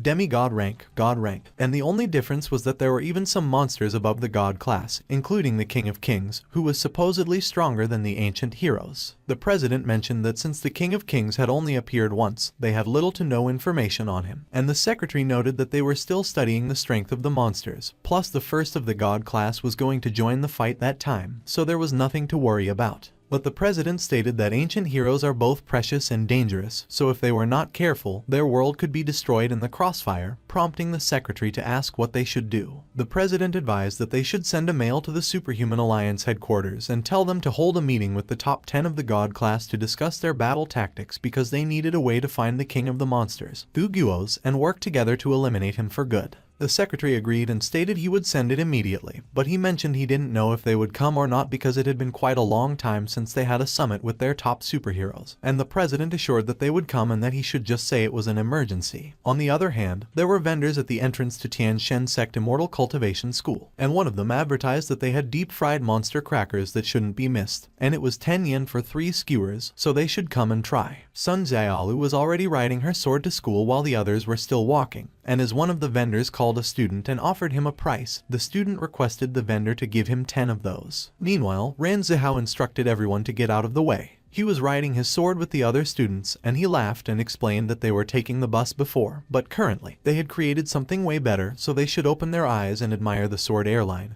and that they should come on because they were almost there. Inside the classroom, Hu Menqi asked Yansen if he had bought enough provisions for their next excursion, and Yansen replied that he had bought all he could from the various supermarkets in the city, but it was barely enough to fill one storage ring. Hu Menqi assumed that Yansen was already familiar with the structure of their world, and Yansen confirmed that he had a basic understanding of it. Yansen asked Hu Menqi what she was watching, and Hu Menqi responded that she was watching someone saying a lot of bullfish. Hu Menqi showed it to Yansen, and Yansen was surprised. It was a broadcast, and the host mentioned that they had the pleasure to welcome Photogenic Astro Man, the #1 god class, as their guest commentator that day, and he asked Photogenic Astro Man if what he had heard was true and that he would also participate in that year's contest. Photogenic Astro Man affirmed that he would, as he would be leading his junior sisters in the competition that time, and as the reporter inquired if his sisters should get a decent amount of points that time, Photogenic Astro Man confirmed that, of course, and that they would definitely get into the top 10 of the contest leaderboard. The host questioned Photogenic Astro Man if his recent return was to deal with the alien crisis, and Photogenic Astro Man explained that it was not really because the aliens were just a good way to make a reappearance on the stage, and the host was lost for words. Photogenic Astro Man suggested that it was better to keep them from knowing that the King of Monsters might appear that time. The host added that in addition, the internet was currently arguing like crazy about who was the strongest between Photogenic Astro Man and the second rank of the god class, the Black Robe Yansen, and he asked Photogenic Astro Man what his thoughts on the subject were. Photogenic Astro Man replied that he wouldn't know unless he fought with Yansen, but there was no fun in that, so instead of fighting each other, he would prefer showing him how to appreciate life. Yansen was pissed when he heard what Photogenic Astro Man had said while Hu Menqi had a mischievous smile on her face. He declared that it was preposterous. Yansen stated that their world was truly weird, and he asked Hu Menqi what the contest was that the people were shouting about early in the morning and if it was a festival. And Hu Menqi explained that it was an event called the Monster Hunting Contest. He inquired about the event, and Hu Menqi described it as a monster outbreak that happens every 3 years, and it was like the beast tide in the world of mortals of the Xuan continent that he was talking about in class. Yansen acknowledged that he understood, and that they were just calling it a monster hunting, and not a beast tide.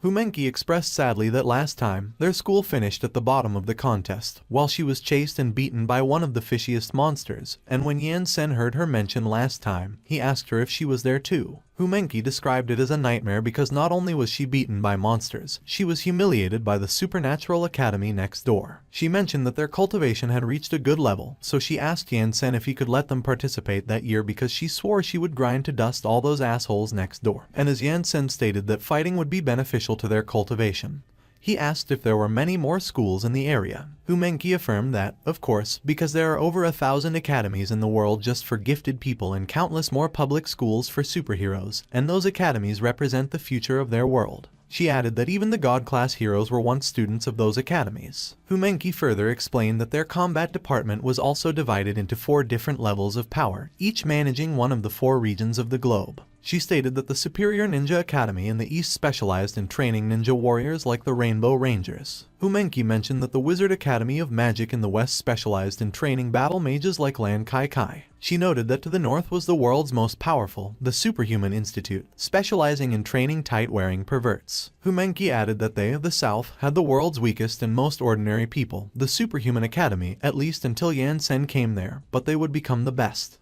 Humenki requested that Yansen let them participate, but Yansen stated that it was not good for their cultivation. She declared that as long as they reach first place on the leaderboard, the world will build a giant statue of Yansen at the center of the globe, and that would be a great way to demonstrate his immortal cultivation as the strongest practice in the world. And last but not the least, the academy where photogenic Astro Man came from took first place last time, so it was their turn to shine. Yansen remarked that he understood, but Humenki mentioned that it was not only that. Humenki indicated that at that time, the world will produce a variety of handmade figurines of Yansen. She expressed that there will also be toys and clothes like cosplay, like the Rainbow Rangers before, and the Blue Star Sisters did too. Humenki noted that when Yansen's goodies sell well, the amount of gold he would earn will go from kilos to tons. She inquired Yansen about it and observed that they should participate.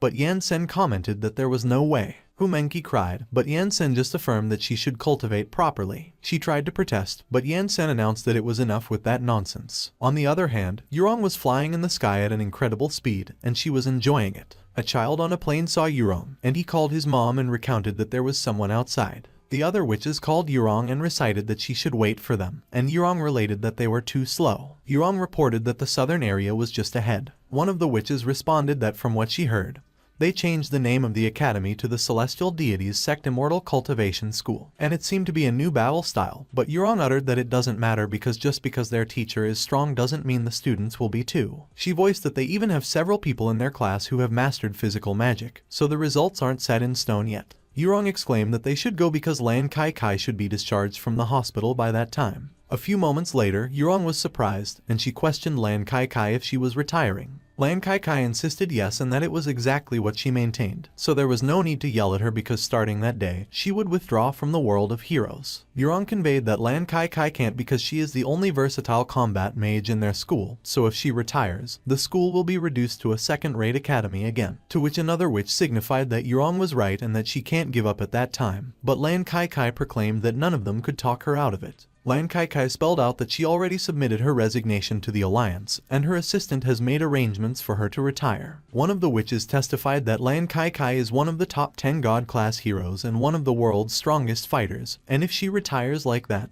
he queried what would happen if there is another major world crisis. Lan Kai Kai confided that the world had been already at peace for a long time, so there was no way there could be such a crisis, and even the so-called monster invasion was just an excuse for those bored heroes to have something to do. But Yurong acknowledged that they heard that the first place of God class actually reappeared to deal with a potential disaster. Lan Kai Kai probed if the alien invasion didn't work itself out, but Yurong verified that it can't be them because they attack Earth every year but never win. To which another witch agreed and enumerated that a hero who hasn't beaten up aliens can't even be called one, and the aliens are lucky they don't invade them in return. Lan Kai Kai demanded what it was all about, and Yurong recapped that her brother is working as the assistant of the president of the Alliance, and she hears them talk on the phone occasionally, and that the King of Monsters is back. Lan Kai Kai pressed if it was true and if the information was reliable, and Yurong concluded that she heard it herself. Lan Kai Kai's assistant contributed that it ought to be true because the president of the Superhuman Alliance just called about a superhero meeting, and they pronounced it was an emergency. Lan Kai Kai pondered that if that was the case, they were in big trouble because the monster was not something that could be dealt with by just one or two of the top 10 God class, and even if it seemed impossible, they must take care of him somehow.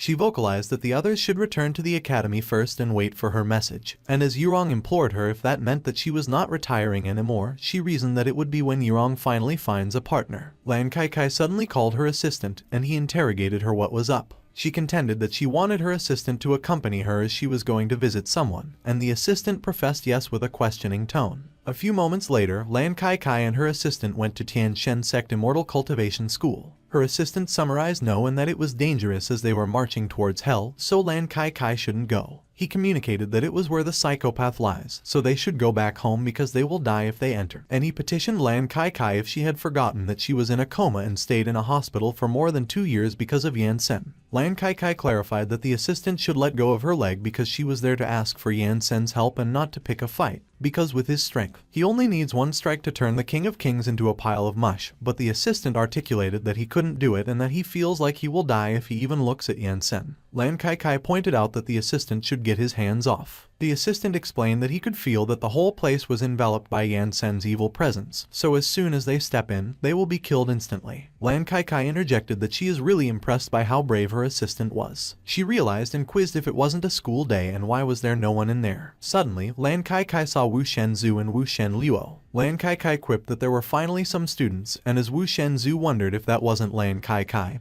he opined that it was nice to see that she has been released from the hospital. Lan Kai Kai averred that she was there to see their teacher, Yan Sen. She challenged if they knew where she could find him. And when Wu Shenzhou asserted that she had to go to class 1 because Yan Sen is their homeroom teacher while they are in class 2 and their homeroom teacher is Mr. Hades, Lan Kai Kai pursued them what they were doing those days. Wu Shenzhou muttered that they were copying the sect rules, and Wu Shenluo spoke that he had copied them more than 1,000 times that month, and they were on their way to submit their homework to Mr. Hades. Lan Kai Kai and her assistant were both speechless, and Wu Shenzhou went on that they have to go, so they would see them later. Lan Kai Kai pleaded if it was Yan Sen's way of teaching students about their superpowers, and as the assistant blurted that it was his first time seeing something like that, they both echoed that it was scary. Humenki was calling Lan Kai Kai while she was flying towards her using her flying sword. She abruptly stopped right in front of them, which startled the assistant. Humenki commented that it had been a long time since she saw Lan Kai Kai, but Lan Kai Kai queried Humenki what the hell it was and if it was a superpower, to which Humenki remarked that it was just the Imperial Sword Art. Lan Kai Kai inquired Humenki if she knew that they were coming. Humenki noted that Yan Sen told her that there were 2 people sneaking around at the front gate,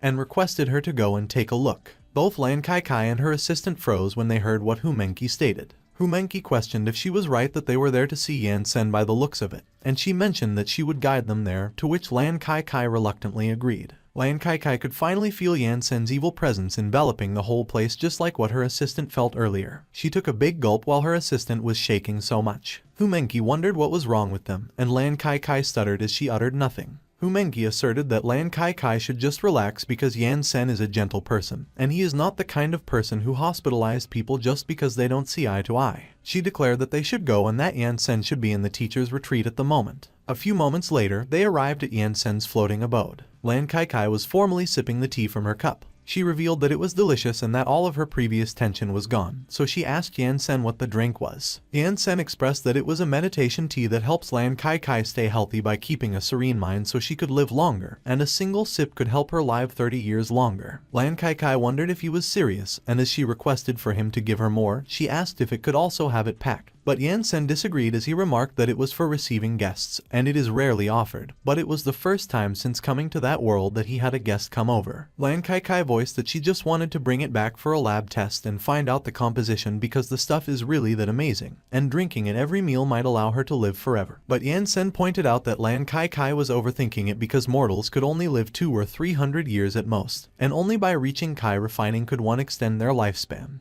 Lan Kai Kai expressed that she doesn't know what Yan Sen means by Kai refining, but he seems to be a man of manners, and Yan Sen indicated that it is the foundation of immortal cultivation. Yan Sen posed Lan Kai Kai why she came to see him and if there was something wrong, and Lan Kai Kai admitted that she almost forgot about the main topic. On the other hand, the assistant inquired what that place was, and Humenki spoke that it was the inner sanctum of the academy, a tiny world created by Yan Sen. Humenki disclosed that it was originally located somewhere on Earth, but Yan Sen decided that it was better to relocate it there, as there are barriers there that prevent the outside from seeing anything, and she conveyed that ahead was Yan Sen's cave, and on the other side they have the residential area for students. She imparted that ever since Yan Sen changed that area into a tiny world, the volume became infinitely larger than Earth, and that Yan Sen also revealed that the rock mountains floating there are all revolving from the spiritual energy in the air, and are formed naturally, so it would take at least tens of thousands of years to form a huge mountain range as a result. Umenki pronounced that once they establish their foundation and become immortals, Yansen affirmed that they could have their own caves, and the assistant said that they have the most pretentious academy he has ever seen in the world of superpowers. Umenki announced that Yansen likes to do things in strange ways, and as the assistant quizzed if it was a portal back there, Umenki proclaimed that it was the Changshuan gate through which one could reach any place in the world.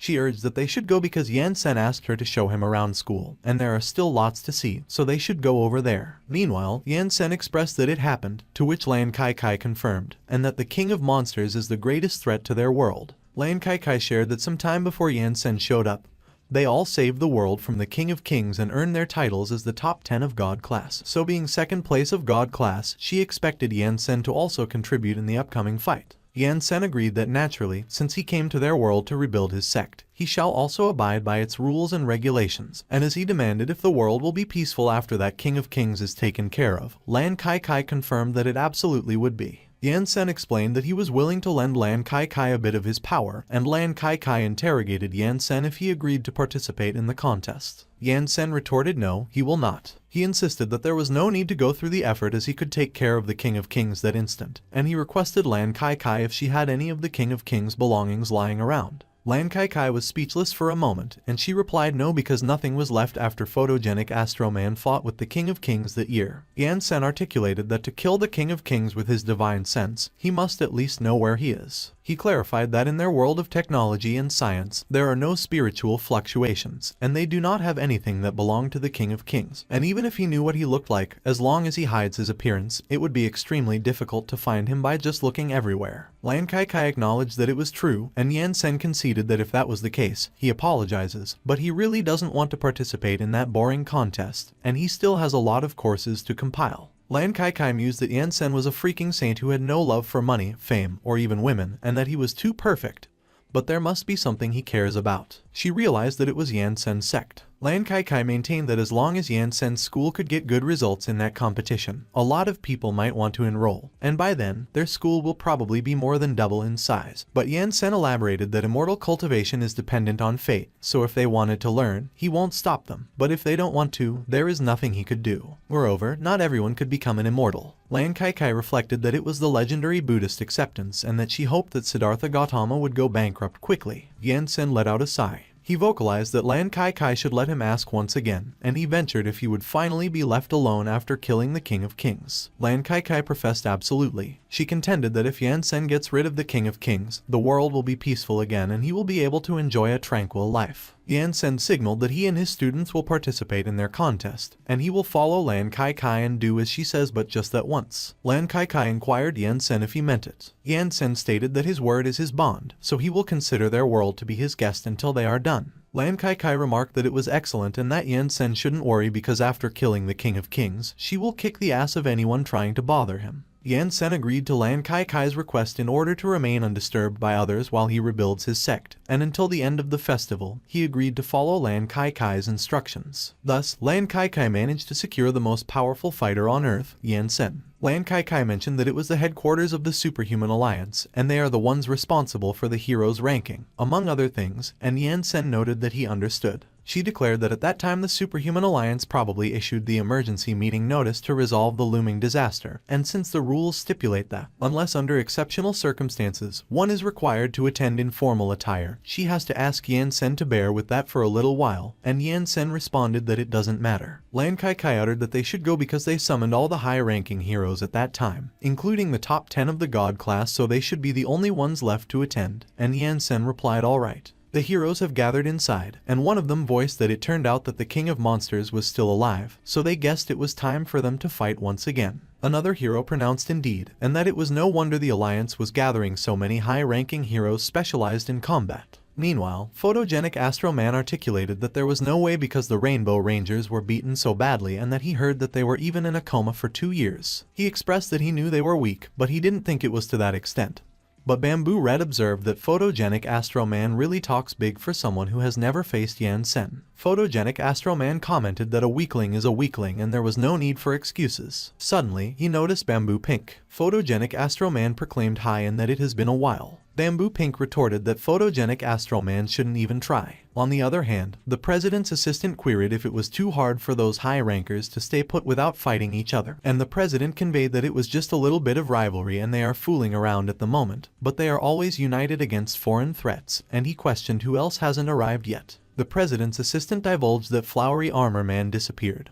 Blue Star's leader Lan Kai just submitted her resignation that morning, and they were unable to get in touch with the black-robed Superman Yan Sen. He informed that they were the only 3 left. Suddenly, one of the heroes suggested that they should look over the entrance. Everyone presumed that Lan Kai and Yan Sen were there, and one of them revealed that he didn't expect to see the black-robed Superman Yan Sen, who took second place of God class only half a year after showing up, while another indicated that they shouldn't look directly into Yan Sen's eyes or they will end up hospitalized for 2 years. Photogenic Astro Man wondered if Yan Sen was the guy, and as he announced that it was strange how the Rainbow Rangers lost to someone who doesn't have any superpowers and has a battle power of 5, Bamboo Red countered that he was an idiot. Suddenly, photogenic Astro Man noticed Lan Kai. He quickly propelled himself towards Lan Kai while grabbing a flower from a hero's head on the way. Photogenic Astro Man knelt in front of Lan Kai. He murmured that it has been so long, and Lan Kai has gotten even prettier. But Lan Kai just scoffed, and she slapped one of the flower's petals with extreme force. The petal flew so fast that it cut a banana along the way. The force was powerful that the petal pierced the wooden pillar. Lan Kai warned that photogenic Astro Man should scram and that if he ever comes near her again, that it was what awaits him. She was pointing at the sliced banana on the table. She affirmed that photogenic Astro Man shouldn't think that all women are stupid. Suddenly, the president called everyone's attention, and as he requested that they be quiet, he asserted that the reason they called them there that day was because they had something of great importance to discuss. The room quickly fell silent. The president added that he thinks they are all already aware of it, that the king of monsters was still alive. One of the heroes opined that it was as expected, and the other concluded that it looked like they would have to get busy. The president clarified that the purpose of that day's meeting is to find out the king of monsters' whereabouts and kill him once and for all. Yan Sen silently listened to what the president was saying. Meanwhile, somewhere else on the planet, a powerful thunderstorm was raining down on a stadium. The King of Kings has gathered all the monsters inside the stadium with the 4 kings of monsters. One of the 4 kings of monsters, Gugukas, spoke that the aliens lost. Gugudas avowed that the aliens' demise was certain, and as he questioned them for daring to try to attack Earth, he reiterated that they really don't know how to spell death. Guganaka maintained that the battle between them and the heroes has been going on for centuries with no clear winner, and all of his forefathers died at the hands of the heroes, yet they think they could subvert the Earth with their stupid technology, which is pure madness. Guganetti insisted that Guganaka was right and that against all those heroes that are always in the open, one should play dirty. The King of Kings advised that they should stop whining because they must stay united first and foremost. He pointed out that except for the 4 kings of monsters, all the remaining monsters are too terrified to face the heroes, so they have to get them back on their feet. The 4 kings of monsters immediately answered yes. On the other hand, the thunderstorm was still persisting outside the stadium. The monsters guarding the stadium were suddenly alarmed. One of them probed if there was something approaching. Behind the dust flying around, there was someone carrying a sword with a tag that says demonic. 2 ladies were standing inside the dust. One of the monster guards cursed and declared that it was humans, but the other guard remarked that he should hold on because something was off. Meanwhile, inside the stadium, one of the monsters stated that the monster hunting contest was just around the corner, and they inquired when they should strike. Guganaka announced that just hearing about that contest makes him want to puke. He observed that in the previous century, the people of that world called it the Monster Eradication Game, and currently, for their generation, it was the Monster Hunting Contest, and it was disgraceful for those monsters, simply humiliating.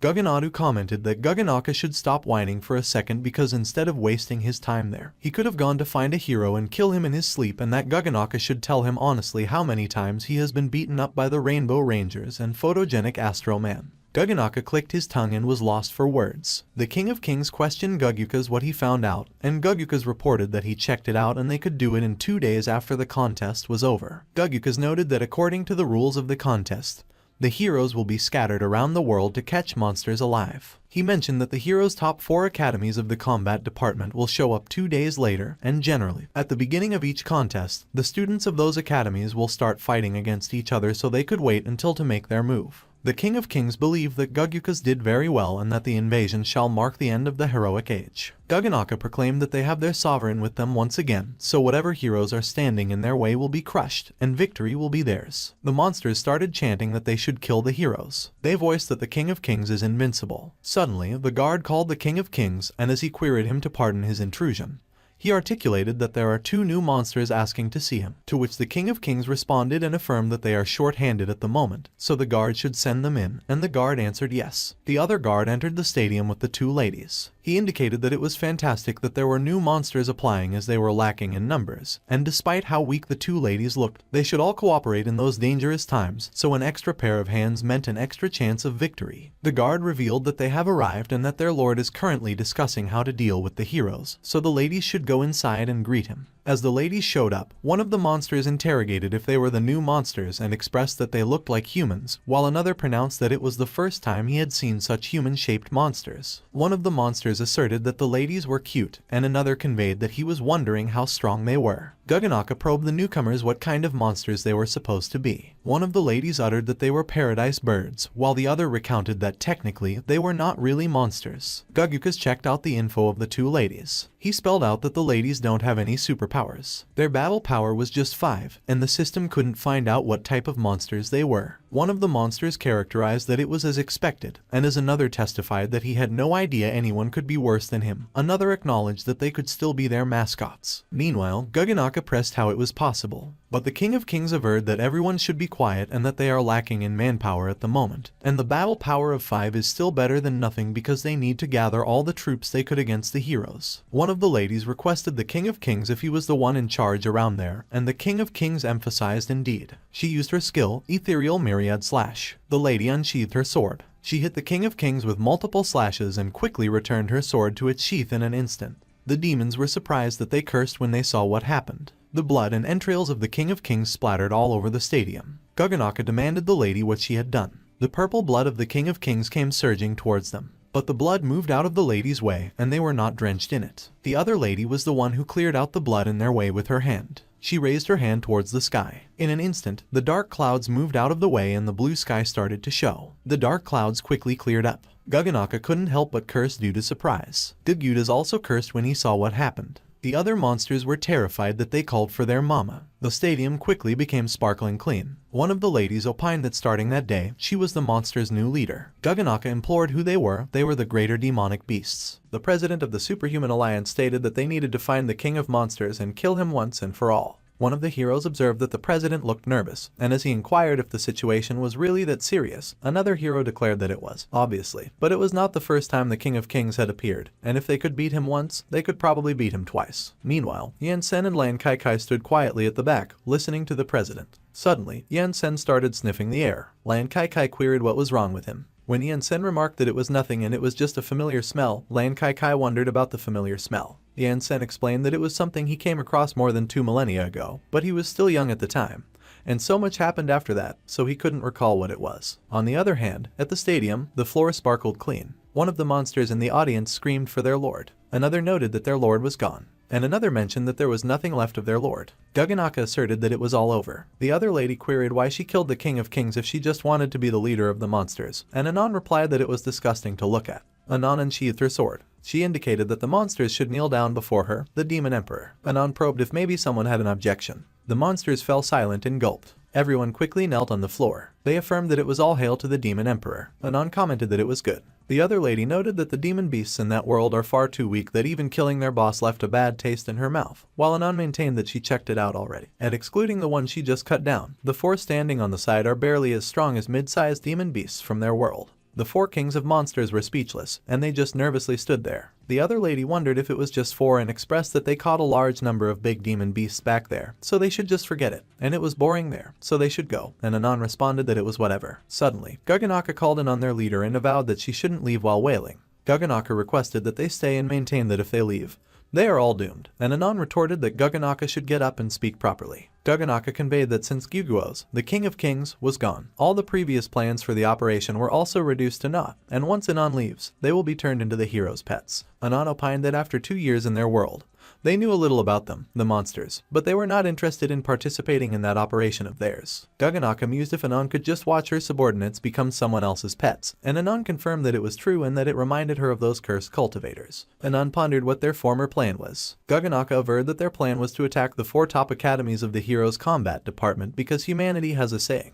Children are the hope of the next generation, and they deemed that it was impossible to defeat the current heroes, so they got the idea to try nipping the next ones in the bud, as it would give the next generation of monsters a chance to win against them. Anon speculated if they, the monsters, were living such a miserable life in that world. The other lady surmised if the heroes he speaks of are the most powerful individuals on that planet, and Guganaka responded that it was more than that, and if anything, they are the true monsters. Guganaka admitted that even for him, a monster king, year after year he was beaten up until they were satisfied. The other lady uttered that she heard the monsters say from afar that their boss and the world's #1 hero were equal in strength, so if that was the case, it is nothing noteworthy, and at most, he is stronger than a small fry. But Gugukas contended that the other lady was wrong. Gugudas related that there is a strange energy in their world that is protecting the heroes, and Gugukas recounted that they call it the heroes' passive skills. The other lady got curious and solicited confirmation whether it was passive skills. Guganaka confirmed yes. He iterated that they are the tears of hope and light of justice. Anon and the other lady both interrogated what that was. Guganaka started explaining, and he acknowledged that they should take the Rainbow Rangers and photogenic Astro Man as an example. He revealed that the Rainbow Ranger's greatest skill is the nuclear fusion heat blaster. Guganaka mentioned that photogenic Astro Man has the photonic shockwave. He divulged that those were their active skills, but they also have the battle flow skill, which is a passive skill that all heroes have. Guganaka detailed that it activates every time a king of monsters attacks the world and beats the heroes until they are a breath away from death. He added that it also activates in death. Guganaka informed that just as their lord was going to dominate the world, something strange suddenly happened, and the people of that world inexplicably united. And with tears in their eyes, they formed hearts with their fingers or raised their hands in support. He clarified that it was, namely, tears of hope and light of justice. Guganaka predicted that the hero, who was originally dying or had died, would revive full of power in a ray of light. He concluded that after that comeback, the hero's strength increases greatly and nonsensically, defeating the King of Monsters in a single strike. The King of Monsters opined that photogenic Astro Man was a cheater and shame was on him. Guganaka admitted that as time passed, they could no longer contend against the heroes, and as he began sobbing, Anon and the other lady fell awkwardly silent. Gugukas chimed in and acknowledged that Guganaka was right and that several of his ancestors died to that skill. He narrated that when Guguos saw it coming, he ran away immediately, which is why he didn't die back then. To which Anon and the other lady agreed okay. Anon inquired what was with the weird power. Guganaka stated that they tried everything. He remarked that from singling them out from the group, to sneak attack, to poisoning, etc., nothing worked, and no matter what they did, the hero never died, and they either got saved or were simply invincible, and nothing they did made a difference. Guganaka declared that for countless days and nights, they kept pondering that they just stop fighting and forget about it, that life and death depend on fate, and luck is predetermined. However, the more he reflected on it, the angrier he became. He queried why they are living in that world only to be reduced to playthings for the heroes and asserted that he refuses to submit and to comply. Guganaka observed that they will still keep on fighting, and sooner or later, they will rub the heroes' faces in the mud, and Anon mentioned that she knew how Guganaka feels. Guganaka wondered if that was true, and Anon noted that they are both villains of their respective worlds, so she could relate to his plight. Anon declared that Guganaka's world has heroes, and their side has all kinds of shady immortal cultivators who are always up to no good. She stated that she had decided to help them in whatever way she could. Anon gave a bag to Guganaka and remarked that he should take that. Guganaka probed what it was. Anon explained that it was a universal bag used by demonic cultivators, which contains 400,600,000 demonic treasures, and it should be enough for the time being. The 4 kings of monsters were stunned when they heard the number 400,600,000. Anon mentioned that it could be activated using their flesh and blood, so it is perfect for them, but they should beware that there are 4 magic weapons inside, which they have to use with caution. She stated that it was 1 quasi-demon emperor might, 2 Kai blood restoration tools, and 1 Kai blood transformation treasure. Anon declared that the 4 kings of monsters can't kill their enemy if they kill themselves first, and as the 4 kings of monsters got speechless, Anon observed that it was alright and they would be on their way, but they would be cheering for them. Guganaka pressed if she could tell them where they were going. Anon observed that Guganaka's world is really fun, so they are going to enjoy it a bit more. She stated that she heard that a huge amusement park opened in the north, so they are going to visit it, and the 4 kings of monsters should go for it, and if they really couldn't handle it, there are demon pigeons inside the bag to contact them. The 4 kings of monsters were moved by what Anon did. They bowed to her and wished that she should have a safe trip. Guganaka wondered if such a small bag could really hold more than 400 million weapons, to which Gugudas agreed and remarked that he didn't know because it was his first time seeing something like that. Guganaka stated that Guguo's death was definitely worth it, so when they are through with the hero's abuse, they will erect a large monument in his honor. Meanwhile, on the other front, after the meeting, it was decided that the top 10 of God class would act as the competition's jury, and the others would be responsible for collecting information about the King of Kings' whereabouts. And after obtaining the information, they were told to regroup to get rid of the King of Kings. But the heroes did not know that the King of Kings had already died and that the earth got dragged into a battle royale between demons and immortals, monsters and heroes. 2 days later, the sky was blue, and the city was peaceful. Suddenly, the blonde reporter greeted everyone and stated that it was great to be with them once again.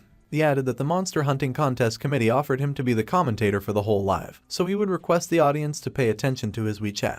He noted that, as he always maintained, where there is fighting, they could find him, and it was a once every 3 years combat buffet. And as a professional anchor, he certainly would not let go of that opportunity, and he would risk his life to provide them with a live broadcast. The blonde reporter explained that because that contest is different from the previous ones, the heroes of the God class will be responsible for gathering information on monsters, and the top 10 will act as the jury of that competition. He added that in the previous years, it was the Academy headmasters who acted as the jury, but it turns out to be the top 10 heroes at that time. And although he does not know why the Alliance made such a decision, in that way, they don't have to worry about security. He stated that at that time, their attention will be focused on the 4 major academies of the combat department, and since the students of those academies have been oppressed by the top 10 God class for many years and were unable to graduate, some of them became even stronger than professional heroes, so the competition will definitely be more exciting than in previous years. The blonde reporter noted that he is rather curious to see which academy will come out on top at the end of the day, so they should watch and find out. A kid watching the TV observed that the commentator really loves the sound of his own voice, and if it weren't for his commitment to giving them the perfect footage of the battle, he would never have watched his videos. People in internet cafes have also gathered to watch the blonde reporter's video. A man in an office declared that he wanted to beat the blonde reporter up so badly because it was because of him that they almost died last time.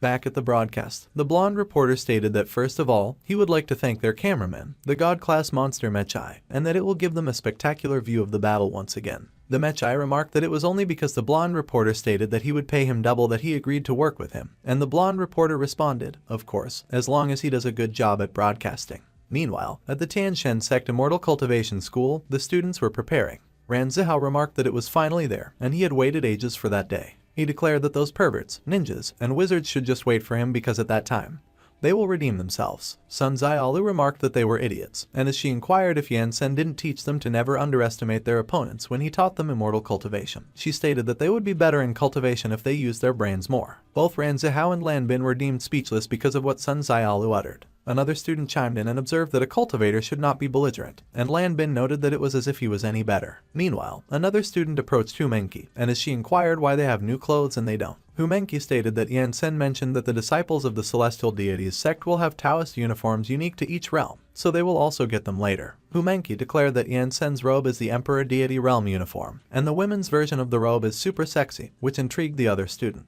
At that moment, Yansen arrived, and he inquired if everyone was present. The students immediately turned their attention towards Yansen. They all addressed Yansen as their sect master. Yansen inquired if everybody saw Humenki, Sun Zaialu, Ran Zihao, and Lan Bin's reigning uniforms and remarked that the sect rules specify that each cultivation stage will have a whole new set of Taoist robes, so there is no need to be jealous as everyone will have them when they reach Kai refining in the future. He stated that since their world's dressing style is different, he made some improvements to the original designs. One of the male students took a glance at Sun Zaialu's legs. He observed that Yansen really gets it, while the other student mentioned that he wouldn't understand that what Yansen was doing is called following the customs. Yansen noted that, however, since everyone was still young and still new to the lifestyle of the sect, they should let him ask them a few things, and he queried if someone could tell him the precepts of immortal cultivation. One of the students declared that they should refrain from fighting and use their wits, while Sun Zaialu noted that the path to immortality is paved with patience. Yansen asserted that indeed, manners are the prime requirements for cultivation because they are not fighters, but although they are not fighters, it does not mean that they are weak or afraid to fight.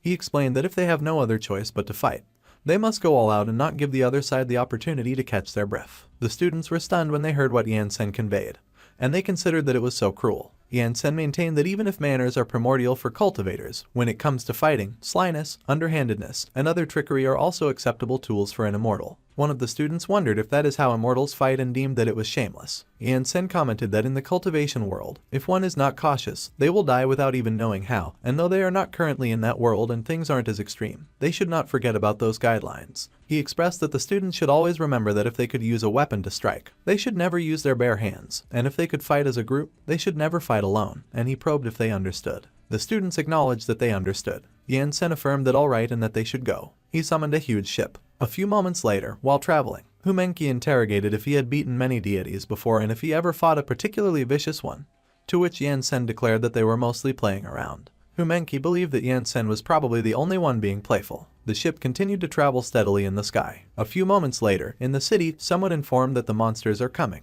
A demigod-rank monster, Hairy Monster, opined that they are going to attack the city and requested that the people form an orderly line to the underground shelter and be mindful of their safety and give priority to the elderly and children. The hairy monster indicated that the people were doing good just like that and that they should watch their steps. A kid pressed which academy they were planning to attack at that time, and the hairy monster averred that they were going to the Ninja Academy in the east because they heard that the Ninja Academy was hoping to become the greatest academy at that time. A man suddenly chimed in and avowed that he would recommend for the hairy monster to go to the Immortal Cultivation School in the south, which has recently been raised to a top academy, which intrigued the hairy monster, and as he inquired if it wasn't one of the worst superhero academies of the south, the one full of ordinary ability users, the man noted that academy welcomed a new teacher lately, a strong veteran, and in 6 months, the God-class heroes were all pummeled by him, and there is still half of the high-ranking God class lying in the hospital at the moment. A few monsters had a barbecue on the rooftop of a building. They used the magic weapons from the universe bag given by Anon as skewers for their barbecue. One of the monsters remarked that the world is simply unstable for villains, and he was not going to fight that year anyway, and as he inquired if he would, the other monster declared that he wouldn't either, as he refuses to be cannon fodder, and he was through with trying to resist. Another monster asserted that their new leader abandoned them to go on a trip around the world, and the heroes are unbeatable, but they only gave them those tiny weapons to fight at the front line, so they are basically asking them to sacrifice themselves. He declared that they are not stupid, so after those 4 main academies of the combat department come down, he will follow whichever offers the highest salary. Meanwhile, the blonde reporter addressed his fellow viewers and commented that the competition was about to start and that the last winner of the competition, the Superhuman Institute, was in charge of the event that year, so at that time, their starting point will be 10,000 meters in the air. He noted that as for the rules of the competition,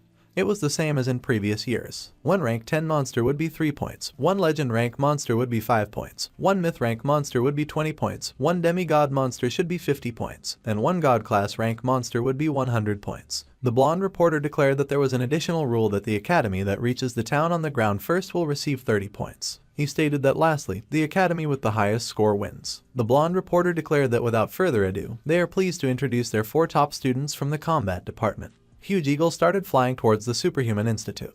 They carried students on their back. It was the Eastern Superior Ninja Academy. On the other hand, witches rode their brooms across the sky. It was the Western Wizards Academy of Magic. Meanwhile, a huge battleship flew in the sky. It was the Northern Superhuman Institute leader. On the other hand, there was the recently renamed Southern Immortal Cultivation School. The top god-class heroes stood on the jury platform. The blonde reporter remarked that he almost forgot to mention their jury members, and they are the cream of the crop of the heroes their world has to offer. He stated that there was the first place god-class photogenic Astroman. In second place was the black-robed Superman Yansen. From third to 7th place was the Rainbow Rangers, and at the 8th place of god-class was Blue Star's Lan Kai Kai. The blonde reporter noted that each of them represents the highest level of power they have in the world, and the most iconic figures of the 4 major academies, and with them as judges at that time, in case the scores obtained by the academies are the same at the end of the contest, they will vote for the winner but will be unable to vote for their own. The people on the streets started cheering for photogenic Astroman. The people at home watching cheered for photogenic Astroman. The people on the streets watched from a huge screen and cheered for photogenic Astroman.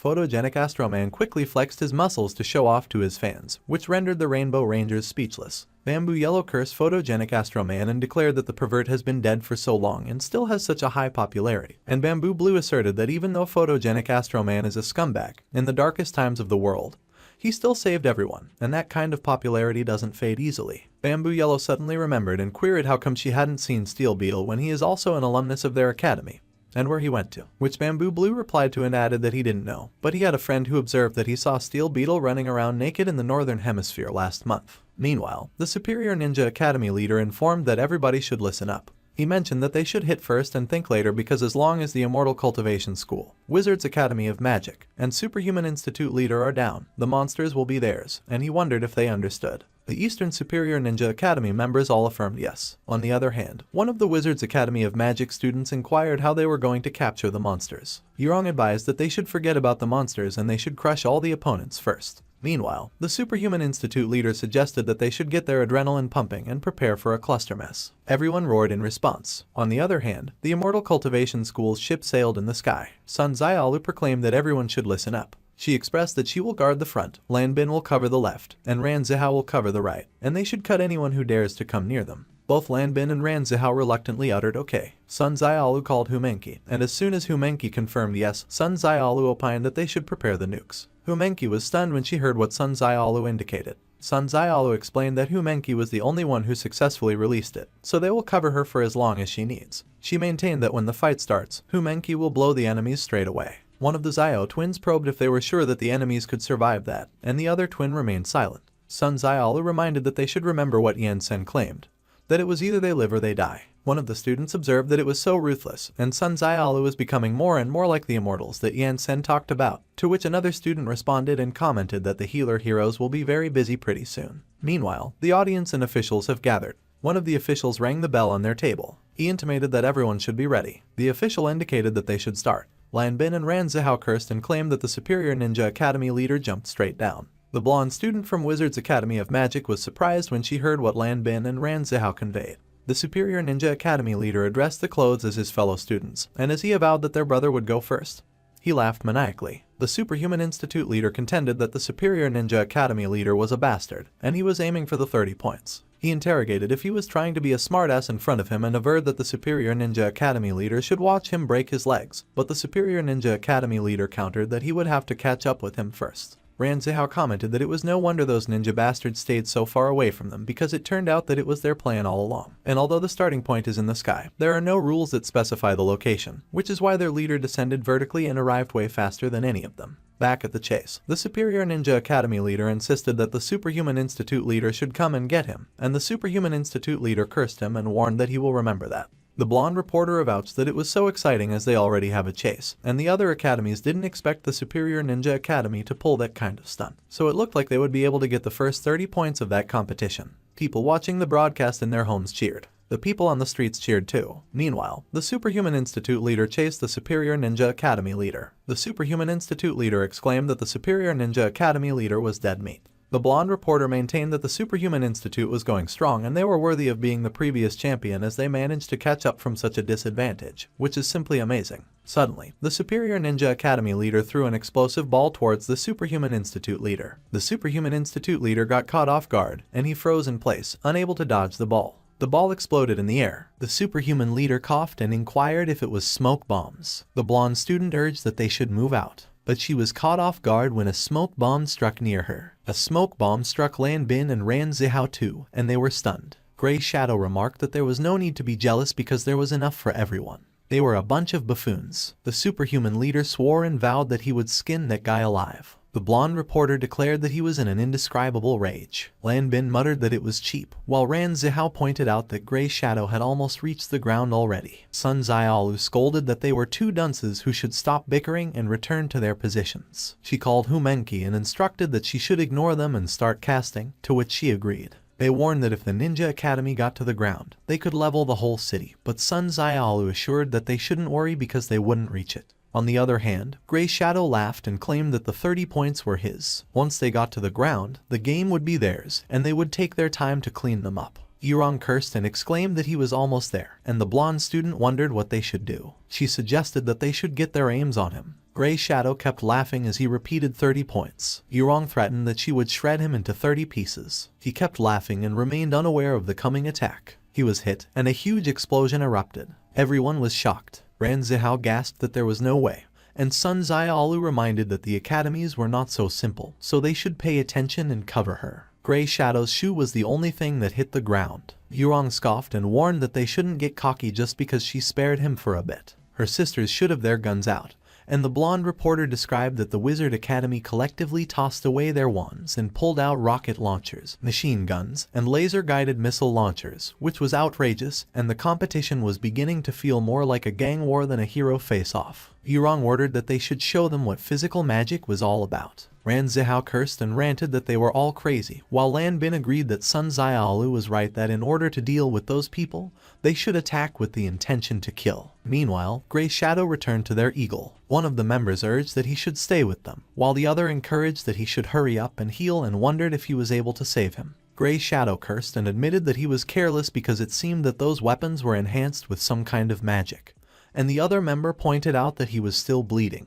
He recalled that last time, they were hammering people with maces and flails, and that year they were taking out bazookas, and he wondered if they weren't supposed to be mages. Yurong laughed and commented that it was so much fun. Members of the Superhuman Academy flew their utmost best to evade the bullets. One of them muttered that they were a bunch of hooligans, but the other urged that he should stop whining and find a way to get closer. Another member wondered why he didn't see anyone from the Immortal Cultivation School, and the superhuman leader assured that he shouldn't worry about them because they were the perpetual bottom feeders. Grey Shadow stated that it was simply unforgivable to humiliate them in front of the whole world. He didn't care about the 30 points anymore, so they should go up there and kick their asses, beat them all to death and not spare a single one of them. The blonde reporter laughed and observed that everything was getting wild because what was originally a monster hunting contest had turned into a mob fight. It was so much better than just catching monsters, and he wondered which academy would prevail. The people watching the fight on a huge billboard cheered. The people watching in their homes urged that they should punch harder. Another voiced that his bet was on the Eastern Ninja Academy. Another argued if he couldn't see that the Western Academy was also very strong with their magic. Plus, the Northerners hadn't even gotten serious yet, and they were the previous champions, while the other remarked that it was strange and wondered why he couldn't see the Immortal Cultivation School. On the other hand, Humenki floated above their flying ship.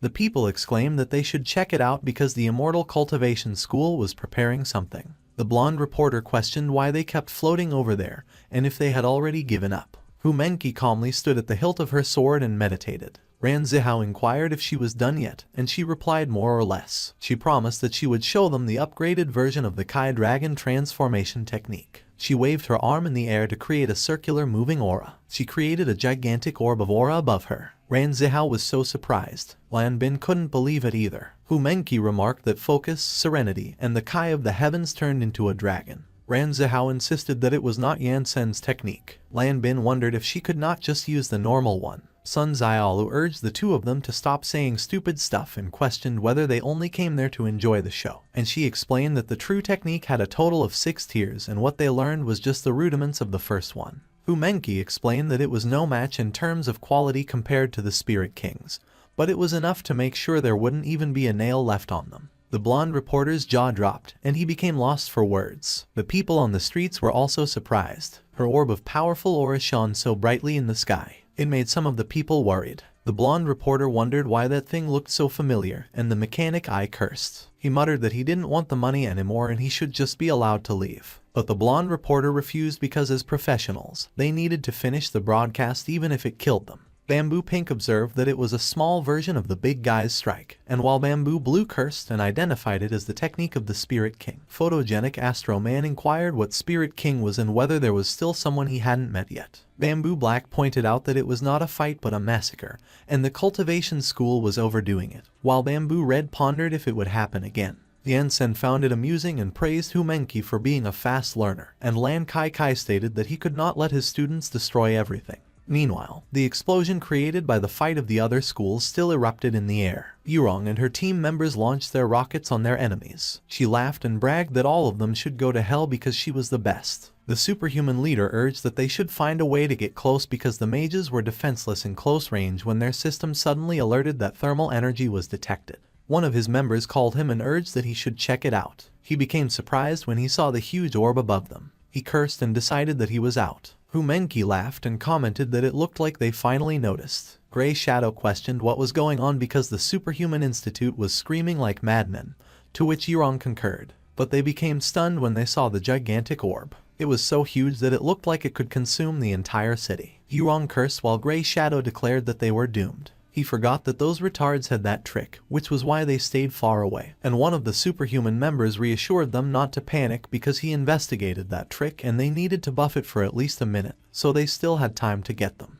The 3 leaders decided that they should smash the Immortal Cultivation School first. The blonde reporter observed that the 3 academies were starting to join forces, and he didn't expect the Immortal Cultivation School, which had been hiding in the back without doing anything, to use the chaos of the fight to sneakily prepare that move, and if that got out of control, everyone present might die, so those students were absolute mad lads. Grey Shadow commanded that the Superhuman Institute should charge forward while their Ninja Academy and Wizards Academy would get around them in a pincer maneuver. They needed time to release that move, and they couldn't be disturbed, so they should kill that bunch of losers first, and after that, they would resume their fight. Yurong agreed. Sun Xiaolu complained that it was such a hurdle to be the best. She called Humenki and inquired how it was going. Humenki explained that the dragon was not formed yet, so she needed more time. Sun Xiaolu acknowledged and assured her to leave it to them, while the blonde reporter reported that the Immortal Cultivation School was preparing to strike. But their situation did not look favorable at the moment because they had to deal with the other 3 academies while buying time for their class president to cast the spell. Ran Zihao volunteered that he would take care of the ninjas, and Lan Bin declared that he would handle the witches. After those 2 years of hard work, the time had come to put their training to the test, so the burnt rat should not hold back. Grey Shadow accused them of being so devious that they almost killed them all. He cursed them and claimed that they shouldn't think learning a bizarre trick would allow them to win that year because last time they tormented them, and that year would be the same. He challenged what else they could do besides being one-trick ponies. Ran Zihao dared him to come over there and he would show him. Grey Shadow urged that Ran Zihao should cut the crap and insisted they should do it. He executed his Ayao sword skill, Aerial Razor Slash. Ran Zihao utilized his Earth Grade, 9th tier basic sword technique. Grey Shadow was caught off guard. He narrowly evaded Ran Zihao's attack, but the sword kept shifting direction and targeted him again. He exerted himself and evaded them all. He muttered a curse. He inquired what kind of sword technique it was and remarked that 2 of those strikes actually made him bleed, but he expressed that it was fine since he enjoyed it more when there was resistance. But Ran Zihao suddenly lunged at him. He considered that he was so fast and speculated whether he hadn't employed fire attacks earlier. He instantly spun around and pursued Ran Zihao. He warned that he shouldn't look down on him. Ran Zihao challenged whether he didn't declare that he wanted to torment him and dared him to show it. The blonde reporter observed that Grey Shadow was intercepted by Ran Zihao, and they were currently locked in close combat, with neither appearing to have the advantage. It appeared that the Southern Immortal Cultivation didn't just undergo a name change. Their strength increased so much that they even employed superpowers that were previously unseen. However, at that moment, it was impossible to identify who the victor would be, and it seemed that the 3 academies would be in serious trouble during that time. Grey Shadow and Ran Zihao clashed at an incredibly rapid pace. The spectators below were astonished, and one of them recalled that during the last competition, Ran Zihao couldn't even land a hit on Grey Shadow. Grey Shadow unleashed Cut and Ran Zihao merely scoffed. He activated telekinesis. He responded with agreement and acknowledged that he underestimated Ran Zihao because his improvement since last time was significant. Ran Zihao admitted that it seemed like he hadn't trained enough since he couldn't defeat him in one move like Yan Sen. Grey Shadow proposed that they should go at it again. Ran Zihao invited him to come. Meanwhile, Lan Bin defended against the wizard's rockets using his sword. The blonde student cursed in shock. He released his skill, Unseen Blades. She exclaimed that the immortal cultivation was extremely strong, and another member questioned what type of move it was since she couldn't see anything. Yurong identified it as a lopsided formation, and the blonde student inquired what they were supposed to do. She declared that they should leave it to her, promising to handle him because they needed to prevent the nukes. Lan Bin realized that the wizards retreated. They confirmed that they were off. Grey Shadow instructed that his team should go support them as he would take care of the rat, and they acknowledged it. One of the ninjas wondered why they hadn't acted yet, and he confessed that he feared it might be a trap. But Grey Shadow rebuked that it wasn't the moment for the Superhuman Institute to start using their brains, and when he pointed out the big ball in front of him, he commented that it was the sort of trap that couldn't be avoided even if one wanted to. Following that last competition, Ran Zihao and Lan Bin strangely became some of the most formidable figures in the 4 main academies, and he found it puzzling because while they were being restrained by him and Yurong, and Humenki was unable to escape, the superhuman leader was telling him that he was scared to face a girl. The superhuman leader agreed and instructed that they should proceed. Sun Xiaolu simply stared at them and stayed silent. Ran Zihao laughed and remarked that he feared they chose the worst opponent, and Grey Shadow asked for clarification. Ran Zihao believed that Sun Xiaolu's cultivation was far above theirs, or perhaps even realms beyond. Grey Shadow was startled. The superhuman leader ordered that all of them should charge forward and intercept them. Ran Zihao called to Sun Xiaolu and indicated that they were on their way, and Grey Shadow should have instructed his men to come fight against him and Lan Bin. Sun Xiaolu should let them witness the power of a half-step foundation deity realm expert. Grey Shadow inquired what expert they meant and whether Ran Zihao was bluffing. Meanwhile, the blonde reporter remarked that finally, the students of the 3 major academies were flying towards the Immortal Cultivation team. Sun Xiaolu's eyes lit up, and she gathered her energy. Grey Shadow warned that he sensed danger, so they should fall back. But everyone was too focused on charging forward and did not hear him. Sun Xiaolu unleashed her sword-killing array. The leaders of the three teams reacted with alarm. The sky turned dark, and a huge array emerged. Swords descended from the array. The students screamed in pain as they got hit by the swords. A ninja cursed and shouted that he couldn't move. The blonde student cried that it hurt. The superhuman leader remained silent and gritted his teeth. Sun Xiaolu warned that if they didn't want to be chopped up, they had better stay put. The blonde reporter stared at the array, unable to speak. On the other hand, the judges also observed the array from their spot. Bamboo Pink wondered what kind of power that was, and as Bamboo Blue responded that the sword-killing array was probably a skill designed specifically to kill people, she questioned why that was even a thing. Meanwhile, photogenic Astro Man marveled at the immortal cultivation school. One of the people exclaimed that they were so strong. Another commented that the power of one academy was enough to crush the other three, and with that terrifying bomb, the immortal cultivation school was too scary, and they questioned how anyone could compete against that. Another doubted what they were talking about and reminded them if they had forgotten the motto of their world. He claimed that they never gave up until the very end and winning or losing was always decided in a flash, to which another affirmed that it was true, so he supposed the cultivation school also considered that before making their big move at the beginning. A man complained that the nuclear level explosion was too cheap, so he truly wondered where they learned it. And another explained that they claimed it was invented by the black-robed Superman Yansen, as he released it before, and only he could teach such things. The man questioned if they could learn that superpower, and the other explained that supposedly, they could. He shared that he heard they had to train for a lifetime, and even then, it was not certain. And another man added that his brother had two twins in their second class, and he heard that they dislocated their hands copying the school rules. The man asked just what they had been through, and another pointed out that they should look at the superhuman leader and questioned what he was doing. The superhuman leader repeated that it was one after the other. Sun Xiaolu noticed him. He muttered that it was shameful, and as he pondered when the last time he suffered from that kind of embarrassment was, he concluded that they must believe their superhuman institute was soft. Yurong cursed and declared that he was getting angry. Grey Shadow also cursed and revealed that his plan was not to let that madman completely lose it. One of the people explained that the superhuman leader's superpower made it so that the angrier he became, the stronger he got, and once the anger exceeded his sanity, he would go berserk. At the end of the last competition, the Ninja Academy, who were winning because of foul play, made him angry and ended up being beaten up, so as a result, they lost the championship. When the guy became furious, except for the top 10 god class, it was difficult for the rest of the professional heroes to suppress him, so they were in for a treat, to which the other man agreed. The superhuman leader exhaled deeply. Ran Zihao and Lan Bin felt the pressure of his power. He insisted that they should stop looking down on him. Sun Xiaolu felt surprised. He roared as he released his power. He lunged towards her at an incredible speed. The blonde reporter explained that the superhuman leader broke through the restriction of the cultivation school and charged toward their ship, and it was his unique technique, the berserker mode. Ran Zihao warned that Sun Xiaolu should watch out because he would get stronger and stronger as he lost his mind.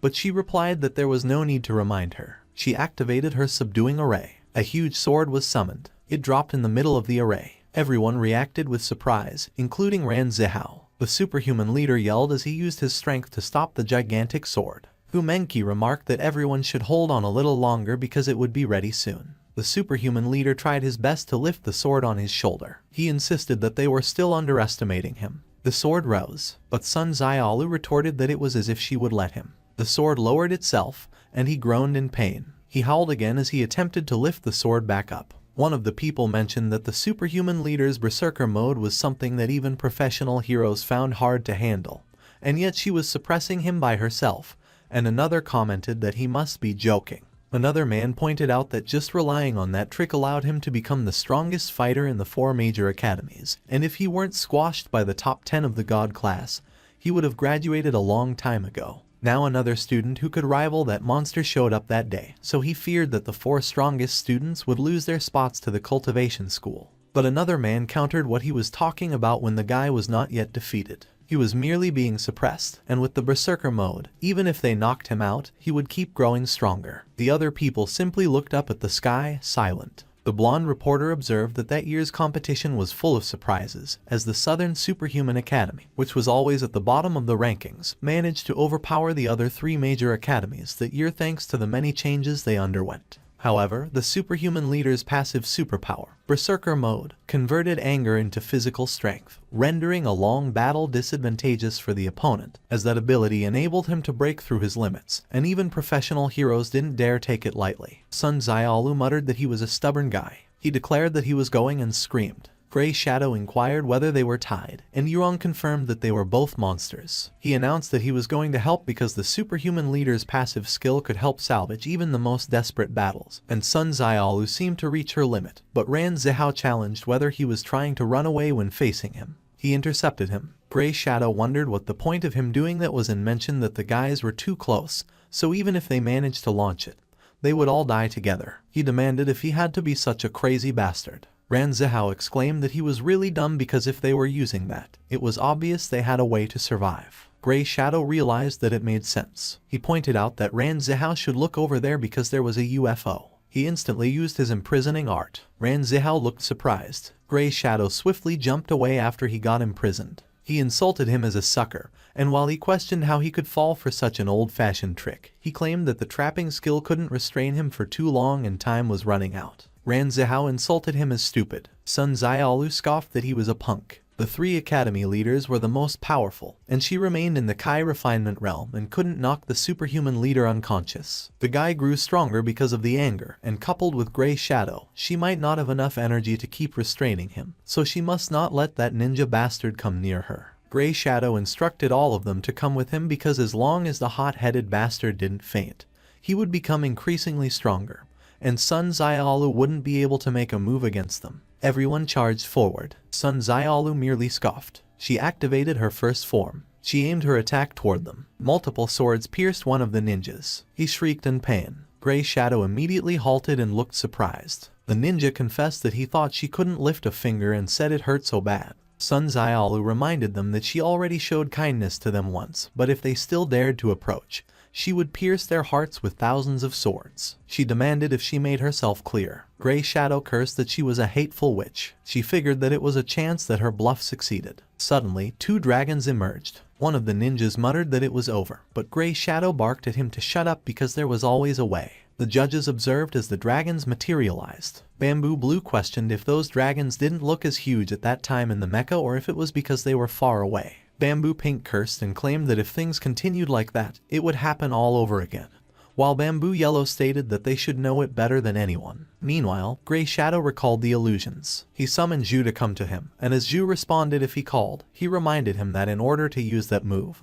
they must maintain absolute peace of mind, so he would use illusions to confuse Humenki. Zhu admitted that he also considered using illusions, but he wondered what kind, because there were 3 types of illusions, with the help of drugs, through eye contact, and from sound waves, but they couldn't even get through at the moment. They were too far to reach them with sound, so even if he shouted until his throat got sore, the other party wouldn't hear anything. Gray Shadow remarked that his brain was full of stuff because it wasn't as if such technology didn't exist, so he ordered him to give all he got. Zhu agreed curtly. He shouted on the megaphone. His voice echoed toward Humenki. It reached her. It entered her ears. Sun Xiaolu questioned if she was done yet. She confirmed that it was done, but she inquired where she was. Yan Sen wondered what she was thinking about, and she appeared flustered. She recalled that she was thinking about him. Humenki coughed up blood as she was mentally shaken. Sun Xiaolu got worried about her. She fell on the ship. She explained that she got trapped in an illusion and there was no way Yan Sen would pick her among the countless stars in the sky. Sun Xiaolu inquired if everything was okay. Gray Shadow remarked that it was an opportunity and summoned the exploding tiny green tortoise. Sun Xiaolu used her skill, cut. The tortoise was sliced in half. On the other hand, Ran Zihao wondered how such a flimsy cage could restrain him.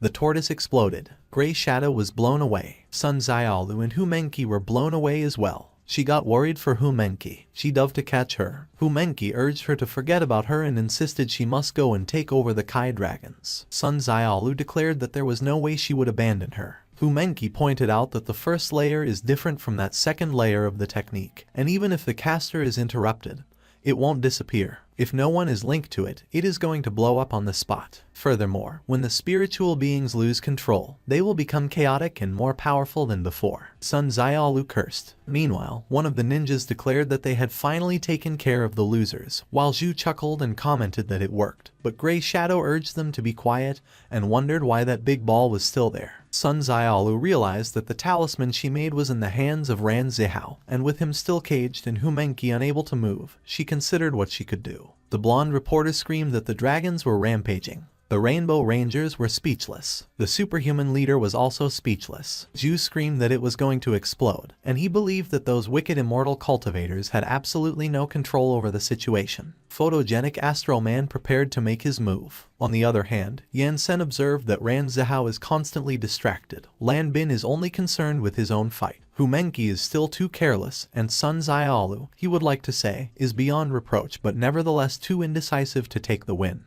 On the road to cultivation, it is impossible to cut corners, so he hoped that the battle would help them grow. He loomed over the dragons. The dragons froze due to the pressure, and Photogenic Astro Man stopped in his tracks when he felt it too. He was surprised. Meanwhile, Yan Sen clenched his fist. The dragons disappeared, and everyone was astonished. Grey Shadow wondered if it was erased as easily as that. On the other hand, Photogenic Astro Man quickly turned to look at Yan Sen. He was speechless. The blonde student exclaimed that Yan Sen was too strong.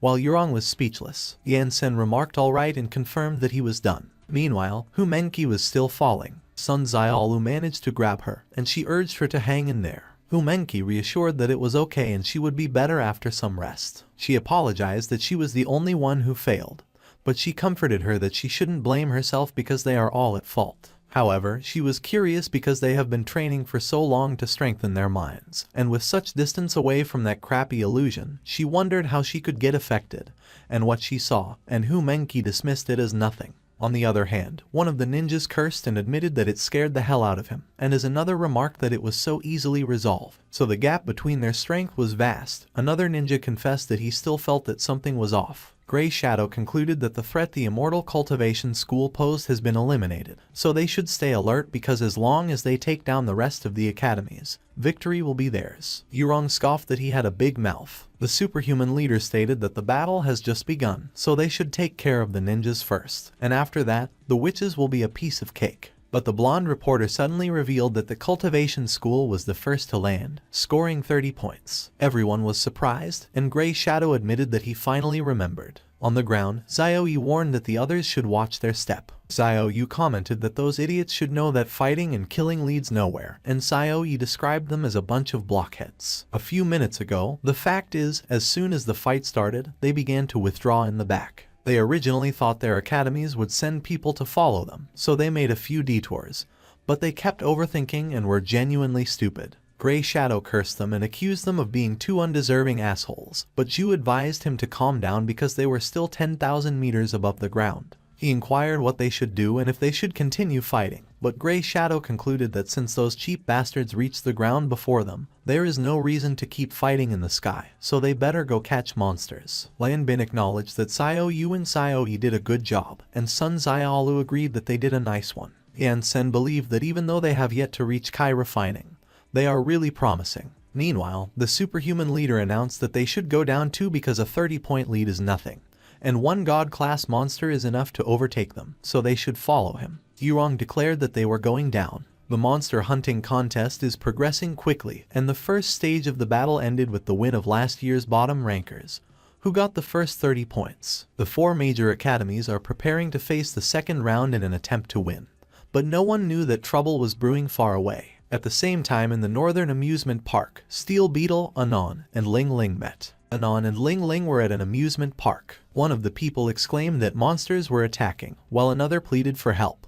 Ling Ling picked up the stuffed toys on the ground. She remarked that they were bastards. It was a stupid place, and it was no fun at all, but Anon reminded that she should take it easy as it was just a game. Ling Ling expressed that she was pissed, so they should destroy that planet. A man explained that the amusement park was under attack by monsters, and she was too strong because a wave of her hand leveled the whole 100,000 square meter facility. Steel Beetle inquired whether it was Guganadu or Guganaka, but the man clarified that it was neither and they had never seen such powerful monsters, and they heard the small ones calling them Lord Demon Emperor. Steel Beetle remarked that they were a new species, and it was interesting. Ling Ling complained that they were so noisy, and it looked like he was a high-ranked professional hero. They were looking down on them, but the monster insisted that they were not really because he was a god-class hero, and a scary one at that, to which the other monster confirmed and added that he was in the top 10 of the terrifying god class, so far beyond the limits of humanity. That world had more than 50, or even hundreds of God-class heroes, but they were nothing compared to the top 10. The gap between them was sky high,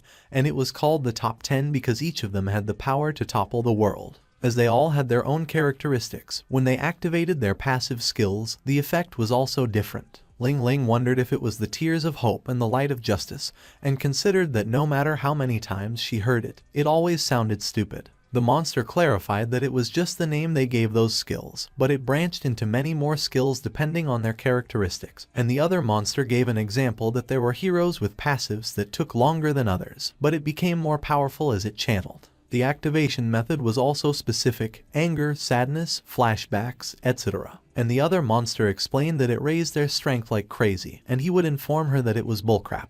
He even mentioned that Astro Man almost managed to transform his passive skill into an active one, and they were their last hope, so they must not underestimate the heroes. But Ling Ling admitted that besides the immortals, she had never been afraid of anyone. Steel Beetle arrived at the scene. He immediately caught Anon and Ling Ling's attention. They stood at a distance from each other in the already barren amusement park. One of the monsters recognized that it was Steel Beetle from the top 10 god class, while the other confessed that he thought that with the Lord Demon Emperor with them at that time, as long as they didn't meet the top 10 god class, they could kill the next generation and help future monsters win, and he questioned why they were always so unlucky. They wondered why he was in that remote region of the north, while Steel Beetle observed that, sure enough, the Demon Emperor looked like a new species. After last time, he ran naked for 3 years in anticipation of that day, and with his upgraded battle armor, he was sure he would be able to return to the top 10 of the god-class heroes, and currently, he had met that new kind of monster king, so if he could take it as a pet, no one knew if he might be able to overpower the Rainbow Rangers. He caught their attention. He declared that he would only ask once. As he questioned how much he should pay them to be his pets, he affirmed that money was no object. Ling Ling mocked that the weakling wanted them to be his pets, and Anon remarked that it was a bold statement. Meanwhile, Machaman sneezed in his home. Back at the fight, Ling Ling instructed that Anon should stay there as she would take care of him. They didn't need money, but if he could beat her, she would be his. He commented that it was nice to come across such a bargain once in a while, and with his new upgrade, he was no longer limited to land, which he would show her. The monsters warned that she should be careful because he was the type that got stronger as the battle dragged on. Steel Beetle lunged at Ling Ling, and she effortlessly blocked his fist with her foot without losing her balance. They fought, and the sound of their explosive attacks filled the air. The monsters were in awe. Anon took a seat. She instructed that the two of them should come and make her some tea, and they agreed. They watched as Steel Beetle and Ling Ling fought in the sky. 2 hours later, Ling Ling landed a kick on Steel Beetle. He was sent flying and bounced off the ground. She questioned if he wasn't supposed to get stronger the longer he fought and why she felt like he was still as weak even though it had been more than an hour since they started. He unleashed his skill, Plasma Flare, but she quickly appeared behind him and asked if he was ready to go. The dust in the area scattered in the air. Steel Beetle inquired how that could happen. He coughed up blood, and it dripped on the ground. He explained that not only did that armor upgrade allow him unlimited uses of the Plasma Flare he fired against Yansen, it also enhanced all of his abilities too.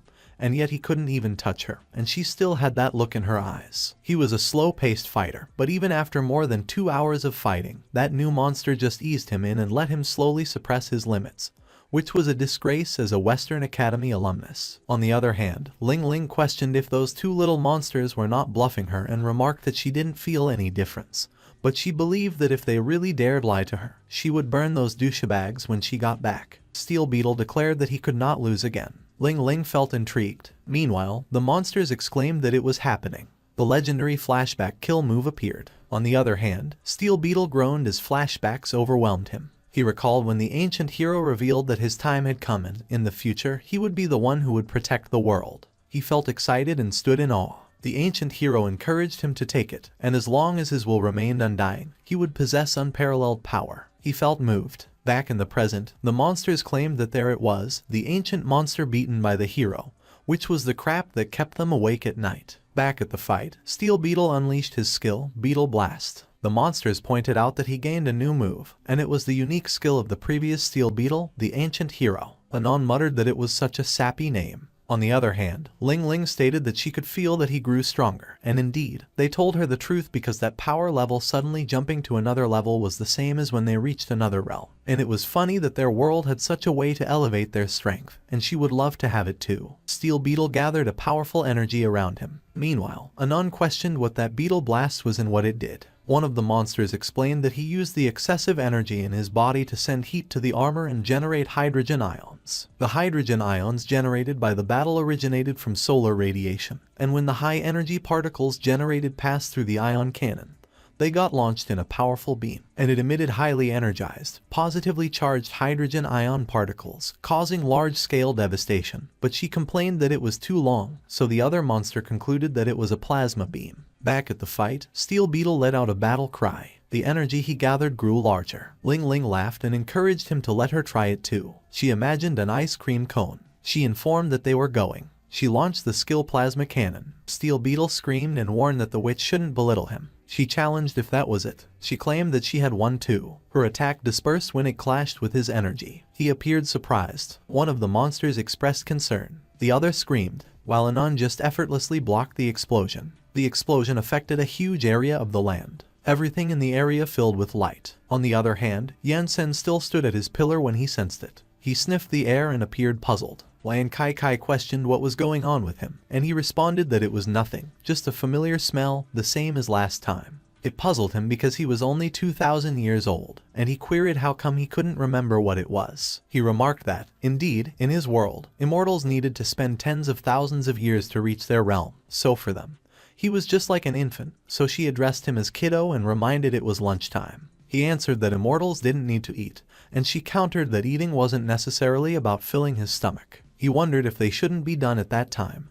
and she replied that there was still the afternoon left. The blonde reporter suddenly reported that while the representatives of the Cultivation School and the Wizard Academy ate hot pot in the middle of the field, it seemed the competition entered a feverish pace. Yansen stayed speechless. Meanwhile, one of the judges revealed that the major academies submitted their scores one after another, and another mentioned that Ninja Academy had 120 points, Superman Institute had 110 points, and Wizard Academy had 90 points. The reporter added that so far, they hadn't seen the Cultivation School come in to submit theirs, and judging from the images transmitted by the Mechai, it seemed that the situation wasn't good for them, which obtained the first 30 points. On the other hand, Ran Zihao and Grey Shadow fought each other. A monster wondered who was going to win the second round. Ran Zihao demanded if he could stop that crap already, but he declared that as long as he was there, he wouldn't get even 1 point. Ran Zihao retorted that neither would he, but he reminded not to mind him. They fought as they descended the building.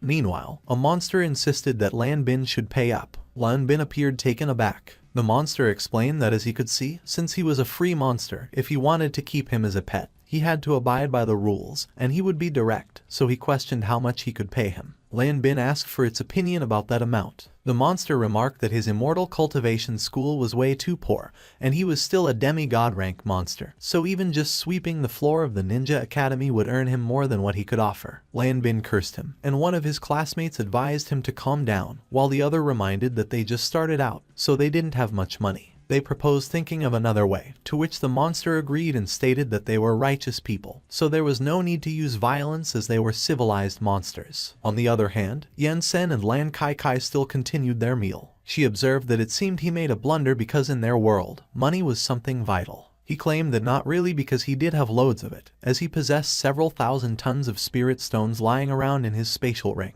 There were still more than 100,000 spirit stone mines in his small world that remained unexploited.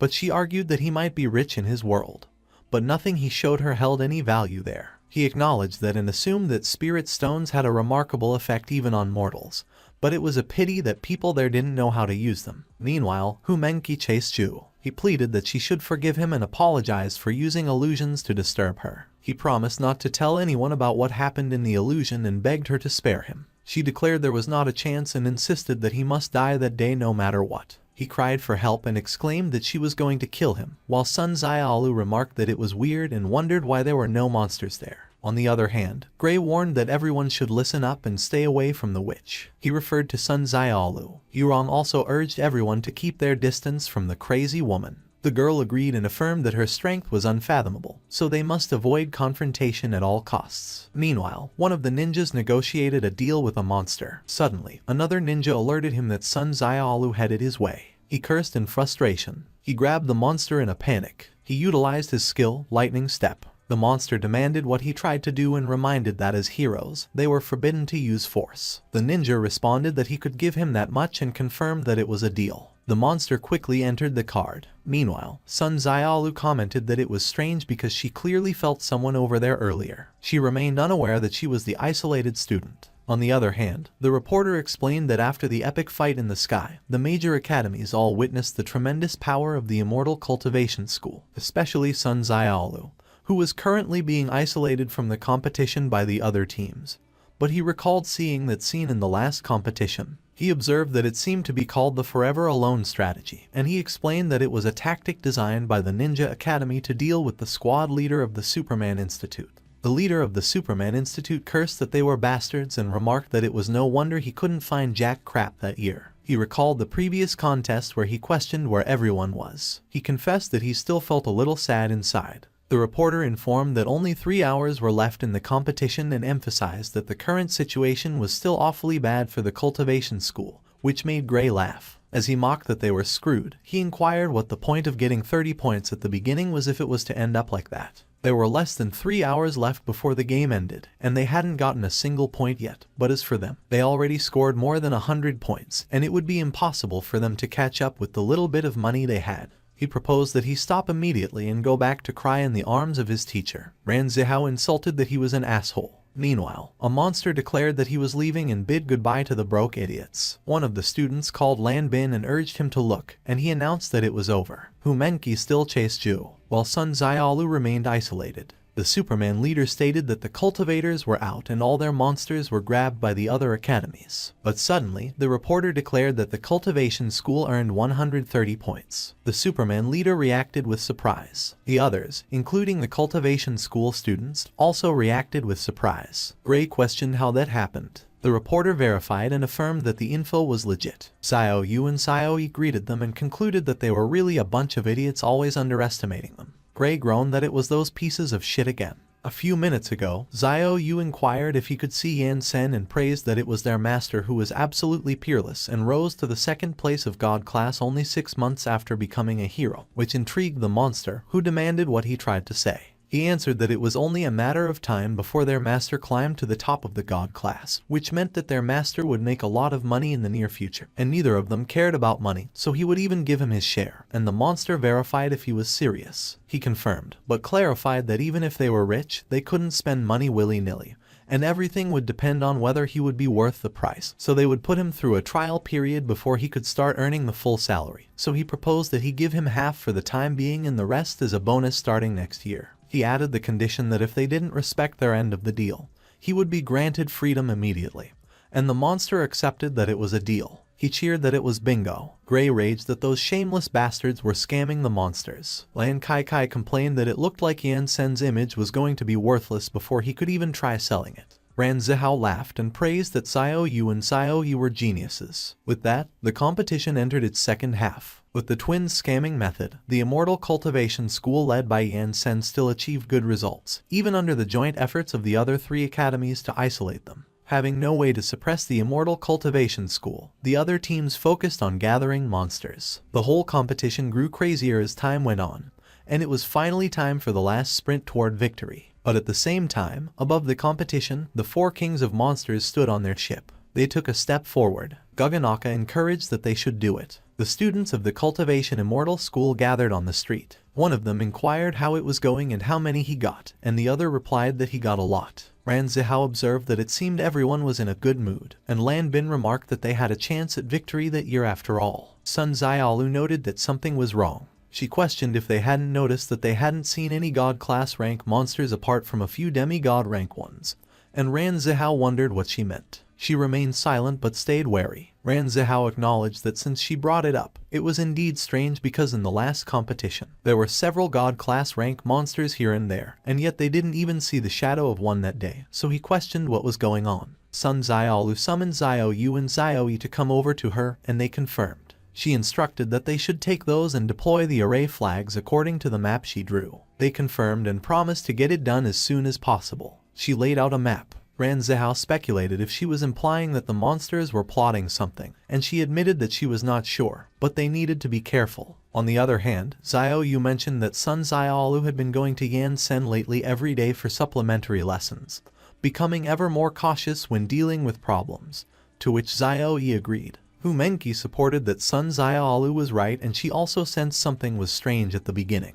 and she just couldn't identify why, so they should stop collecting monsters for the time being. She inquired what kind of array she was making. Sun Xiaolu explained that she created it herself and it allowed her to go past the half-step foundation establishment deity realm for 10 minutes, but she would need their help. Ran Zihao assured that she shouldn't worry because she could count on them, while Lan Bin chuckled and remarked that he also wanted to see what the power of a true foundation establishment deity really was. Sun Xiaolu ordered that they could start placing the flags, to which the twins confirmed. They agreed that they should go. Xiao Yi remarked that it felt like Sun Xiaolu wanted to take charge of the class recently, and Xiao Yu responded that no one cared because when the boss ordered, they obeyed. The two of them traveled together. Meanwhile, Sun Xiaolu hoped that it was just her overthinking. On the other hand, the ship of the King of Monsters floated high up in the air. They observed the competition in their command center. Guganaka questioned if they saw the man standing on the central column. Gagudas affirmed that indeed, he was the new hero that recently got promoted. He identified him as the new God-class hero, but he couldn't recall his name, so they needed to find out his identity. But that thing earlier was absolutely terrifying because the energy contained in the big ball was immeasurable after it went haywire,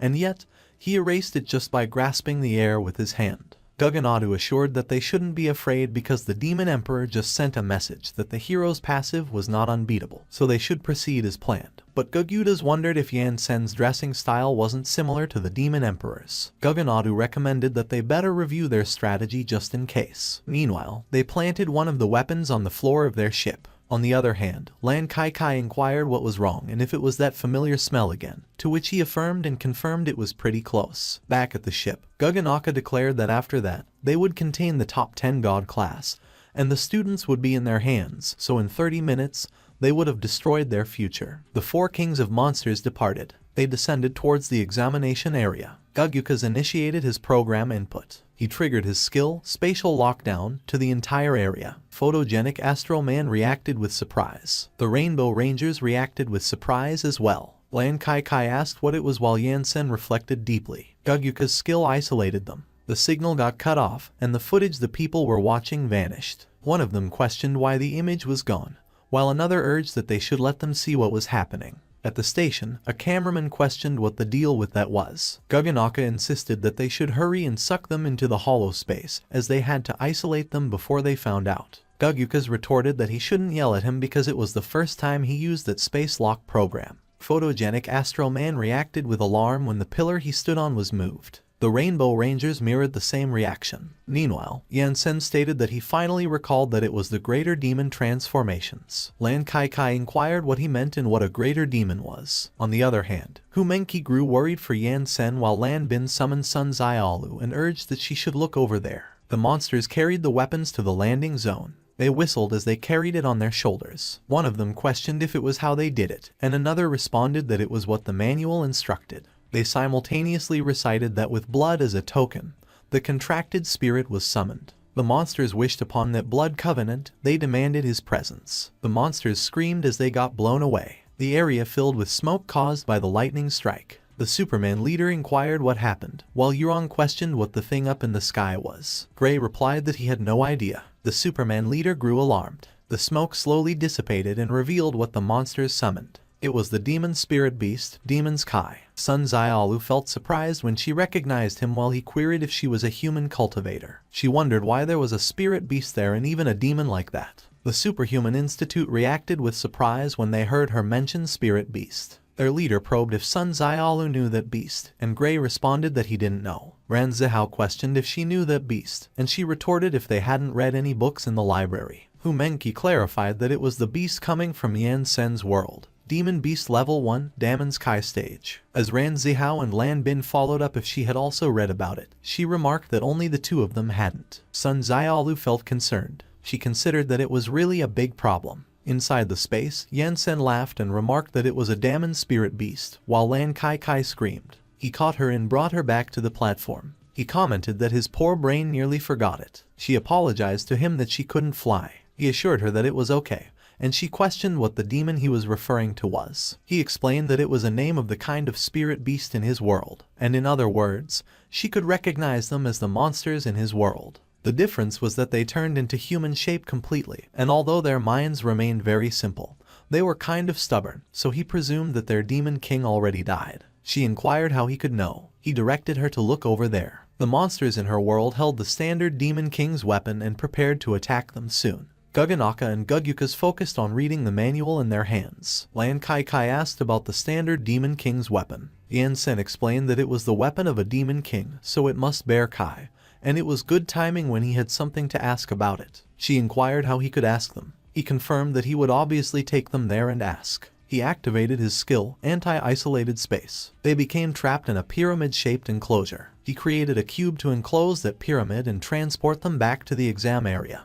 Guganaka demanded what he was doing, and he questioned what happened. Guganaka inquired how it was going, and Gugyukas answered that he still learned the incantations by heart. Guganaka wondered why Yansen brought him an uneasy feeling. Yansen merely smiled at them. On the Celestial Pearl continent, as long as a thing fulfilled the condition, it could cultivate spirituality, even the animals. Due to the conditions, some animals absorbed the Kai, formed the energy source. As a result, it became the spirit beast. But according to the divine rule, if they wanted to reach demon level, they must have human bodies, so they needed to go through 4 stages in total: shape-changing Kai, sacred forming Kai, recuperating Kai, and damon Kai. When they got the complete human shape, they became the divine entities with divination, and because they possessed divine attributes when they were the beasts, people preferred calling them demon spirit beasts. Lion Kai Kai stated that Yansen isolated the space and inquired if his students weren't in danger. He reasoned that he could hardly protect them forever, so they needed to mature. Meanwhile, the spirit beast stared at the students below.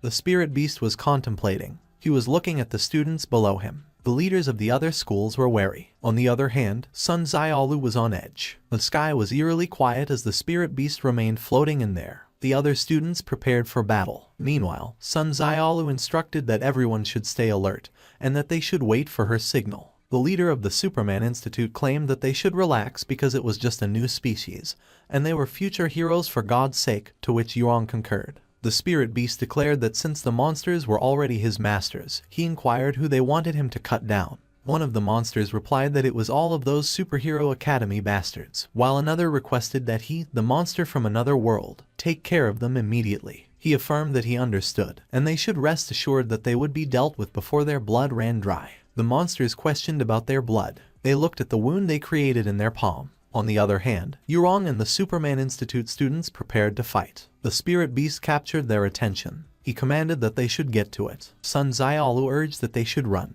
Meanwhile, the leader of the Superman Institute instructed that they should prepare to fight. The students of the Immortal Cultivation School followed Sun Xiaolu and ran. Gray mocked that they were wimps, but Sun Xiaolu warned that they should avoid clashing with that demonic beast at all costs, because it was not an enemy they could beat. The spirit beast ordered that they should kill the strongest first, and he wondered which one it was. One of the monsters indicated that it was that one, the one with the red cloak, but the spirit beast contradicted that he was wrong. It was Sun Xiaolu. She was on edge as she ran away. She was unaware of the blade that the spirit beast had thrown towards her. She explained that he was a demon beast sealed inside a weapon, so they would win if they could stall him until their blood ran dry. Ran Zihao cautioned that she should watch out. The twins were startled. Xiaoyi quickly jumped towards Sun Xiaolu. He protected her from the blade. Lan Bin was taken aback. Fu Menqi was surprised as well. The two of them landed on a rooftop, and Xiaoyu approached them. Sun Xiaolu inquired if he was okay. He assured that he was fine and it was just a scratch, so it looked like the last 2 years of training had not been in vain,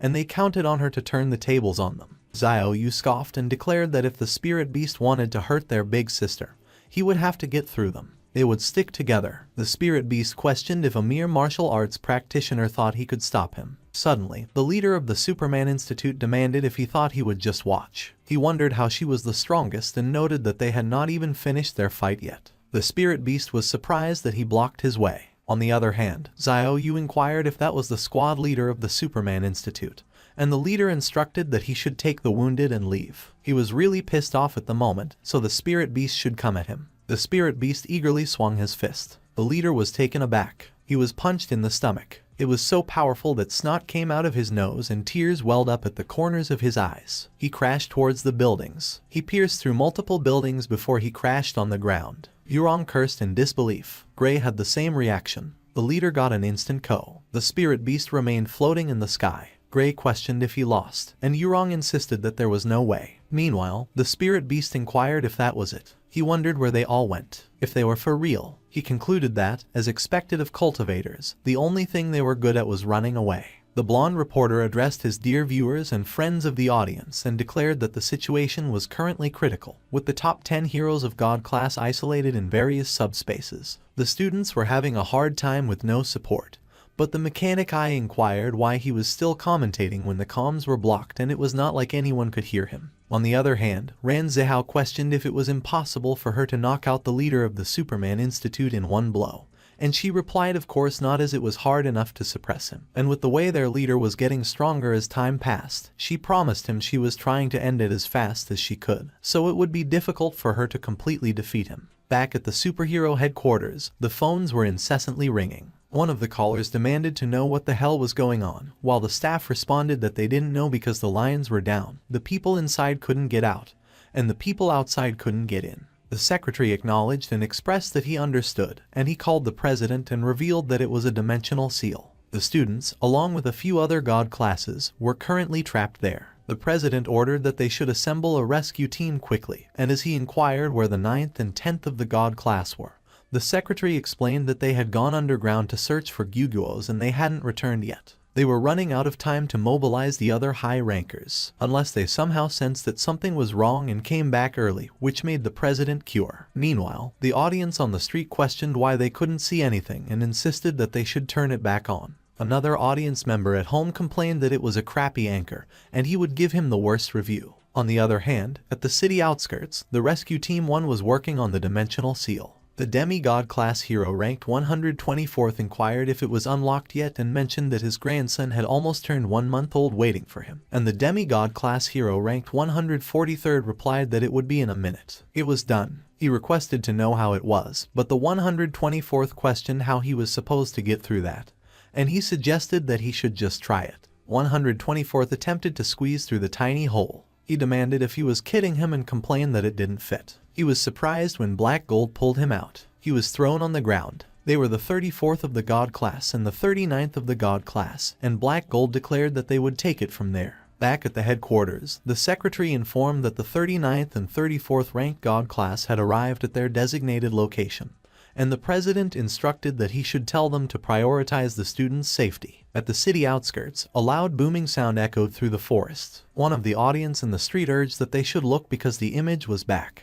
The others cheered. The audience at home remarked that it was on again. Meanwhile, 143rd and 124th were left speechless. 124th asked if the communications were restored, and 143rd observed that it looked like it. A huge hole was created in the dimension seal. On the other hand, the blood reporter addressed the ladies and gentlemen and announced that the situation was most dire. Just moments ago, the Monster Kings used a space blocking skill to disable the signal, causing him to accidentally crash the chopper. And the top 10 of the god class were currently fighting what appeared to be the current leader of the monsters in various subspaces. The monster's helper seemed alien to that world and was extremely powerful. Within 10 minutes of the new opponent's appearance, the Superman Institute, the Immortal School, the Ninja Academy, and the Wizards Academy had all been defeated. Since the cultivation class had chosen to run away just before the battle started, they were the only ones who survived for the time being, but their current whereabouts were unknown. If the high-ranking heroes of the god class didn't come to their rescue soon, the lives of their students would be in mortal danger. The spirit beast was choking Yurong.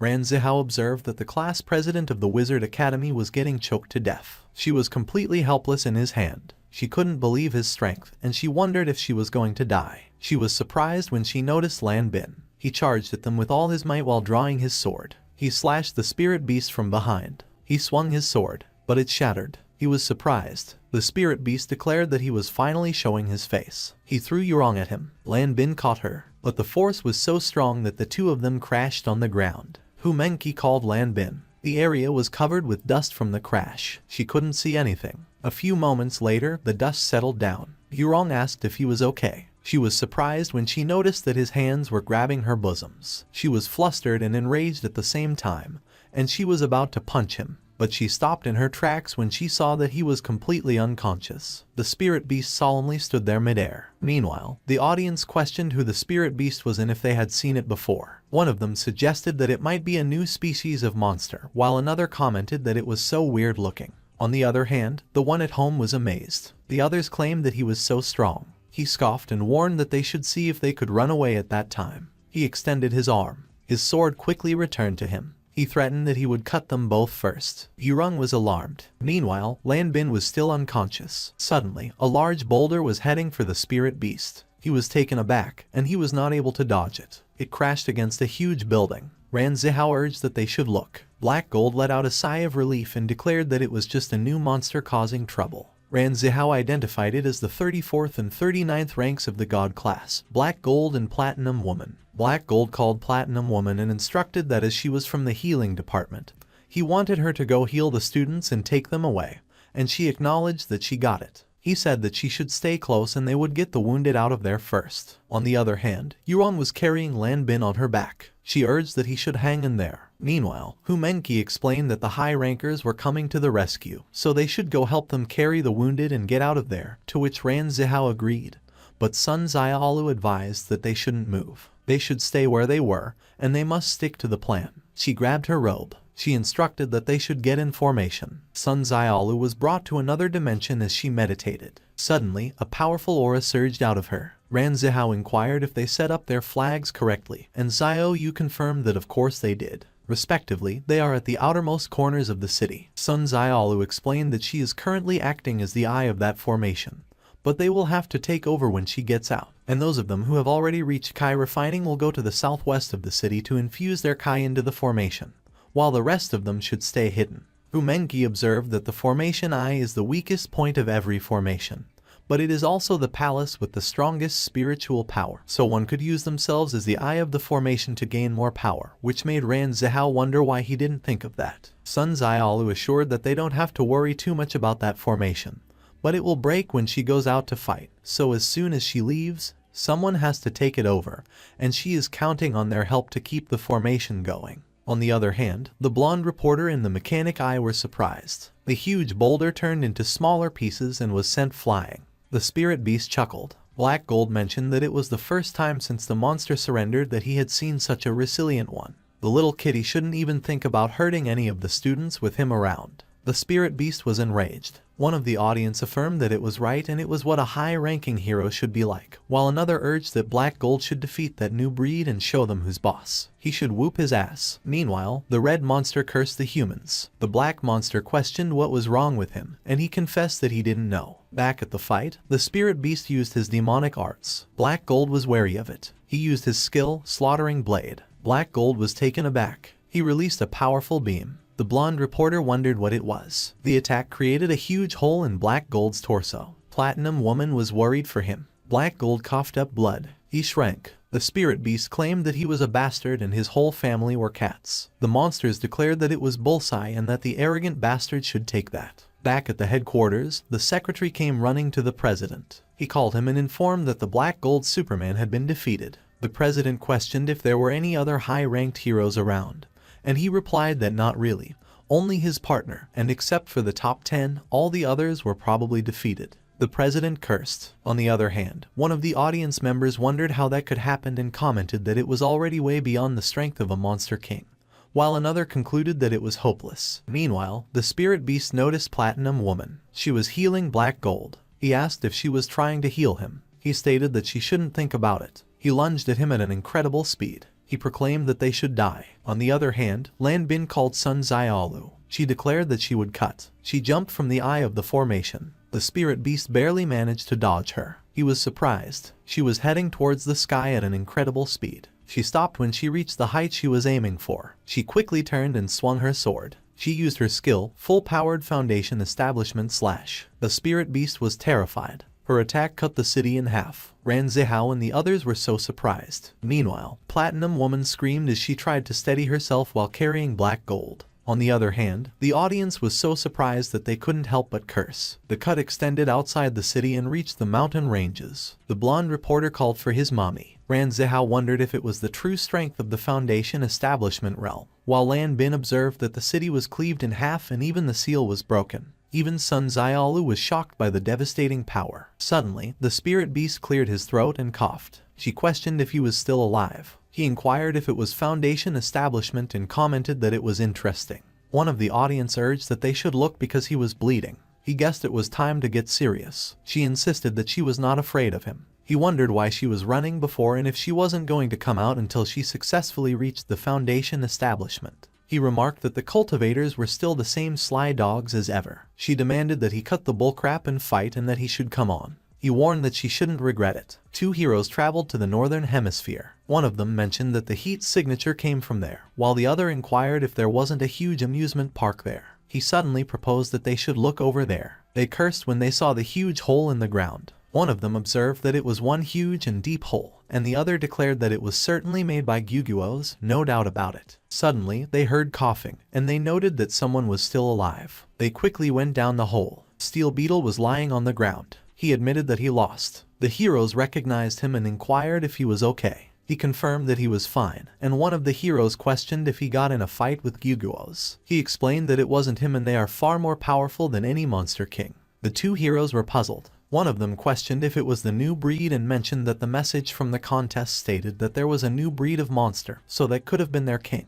And the other agreed that it was very likely. As long as they all team up, no monster is their match, so they should go. Suddenly, one of them inquired about Steel Beetle. They were surprised when they saw that he was still lying on the ground. He expressed that he would pass and wished them good luck. The heroes were speechless. He warned that they shouldn't try to talk him into it either, and if they wanted to fight, they should go because he would go back to HQ. He considered that the world would never be peaceful again. Meanwhile, Anon and Ling Ling were traveling with the monsters. Anon questioned why she didn't finish him off earlier, and she revealed that seeing as he was quite handsome, she figured that it wouldn't hurt to let him live. The monsters stated that their Lord Gyuguos should rest in peace. Suddenly, Ling Ling called them, and as they responded affirmatively, they immediately swore that they were not ugly. But she clarified that she was asking them if there were any righteous people in their world who wore those clothes. One of them replied there were not really, and as far as he knew, they all wear that attire. She stated that it was perfect because no one in that world could beat them then. One of the monsters questioned who the person she just showed them was, and Anon revealed that it was an archenemy. They should go because there was nothing interesting there anymore. He asked where they were going, and Ling Ling explained that they were going to subvert their world.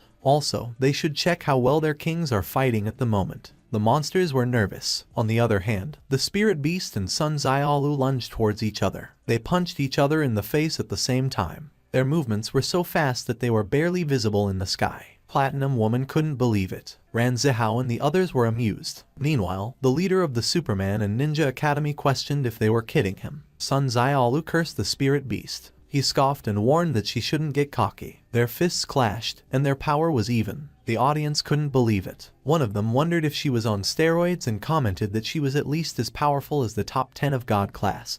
But another remarked that she was even stronger. Ling Ling was taken aback when she looked at the broadcasts. On the other hand, Sun Xiaolu's power kept oozing out. She reached the stabilized Foundation establishment realm, and she questioned how it felt. He was at the Kai blood transformation realm, and he compared it to a mosquito bite, so they should go again. He was taken aback when she charged at him without any warning. She punched him across the face. Sun Xiaolu disappeared while the spirit beast fell on his back. She immediately appeared behind him, ready to give him an axe kick. He was hit on the back of his head. He cursed her. Before she crashed on the ground, she appeared again. She kicked him on the face. She sent him flying, and he pierced through a building. He screamed in pain. He used his force to stop himself midair. He remarked that she shouldn't think she could rely on her formation forever. But he inquired where she was. She was in outer space. She held her breath. She scoffed. She released an aura orb on her right hand. She also did it on her left hand. She used her skill, Kai Dragon Transformation Technique, second form. Ran Zihao was so surprised. Two dragons appeared, and they moved around the huge orb of energy. Ran Zihao and the others wondered if she did it instantly. He observed that it turned out that when one reaches Foundation establishment, they enter easy mode, and even though they were only one realm away, the difference is heavens high.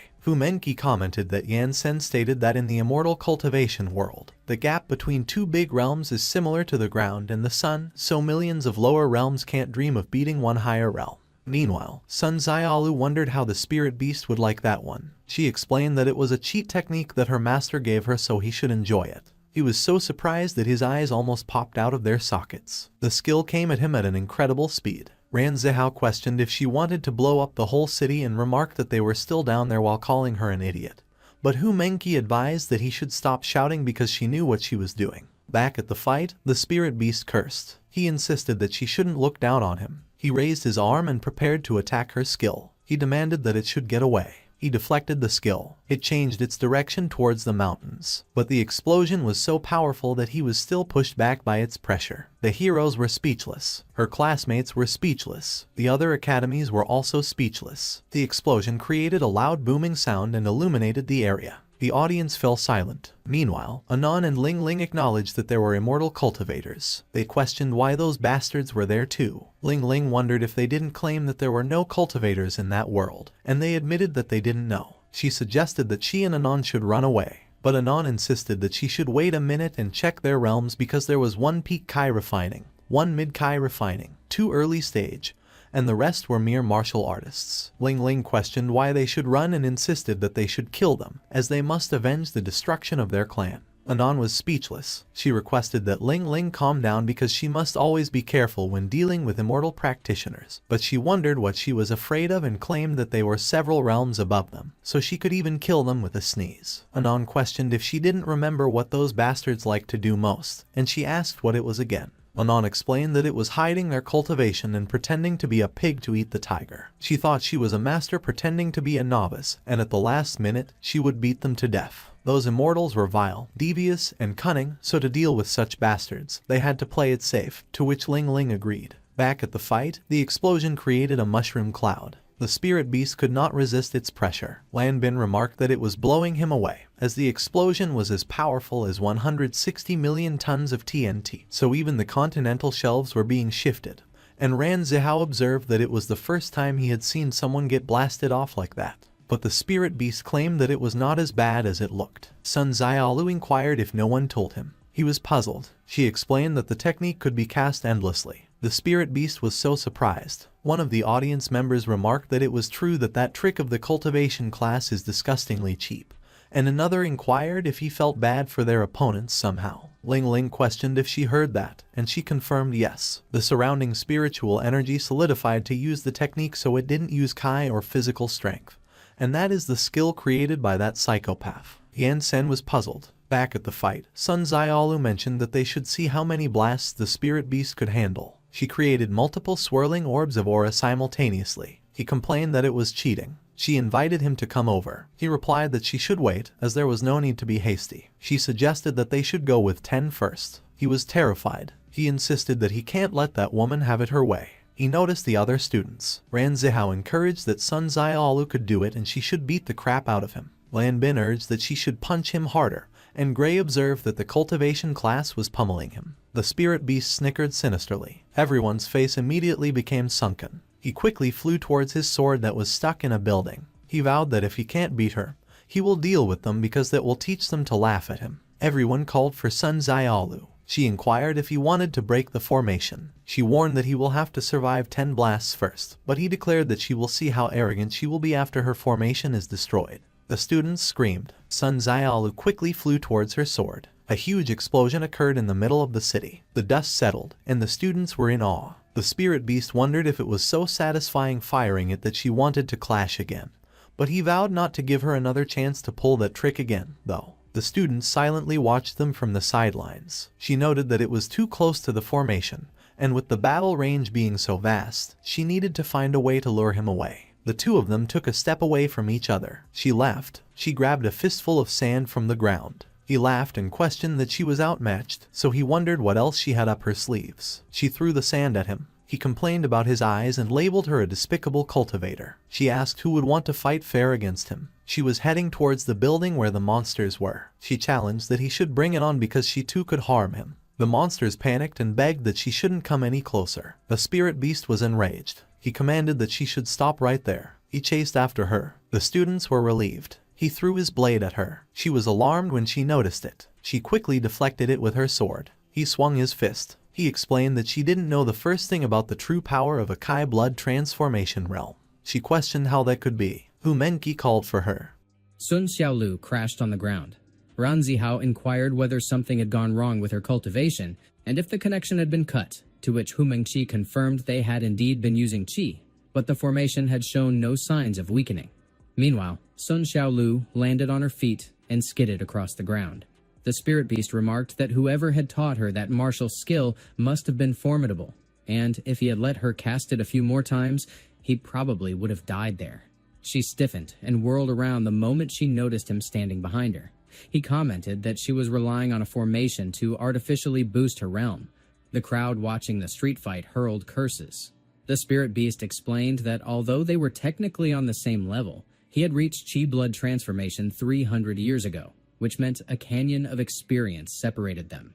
Sun Xiaolu crashed in front of a building complex. She reappeared on the other side. Ran Zihao and Lan Bin called her name. The spirit beast declared that he had mastered how to fully wield the power of this realm, but she was still a fledgling, and he would now demonstrate what it meant to be a true martial master.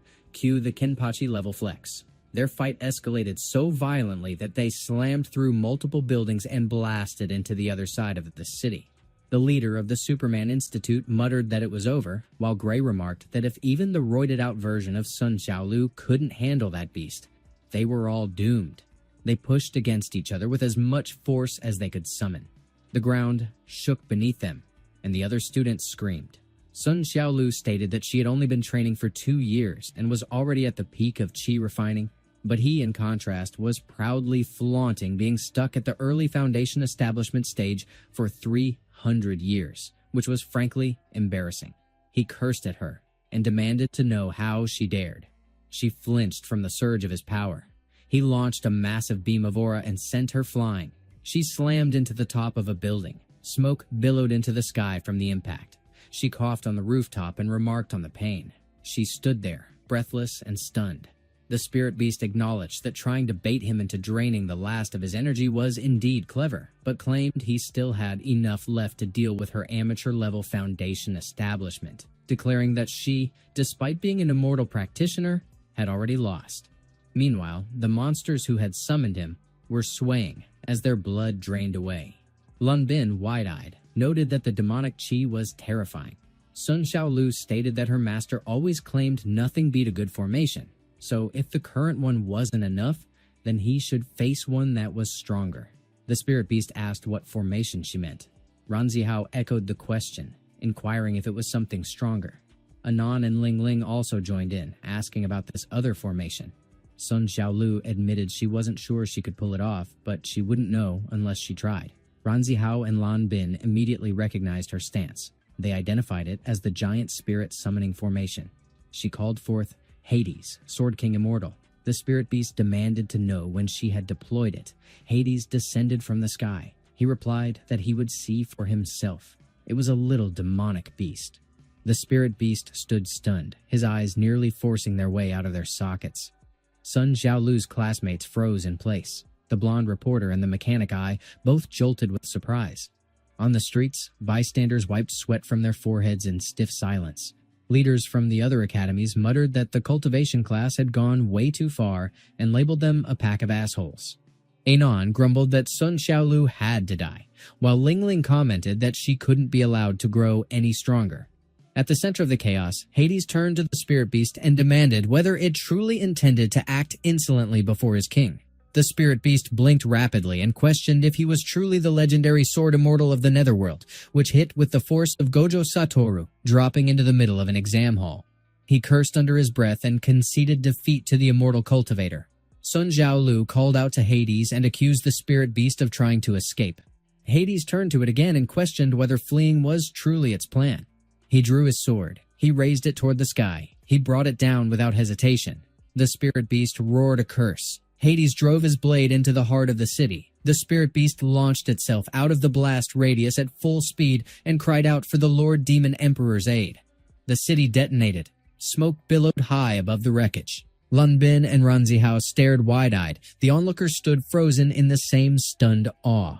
Where once there had been a city, only a colossal crater remained. The Superman Academy's leader and Gray trembled, tears welling up as they muttered something about their house. Lun Bin remarked that Hades was clearly talented in destruction. Ran Zihao added that it was probably fine. since their homes were on the opposite side of town, brushing it off like a casual bystander in a Dragon Ball episode watching a city get erased from the map. Anon and Ling Ling were left completely dumbfounded. Overhead, monsters began falling out of the sky. Ranzihao remarked that they had been obliterated in one strike. They plummeted alongside the weapon used to summon the spirit beast. None of them stirred as they hit the ground. Hades turned toward them and questioned why they would gang up on a disciple of their so-called celestial deities sect. Sun Xiaolu fixated on the enormous pit in front of her. She let out a curse and muttered that it was incredibly deep. She contacted Hades and accused him of going too far, pointing out that he had burned through all her spiritual energy with that attack. Hades replied that it was merely a basic swing, and that the fact she could summon him with such a low cultivation level already proved her remarkable potential. He noted that if Yansen had seen this, he would have smiled with pride. She reflected that the formation probably shouldn't be used again until she reached at least the peak of Foundation establishment, as she now couldn't even lift a finger. Then something clicked. She turned to Hades and questioned why he was still present. He remained at the crater's edge without reacting. He replied that she clearly hadn't realized she was already in danger. She repeated the words back, unsure.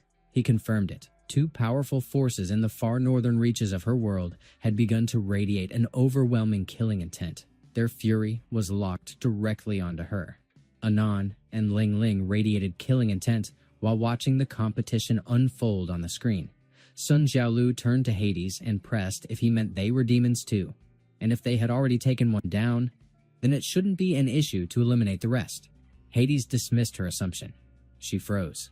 He clarified that if they released their killing intent in front of her, she would be annihilated instantly, as they operated on a completely different level. He didn't need to explain their strength, since she barely registered as a speck of dust in their perception. She inquired whether the gap was truly that vast, but he chuckled and remarked that she need not worry, since he was still there to shield her. She admitted she had regressed to the chi refinement realm and could no longer provide him with enough chi for another strike, nor did she possess the strength to escape. Still, she sensed the formation remained active, feeding her spiritual energy. Recognition struck. Hades remained solidly in place and showed no sign of fading. She questioned whether he was sacrificing his lifespan to maintain the formation. He confirmed it, adding that he still had several thousand years left to burn through, and if anything befell her, Yansen would flay him alive. As long as he kept her safe, he could beg for 1,000,000 years of vitality, and Yansen would gladly hand it over. She started to argue, but he brushed it aside and asked if she had a better solution. She wondered if he could break through the spatial seals ahead. He plunged his sword into the ground. He commented that it was elementary, manageable with his pinky finger, while juggling a Sudoku and an episode of One Piece. She asked if he could extract Yansen from it. He replied that it probably wouldn't work. She pressed him for a reason, and he countered by asking if she really believed Yansen needed rescuing. He figured the guy was likely enjoying himself inside. A reverse spatial seal had been placed on the outside, one only he could bypass. She then asked what their next move should be. He instructed her to leave it to him. Her master would likely emerge soon, already aware that he couldn't win as things stood, so until then, he would need assistance. She prompted him for the source. He revealed that the help was sealed inside one of the spatial prisons. Meanwhile, 001 crashed to the ground, battered and gasping. Gugudas cackled at the sight. He called on his father, mother, grandparents, great-grandfathers, and ancestors, asking if they could witness the scene. After all these centuries, watching a hero brought so low would have delighted them had they still been alive.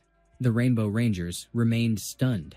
001 muttered that he had been crying for nearly 30 minutes, and as he asked if Gugudas was finished, Gugudas apologized mockingly, claiming that years of torment made the moment of redemption overwhelming. The heroes would not escape that day, and summoning the strange beast, he commanded it to finish them off. The creature gathered energy in its maw, readying an attack. 001 told them to bring it on and urged the others to leave. But the system flagged an alert that it could not absorb solar radiation and energy reserves were depleted. Gugudas burst out laughing and declared the heroes doomed. Hades suddenly burst onto the battlefield. Gugudas swore. Smirking with renewed confidence, he lunged at him. The strange beast howled in agony as Hades kicked it in the face. Addressing 001 as his brother, he remarked that he had grown soft. The strange beast's face had twisted grotesquely after Hades broke through the space seal and kicked it. The Rainbow Rangers demanded how the bastard managed to get in. Hades soared towards 001. 001 blinked in confusion. They had broken through the space seal. As they returned to the real world, Hades landed on his feet, while 001 slammed into the ground face first. 001 cursed and snapped that he didn't need help. Hades remarked that without him, he'd already be dead. Meanwhile, Ranzihao squinted and wondered if it was Master Hades, while Gray tilted his head and noted the presence of the ancient Super Mecha 001.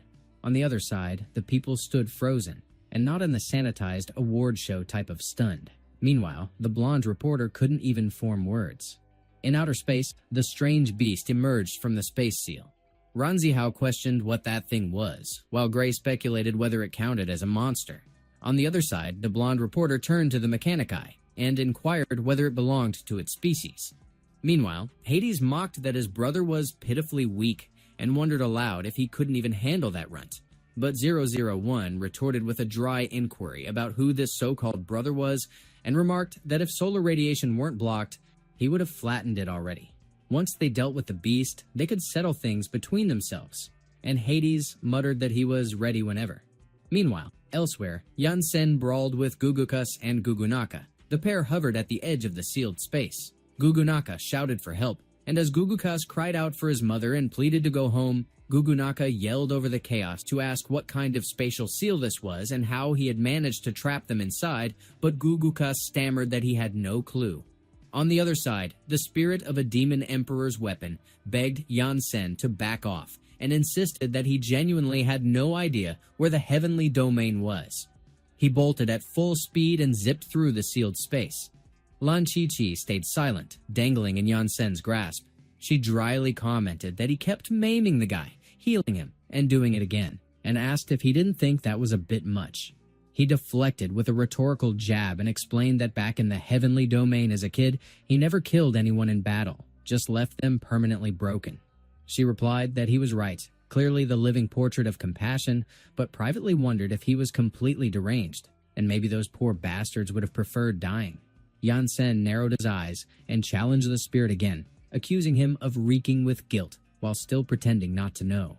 The spirit repeated his plea, insisting on his ignorance. He scanned his surroundings and froze in alarm. Yansen loomed ahead and struck him hard across the face. He crashed to the floor. Yansen drove his foot into the spirit's face. He warned this would be the last chance to give a real answer. And Lan Chi-Chi commented that spilling the truth might be a wise move. But the spirit whimpered that he truly didn't know anything, claiming he was just a low-tier demon beast, and asked why Yansen couldn't believe him.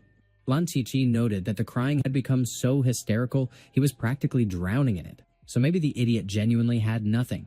The spirit sniffled and assumed it was over. To his shock, Yansen increased the pressure against his face. The force split the ground. Yansen radiated pure fury, final arc Vegeta vibes humming like a personal omen. Gugudas muttered that they were bastards, and he had been so close, so the offense could not be forgiven. Hades and 001 remained near the hole. Gugudas commanded the strange beast to eliminate them all. It launched its attack toward Earth. Gugudas insisted that not a single one should be spared. Hades commented that if 001 lacked the strength to fight, he should stay out of the way. The strange beast's assault barreled down toward the surface at terrifying speed. Hades kicked it back upward. It soared into space. A massive explosion followed. The strange beast inquired whether he was a sword immortal from the underworld. Gugudas ordered it to ignore the man and destroy everything. The strange beast let out a roar. It unleashed several beams at Earth. Gugudas noted that he finally had enough blood to work with, so they should proceed cautiously, but Hades challenged him, demanding whether he truly believed he could be ignored. He targeted each beam the strange beast fired. He diverted all of them away from Earth. Down below, Ranzihao warned that it had become too dangerous. Back in the sky, the strange beast acknowledged that the sword immortal belonged to a realm beyond his, meaning he was not a match. Gugudas announced they would self-destruct and bring their enemies with them. He confirmed that as long as they drew breath, the Lord Demon Emperor could still save them. Hades narrowed his eyes when he noticed their intent. Gugudas dared him to try because any contact would guarantee mutual destruction. The students below remarked that they were cowards, but the strange beast was already overwhelmed by the energy it had consumed.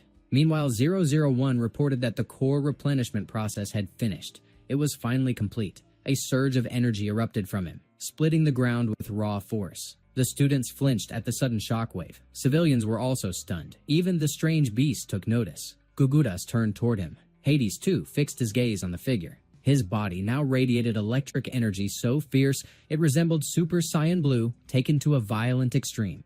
The strange beast observed his ascension. Gugudas proclaimed he had reached full power. He ordered their erasure. The blonde reporter and mechanic eye froze in awe. The students reacted the same way. The strange beast howled. Hades responded that he would not allow it, but 001 unleashed a devastating beam. Hades twisted aside just in time. The blast shot skyward at blinding speed. The strange beast let out a pained cry as it took the hit. Gugudas screamed and hurled curses at the heroes. The strange beast vanished into nothingness. The beam remained visible, still searing through outer space.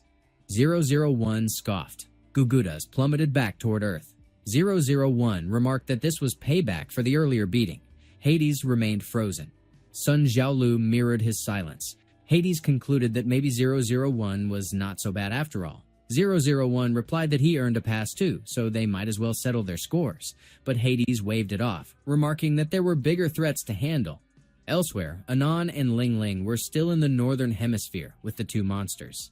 They stood in silence. Anon drew her sword, prepared for whatever final boss idiocy was coming next. The people celebrated.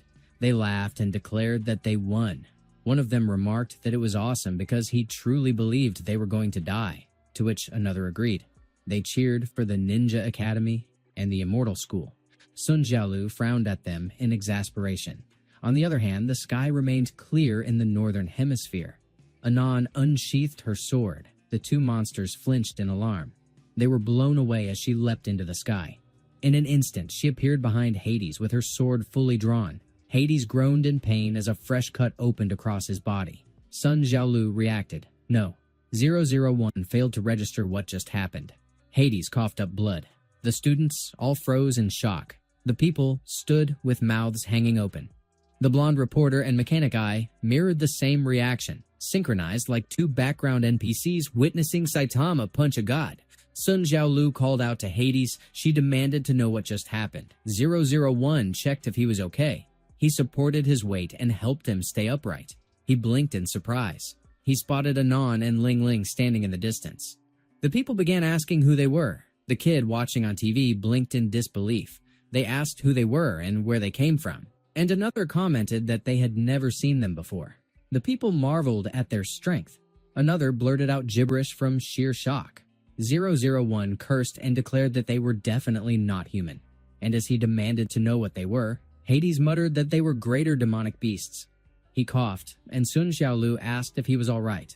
He replied that he was fine, so she should just stay put. She muttered that they were bastards and declared that she was about to release the formation, but Hades told her to stop it, because lifting the spell would get her killed instantly.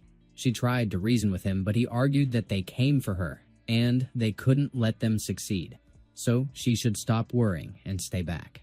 Ling Ling asked if they were playing hide-and-seek, channeling chaotic toddler energy with the power level of a final boss. The four of them stood in a face-off. Suddenly, Anon launched forward. A dark look clouded her face as she flew at Hades. Sun Xiaolu shouted a warning. 001 challenged Anon, accusing her of still trying to harm Hades. There was no way she would get past him. But Ling Ling suddenly lifted her index finger. She gestured and pulled it downward through the air. 0001 groaned in pain. A crushing force slammed him into the ground. Ranzihao blinked in surprise. Dust across the city scattered in gusts. Hu Mengqi struggled to keep her footing. Meanwhile, the leader of the Superman Academy and Gray were hurled back. On the other hand, the force pinning 001 was so powerful that it cracked the ground beneath him.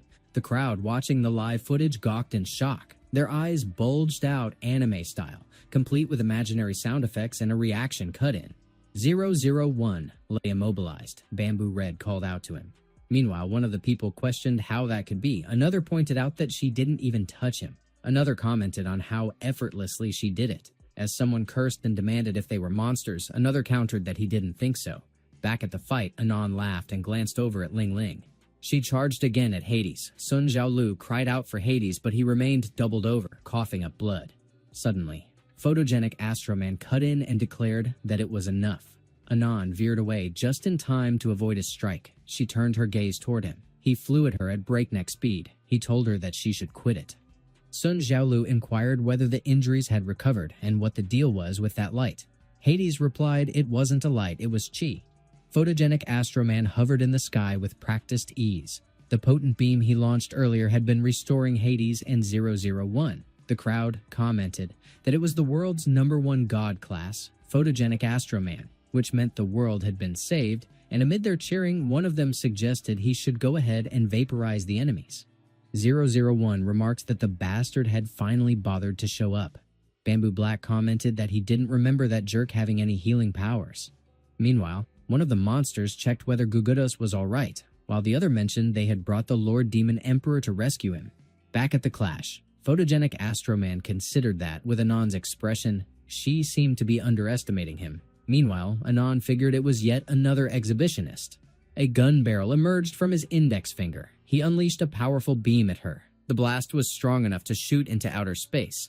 She grew intrigued once she noticed the bruise forming on her face.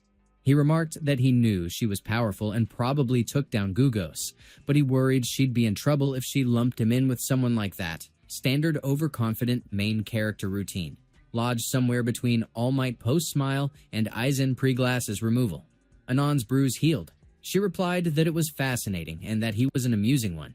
She called out to Ling Ling and told her to wait a minute and keep an eye on the pair on the ground because she wanted to fight him one-on-one.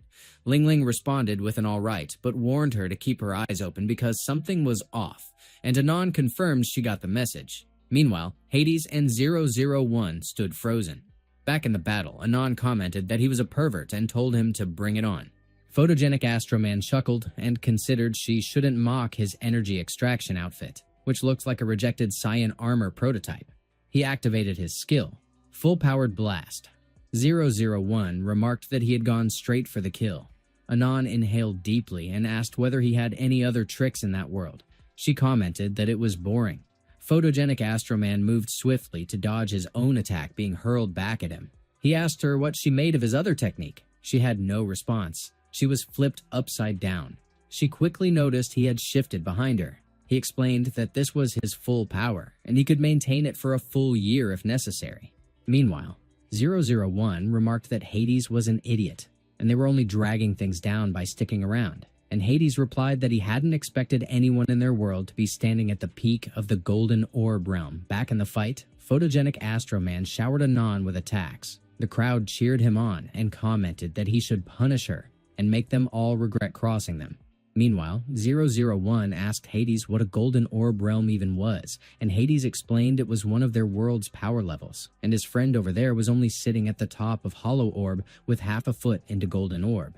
001 replied that he understood, and Hades confirmed that. Meanwhile, Yansen remained trapped inside the sealed space. He was still fuming. The ground shuddered as he stomped on the spirit. Lan Chichi noted that he should probably stop because the spirit had been completely reduced to dust, and they couldn't even interrogate him anymore. So she asked what they were supposed to do next. He replied that they should leave. The sound of the fight carried with such intensity that it echoed through outer space. Photogenic Astroman landed a punch on Anon. Hades remarked that at the early stage of the Golden Orb realm, one could split mountains and seas with ease, and at its peak, one approached the level of a true immortal. However, since people in their world lacked spiritual energy and relied entirely on physical strength, it was remarkable that a mere mortal could reach the power of a peak hollow orb. It was unexpected, but 001 clarified that he was a robot. Hades considered that whoever he was, he needed to hold on, because every second counted. Back at the fight, Photogenic Astroman kicked Anon's body. The people cheered him on, but he questioned why it felt so strange. Anon commented that he could hit harder because she could handle it. He froze in astonishment. He immediately created a wide distance between them. He was already drenched in sweat from the strain. He remarked that it had to be a joke and insisted that it was absolutely impossible. The little girl's strength exceeded everything known in their world. Back then, when Gugos cheated against him, he had been injured while protecting the Earth's core and had no choice but to let him escape. But he reflected that after countless repairs and upgrades over the years, he He could now kill him in seconds if he reappeared. Yet he had never expected to face anything that strong. That girl stood far beyond any monster king. He kept his distance from her and refrained from attacking. She provoked him, accusing him of chickening out. He fired back by demanding to know who the real chicken was. He declared that he would show her that in that world, heroes only grew stronger through adversity. His chamber at the superhero headquarters activated. He triggered the emergency power unit. Ranzihao cursed and commented that an earthquake was happening. Anon was amused. Photogenic Astroman used his skill, Intense Eradicating Flashbang, a move loaded with enough self-sabotage to resemble a discarded shonen power-up gone wrong. Hades and 001 were blinded by the light. The people were affected too, so were the blonde reporter and the mechanic eye. Anon remarked that it looked interesting, he should give it a try. Photogenic Astroman groaned in pain as the attack turned on him. He plummeted from the sky. Gray questioned what was happening. His body was wrecked and he struggled to breathe. He inquired whether it had worked. He landed on a rooftop. The students called out to him. Anon noted that it seemed she had gone a little overboard, but she had to acknowledge him as the strongest opponent she had faced on that version of Earth, though it was a shame. Back at headquarters, his system issued repeated warnings that the core was damaged beyond repair. His vital signs dropped rapidly. His vitals flatlined. He lay still, lifeless. Ranzihao called out to him while the leader of the Superman Academy inquired if he had died. The people watching the broadcast fell silent. They were all struck dumb. Anon remarked that it appeared she was not the only one left disappointed.